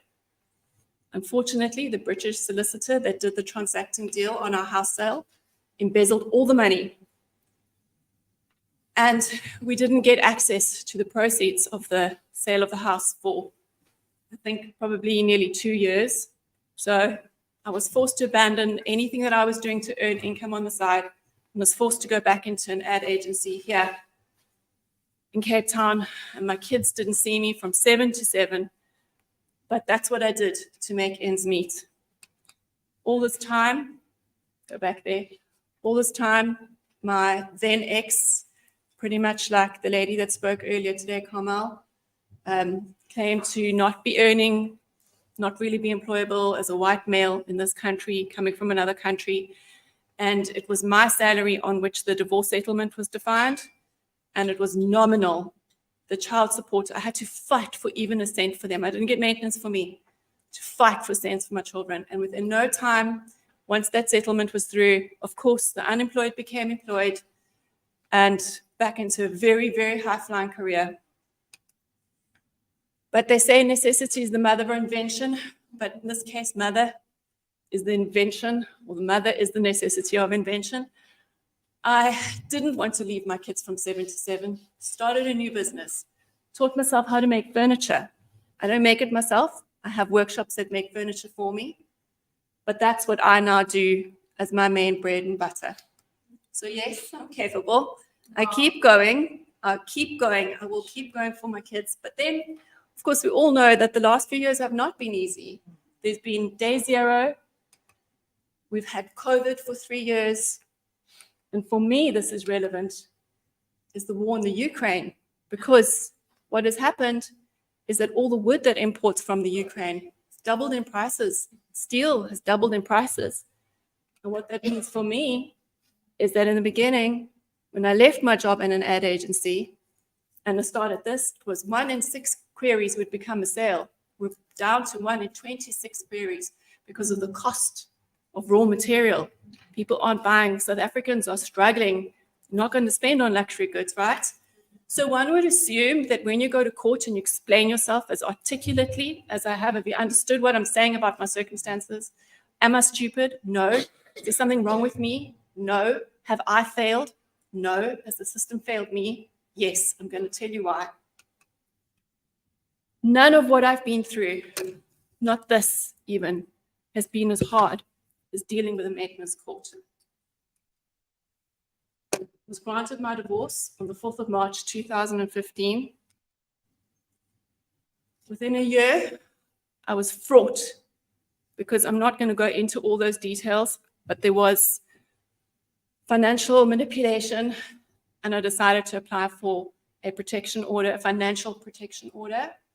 And unfortunately, the clerk who took the papers didn't stamp the annexes, and therefore it got disregarded. Then just 14 months later after my divorce got granted, we were in arrears. So I'd call that strike 1. There you go, 12,000 Rand. Not even a year later, strike 2, 26,000 Rand. What happens in the system So the courts are flawed in their process. You go to a room the day before your hearing, and some men, the same men, know that they can ride the system and that they can sit in that courtroom next door to before they are heard by a judge, and that if they settle, they walk free. No consequence for what you're going through behind the scenes. They don't settle for what they should settle. They settle for the maximum that they can get away with. And that's what happened both times. So now this is me 3 days before COVID lockdown happened. I'm back in court, 3 minor children. They've moved in with me full time, nominal child support. Also, one of which had dropped away because she'd become 18 and she wasn't getting that child support. I also filed for a maintenance review through court for all the reasons I just told you. My circumstances had changed. I went unrepresented. But as I told you, I'm capable. I researched how to do affidavits. I put them together. They were bomb-proof.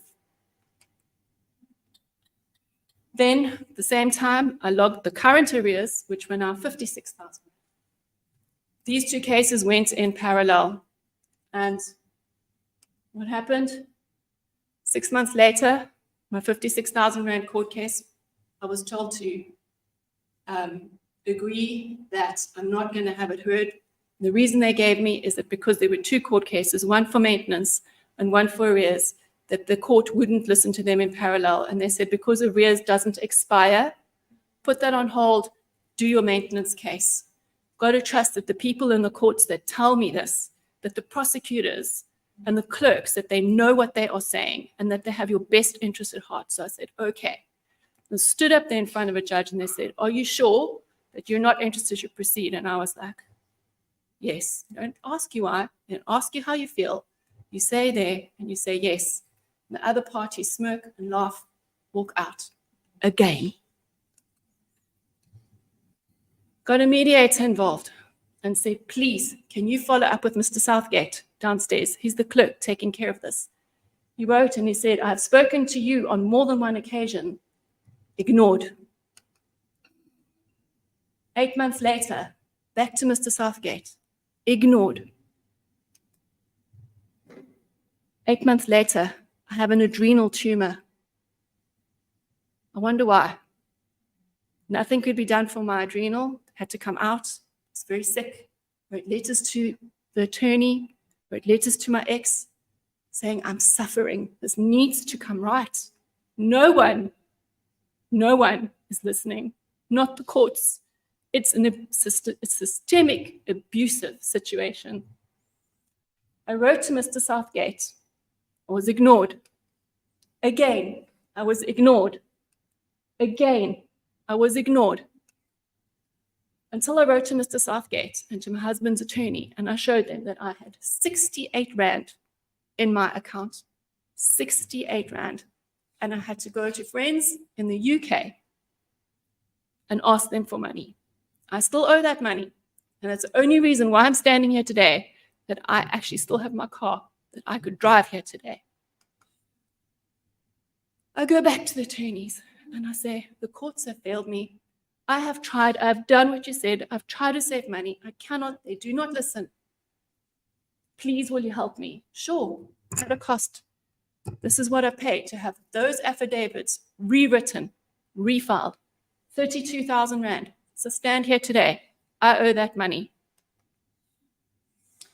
So tell me there's good news coming, guys. Those affidavits were filed.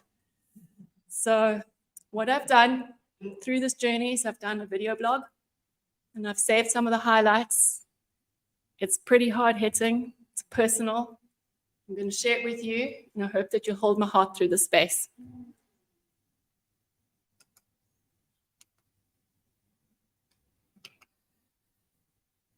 Do you want to know press play?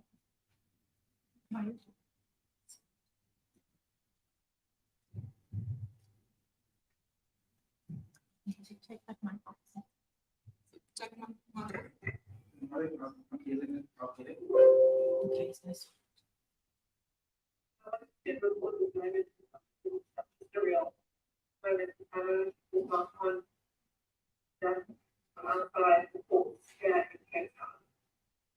reason why I'm here today is because I wanted to report this moment of the real moment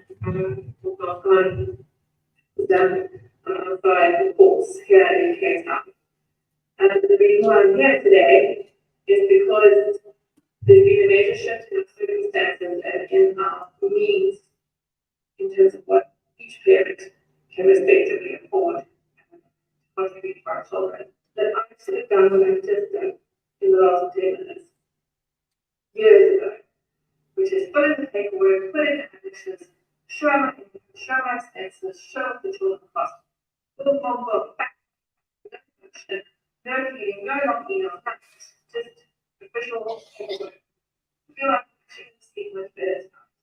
I am so disappointed in our court system. I put this all to Weinberg Magistrates Court in 2020, just before COVID came and COVID hit us. I filed full discovery, which is all these things, made photocopies of every single receipt, filled in every single form substantiated, printed my bank statements. Like, we're talking about 3 discovery files like this. And what happened in 2020? The courts lost it. 3 or 4 years prior to that, I filed a financial abuse protection order and sent an affidavit, which is horrible 2-page form that the government issues, the courts issue, that has no space for what you're actually supposed to say. It's how can you motivate how you need a protection order in 5 lines like that. So I wrote a summary on the form, and then at the bottom of the form, I wrote PC affidavits attached. Go and I file it with the clerk, and I say, here is the protection order request, and then I say, and here is all the evidence that needs to go with this. Please make sure that it is annexed. And they say, no, it's too much papers. You can't give us both. Just give us the paper. We'll give you a date, and when you bring all of this. So I'm like, okay, I'm going to trust that they know what they're saying. It then gets copied to his attorney, and the attorneys come back and have the whole thing dismissed on the basis that there was not enough information on here and that there were no annexes. Okay, I have no more lifeline. I have absolutely no more lifeline. I'm forced to sell my car. I don't know how I'm going to manage about a car. So if I'm going to see my dad who's in a care home 45 minutes away, who has dementia and probably has less than a year of his life left. I don't know how I'm going to live my kids to last tea. I don't know how I'm going to get to work appointments. I don't know how I'm going to start my furniture. I don't know how I'm going to be able to drop this price without a car. And having all my financial well-being eroded, if I dare make a statement and ask for protection or ask them to include it to show the kind of pathos we are dealing with, then me as the mother, as a woman, I'm deemed to be crazy and vexatious. I'm going to say this, but I might get it out. Yesterday, I thought to myself, it would be easier to be dead. How re-traumatizing it is. When I must be a breathing female. My attorneys, they've had this case since February, it is June. They are sending me legal bill after legal bill, and this is taking absolutely months. It's just costing me so much money and so much service. And I feel like the shame that will find with this no shame. But this feels like the loneliest part of it I've ever been through. This is the 4th time I'm going through this process. Is every single outstanding bill that I have paid that has never been reimbursed for 50%. And these bills are just the medical bills. A, B, C, you move around, you do copies of everything, you move over here. The E, F, G, H, I, J, K, L, M, N, I think the version of the alphabet nearly twice. Actually, it was 3 times. Thousands. And the thing about this is the reason why it's so difficult is that it is traumatizing to go through it. Meaning already the era that is very the lesser amount. And then when you have to put this together and you just see the thousands and thousands of amounts, and you know that you've got into the red just to cope. It is so re-traumatizing. I think putting this together for me over the last 4 days has been the 4 hardest days, maybe in the last 5 years, 4 years. I have never felt more broken than I did in the last 4 days putting all of this together.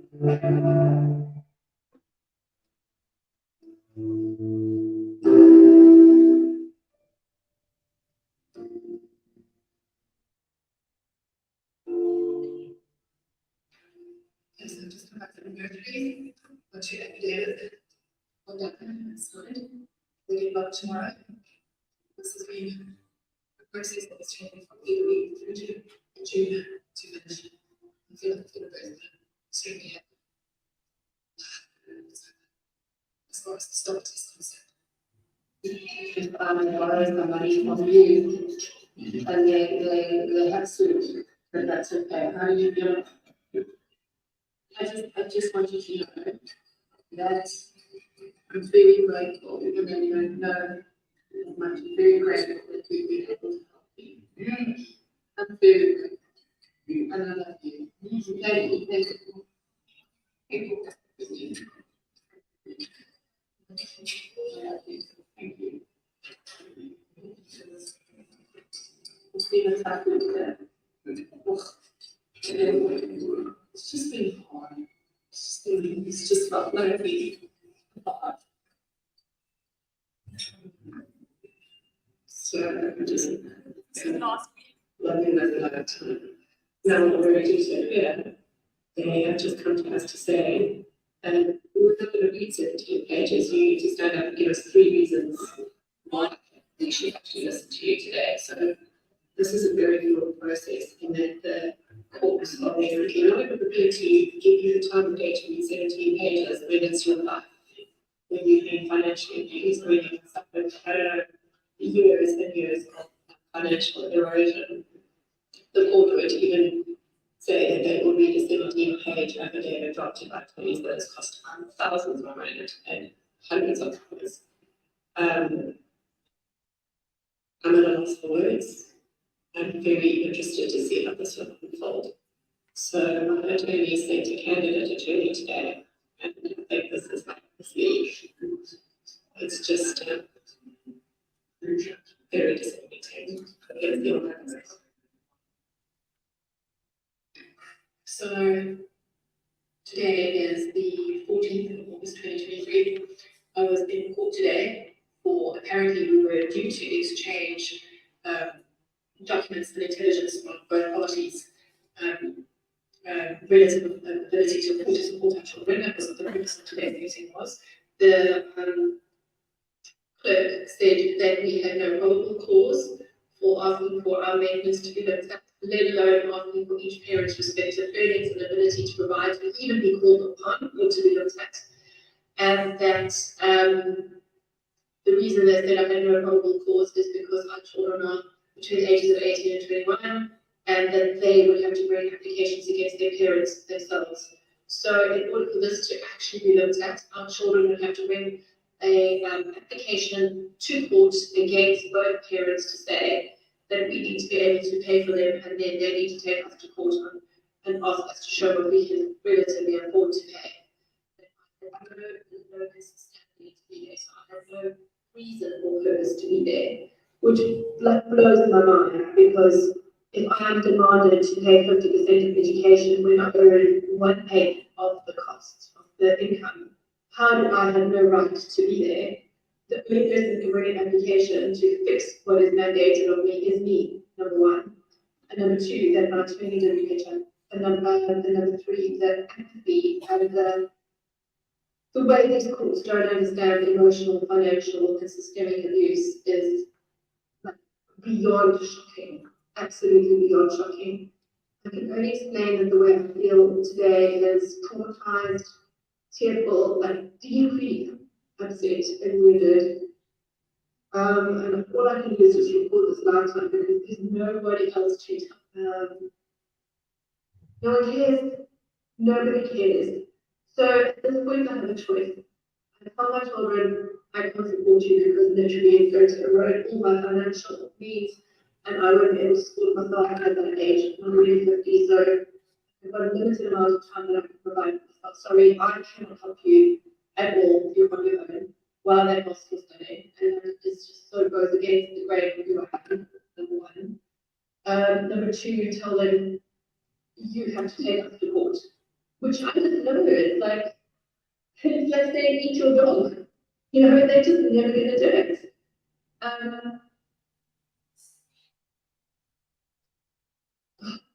I have no words.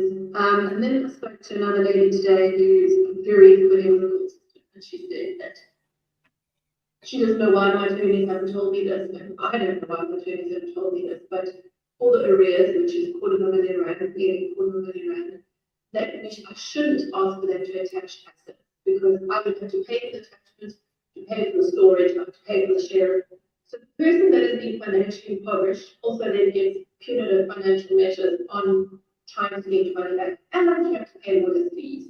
Like, again, blows my mind. But what she did say to me is that you can attach a pension, on which there is no storage and there is no costs. And the only people in this country that can attach a pension fund is a magistrate's court. Like, why haven't my lawyers told me this?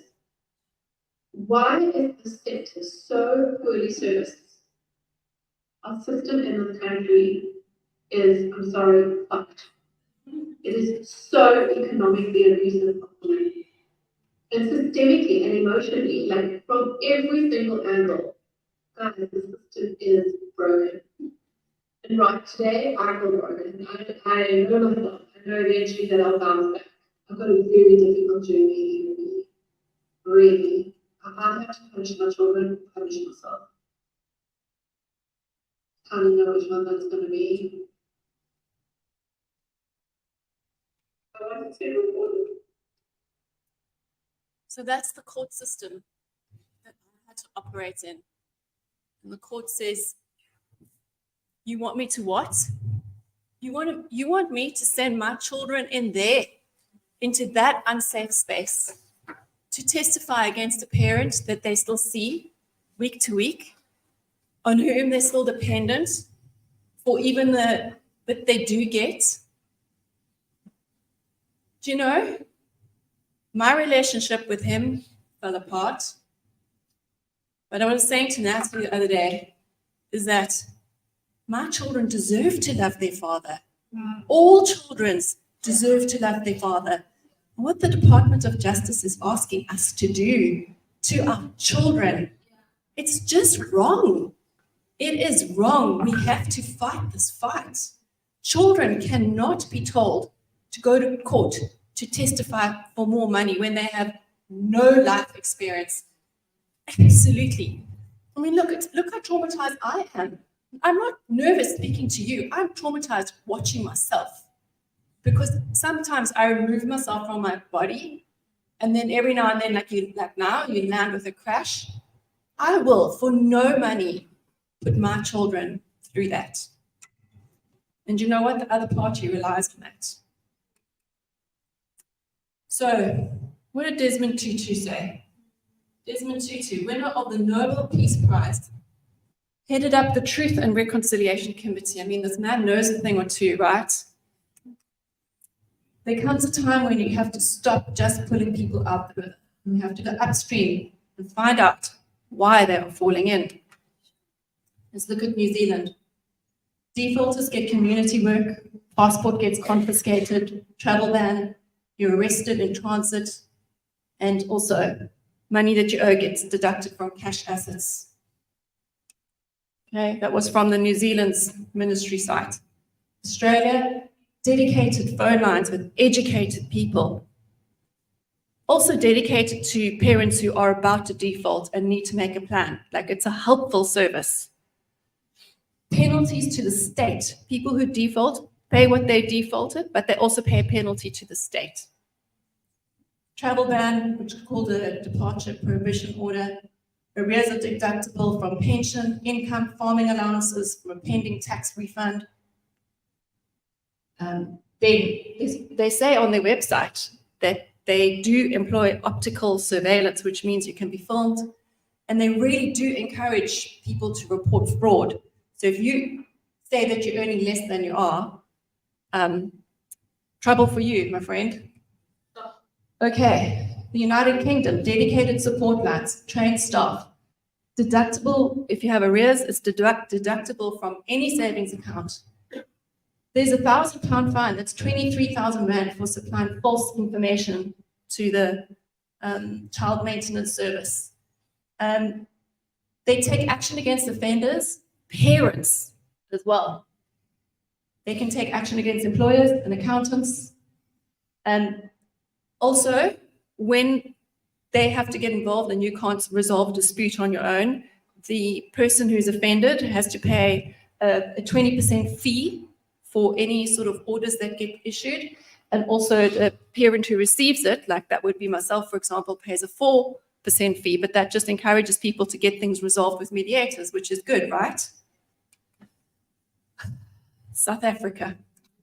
This is my experience, right? I'm going to stand here so I can read it. Lack of adequate staffing, overloaded choke system, uninformed, indifferent frontline workers in the maintenance court, no ability to make appointments so that you can actually go and see someone at a set time, no tracking system to see where your matter is online, no privacy to fill out forms like protection orders in a safe space. You sit in a noisy corridor. No replies to emails from clerks. I showed you that. No one answers the phones. Maintenance is not upheld. No laptops for staff, meaning that they are drowning in paperwork, no follow through, and zero accountability. No compassion for maternal poverty across all racial groups. Totally unrealistic expectations of dependent children, inducing further trauma. If I could tell you how much trauma my children have gone through by just being part of this process, I try and keep them out, but there's some parts it's unavoidable. No understanding of emotional welfare of traumatized mothers. And going through this process over and over unsuccessfully is trauma, it's systemic trauma.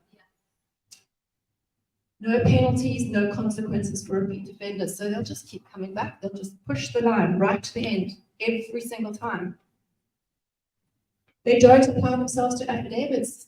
After all that, after losing my affidavits when my children were all living with me and were all minors, they became majors because the court lost my system. Now they're telling me you don't have locus standing. I mean, that is systemic gaslighting, if ever there was. No travel bans, no penalties, no consequences, creating a huge amount of churn. Going back to the start, the system gets choked some more. Can we fix it? South Africans, we've just been through so much. We just go, I don't know, South Africa, you know? But yes, we can fix it. You can now make an appointment to go get your passports, making a huge difference. They can do it there. They can do it in maintenance court.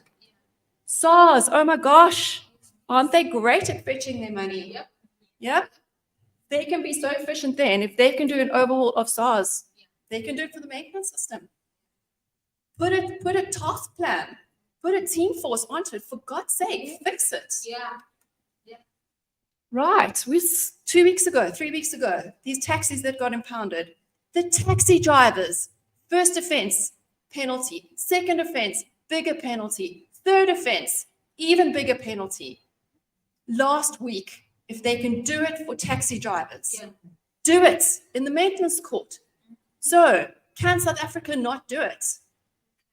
We can. Why do they choose not to do it? Because the systemic abuse of women runs deep in the veins of this country. Our system is run by the patriarchy. And even though the women are working there, it's washed over them. It's like a dirty nappy. Shit smells, but it's warm. Gordon Hill Lewis, last week.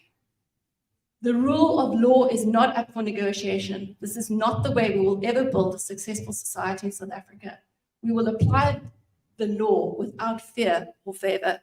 Do they do that for the women in this country? Or is it all lip service? So for now, Department of Justice, this is what I have to say to you. My children will be children. This is what they're doing. Instagramming, jumping off rocks, being free, being happy. These are our children. This is what they should be doing. A mother's place is to protect her children, even if it means that I have to protect my children from the Department of Justice, who's meant to be protecting us. The children's jobs: study, grow skills, get educated, make good friends, figure out who they are. Oh my gosh, this is a tough time for young people. Spread your wings safely, get jobs, earn while they learn, enjoy your youth, enjoy your freedom. Their job is not to take their parents to court. Department of Justice, support me, allow me to help my children where they need help. Keep them out of your system. It doesn't work. I'll do my job and you do yours.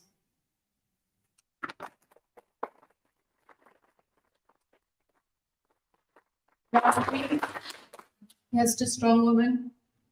May we know them. May we be them. May we raise them. And I really hope that one day my daughters will be proud, but right now, they don't see that. Thank you very much.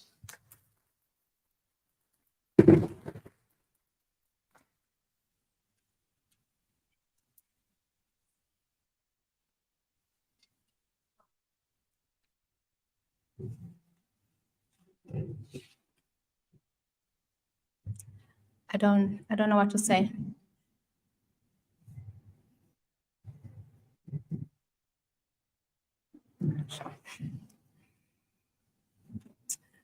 But on the 30th of September, Advocate Dion Reuters will have a response.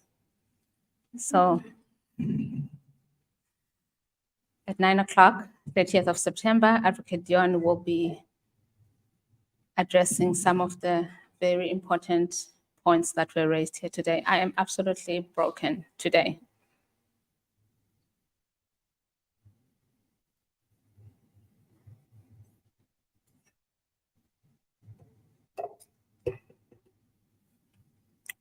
Kuzawude kube nini? Until when?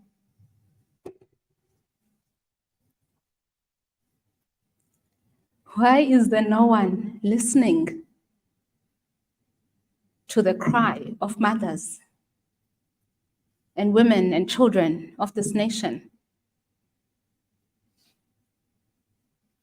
Why is our suffering falling on deaf ears?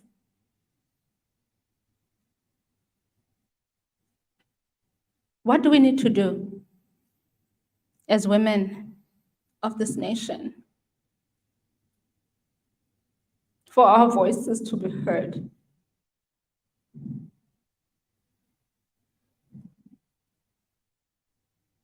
Amanda and Dr. Kamal came here and they spoke on behalf of us.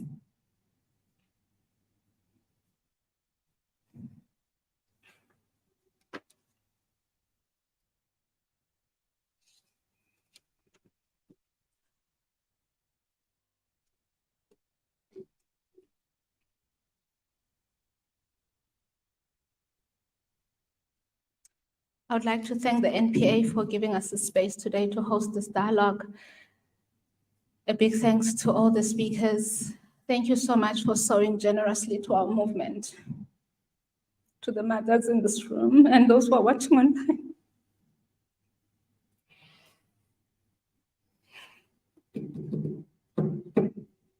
I can't.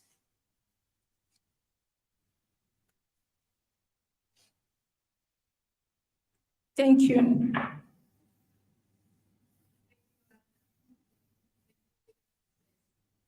Thank you. I don't know what's going to happen tomorrow because some of us have to go back to our reality.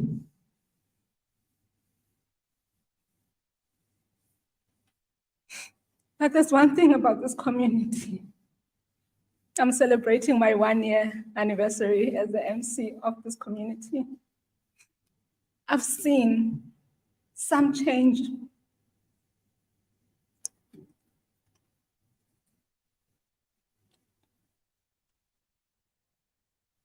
I've seen some growth. I've seen men and women coming here every month, giving up their Saturday, coming to say, we are giving our small yes. We don't even know what the future looks like, but we're going to come and serve this cause. And the fact that you are here, you're still here listening, thank you.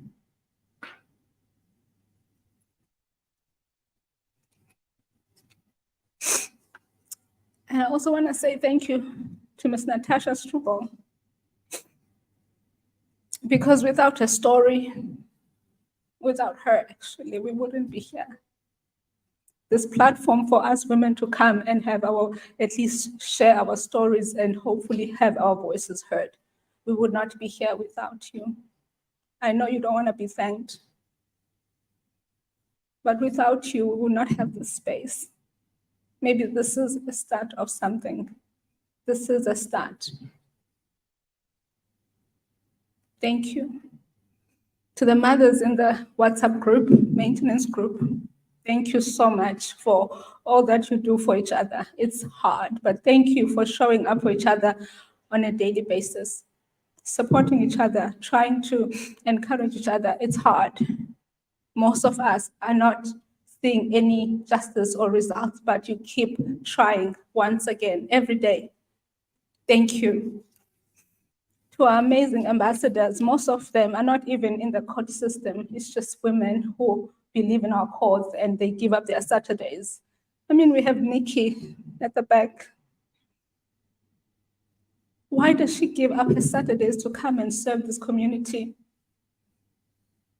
So I just want to say thank you to the ambassadors for all that you are doing, sowing into this community. To the legal practitioners, the social workers and mediators who still carry the heart for true justice, thank you. To everyone in the DOJ, NPA, who still carry the heart for justice and who still want to see change in the justice system, thank you. To Advocate Dion Reuters, Utata Walapha, thank you so much. Thank you for what you are doing for us as women and children of this nation. And that's it. Thank you so much.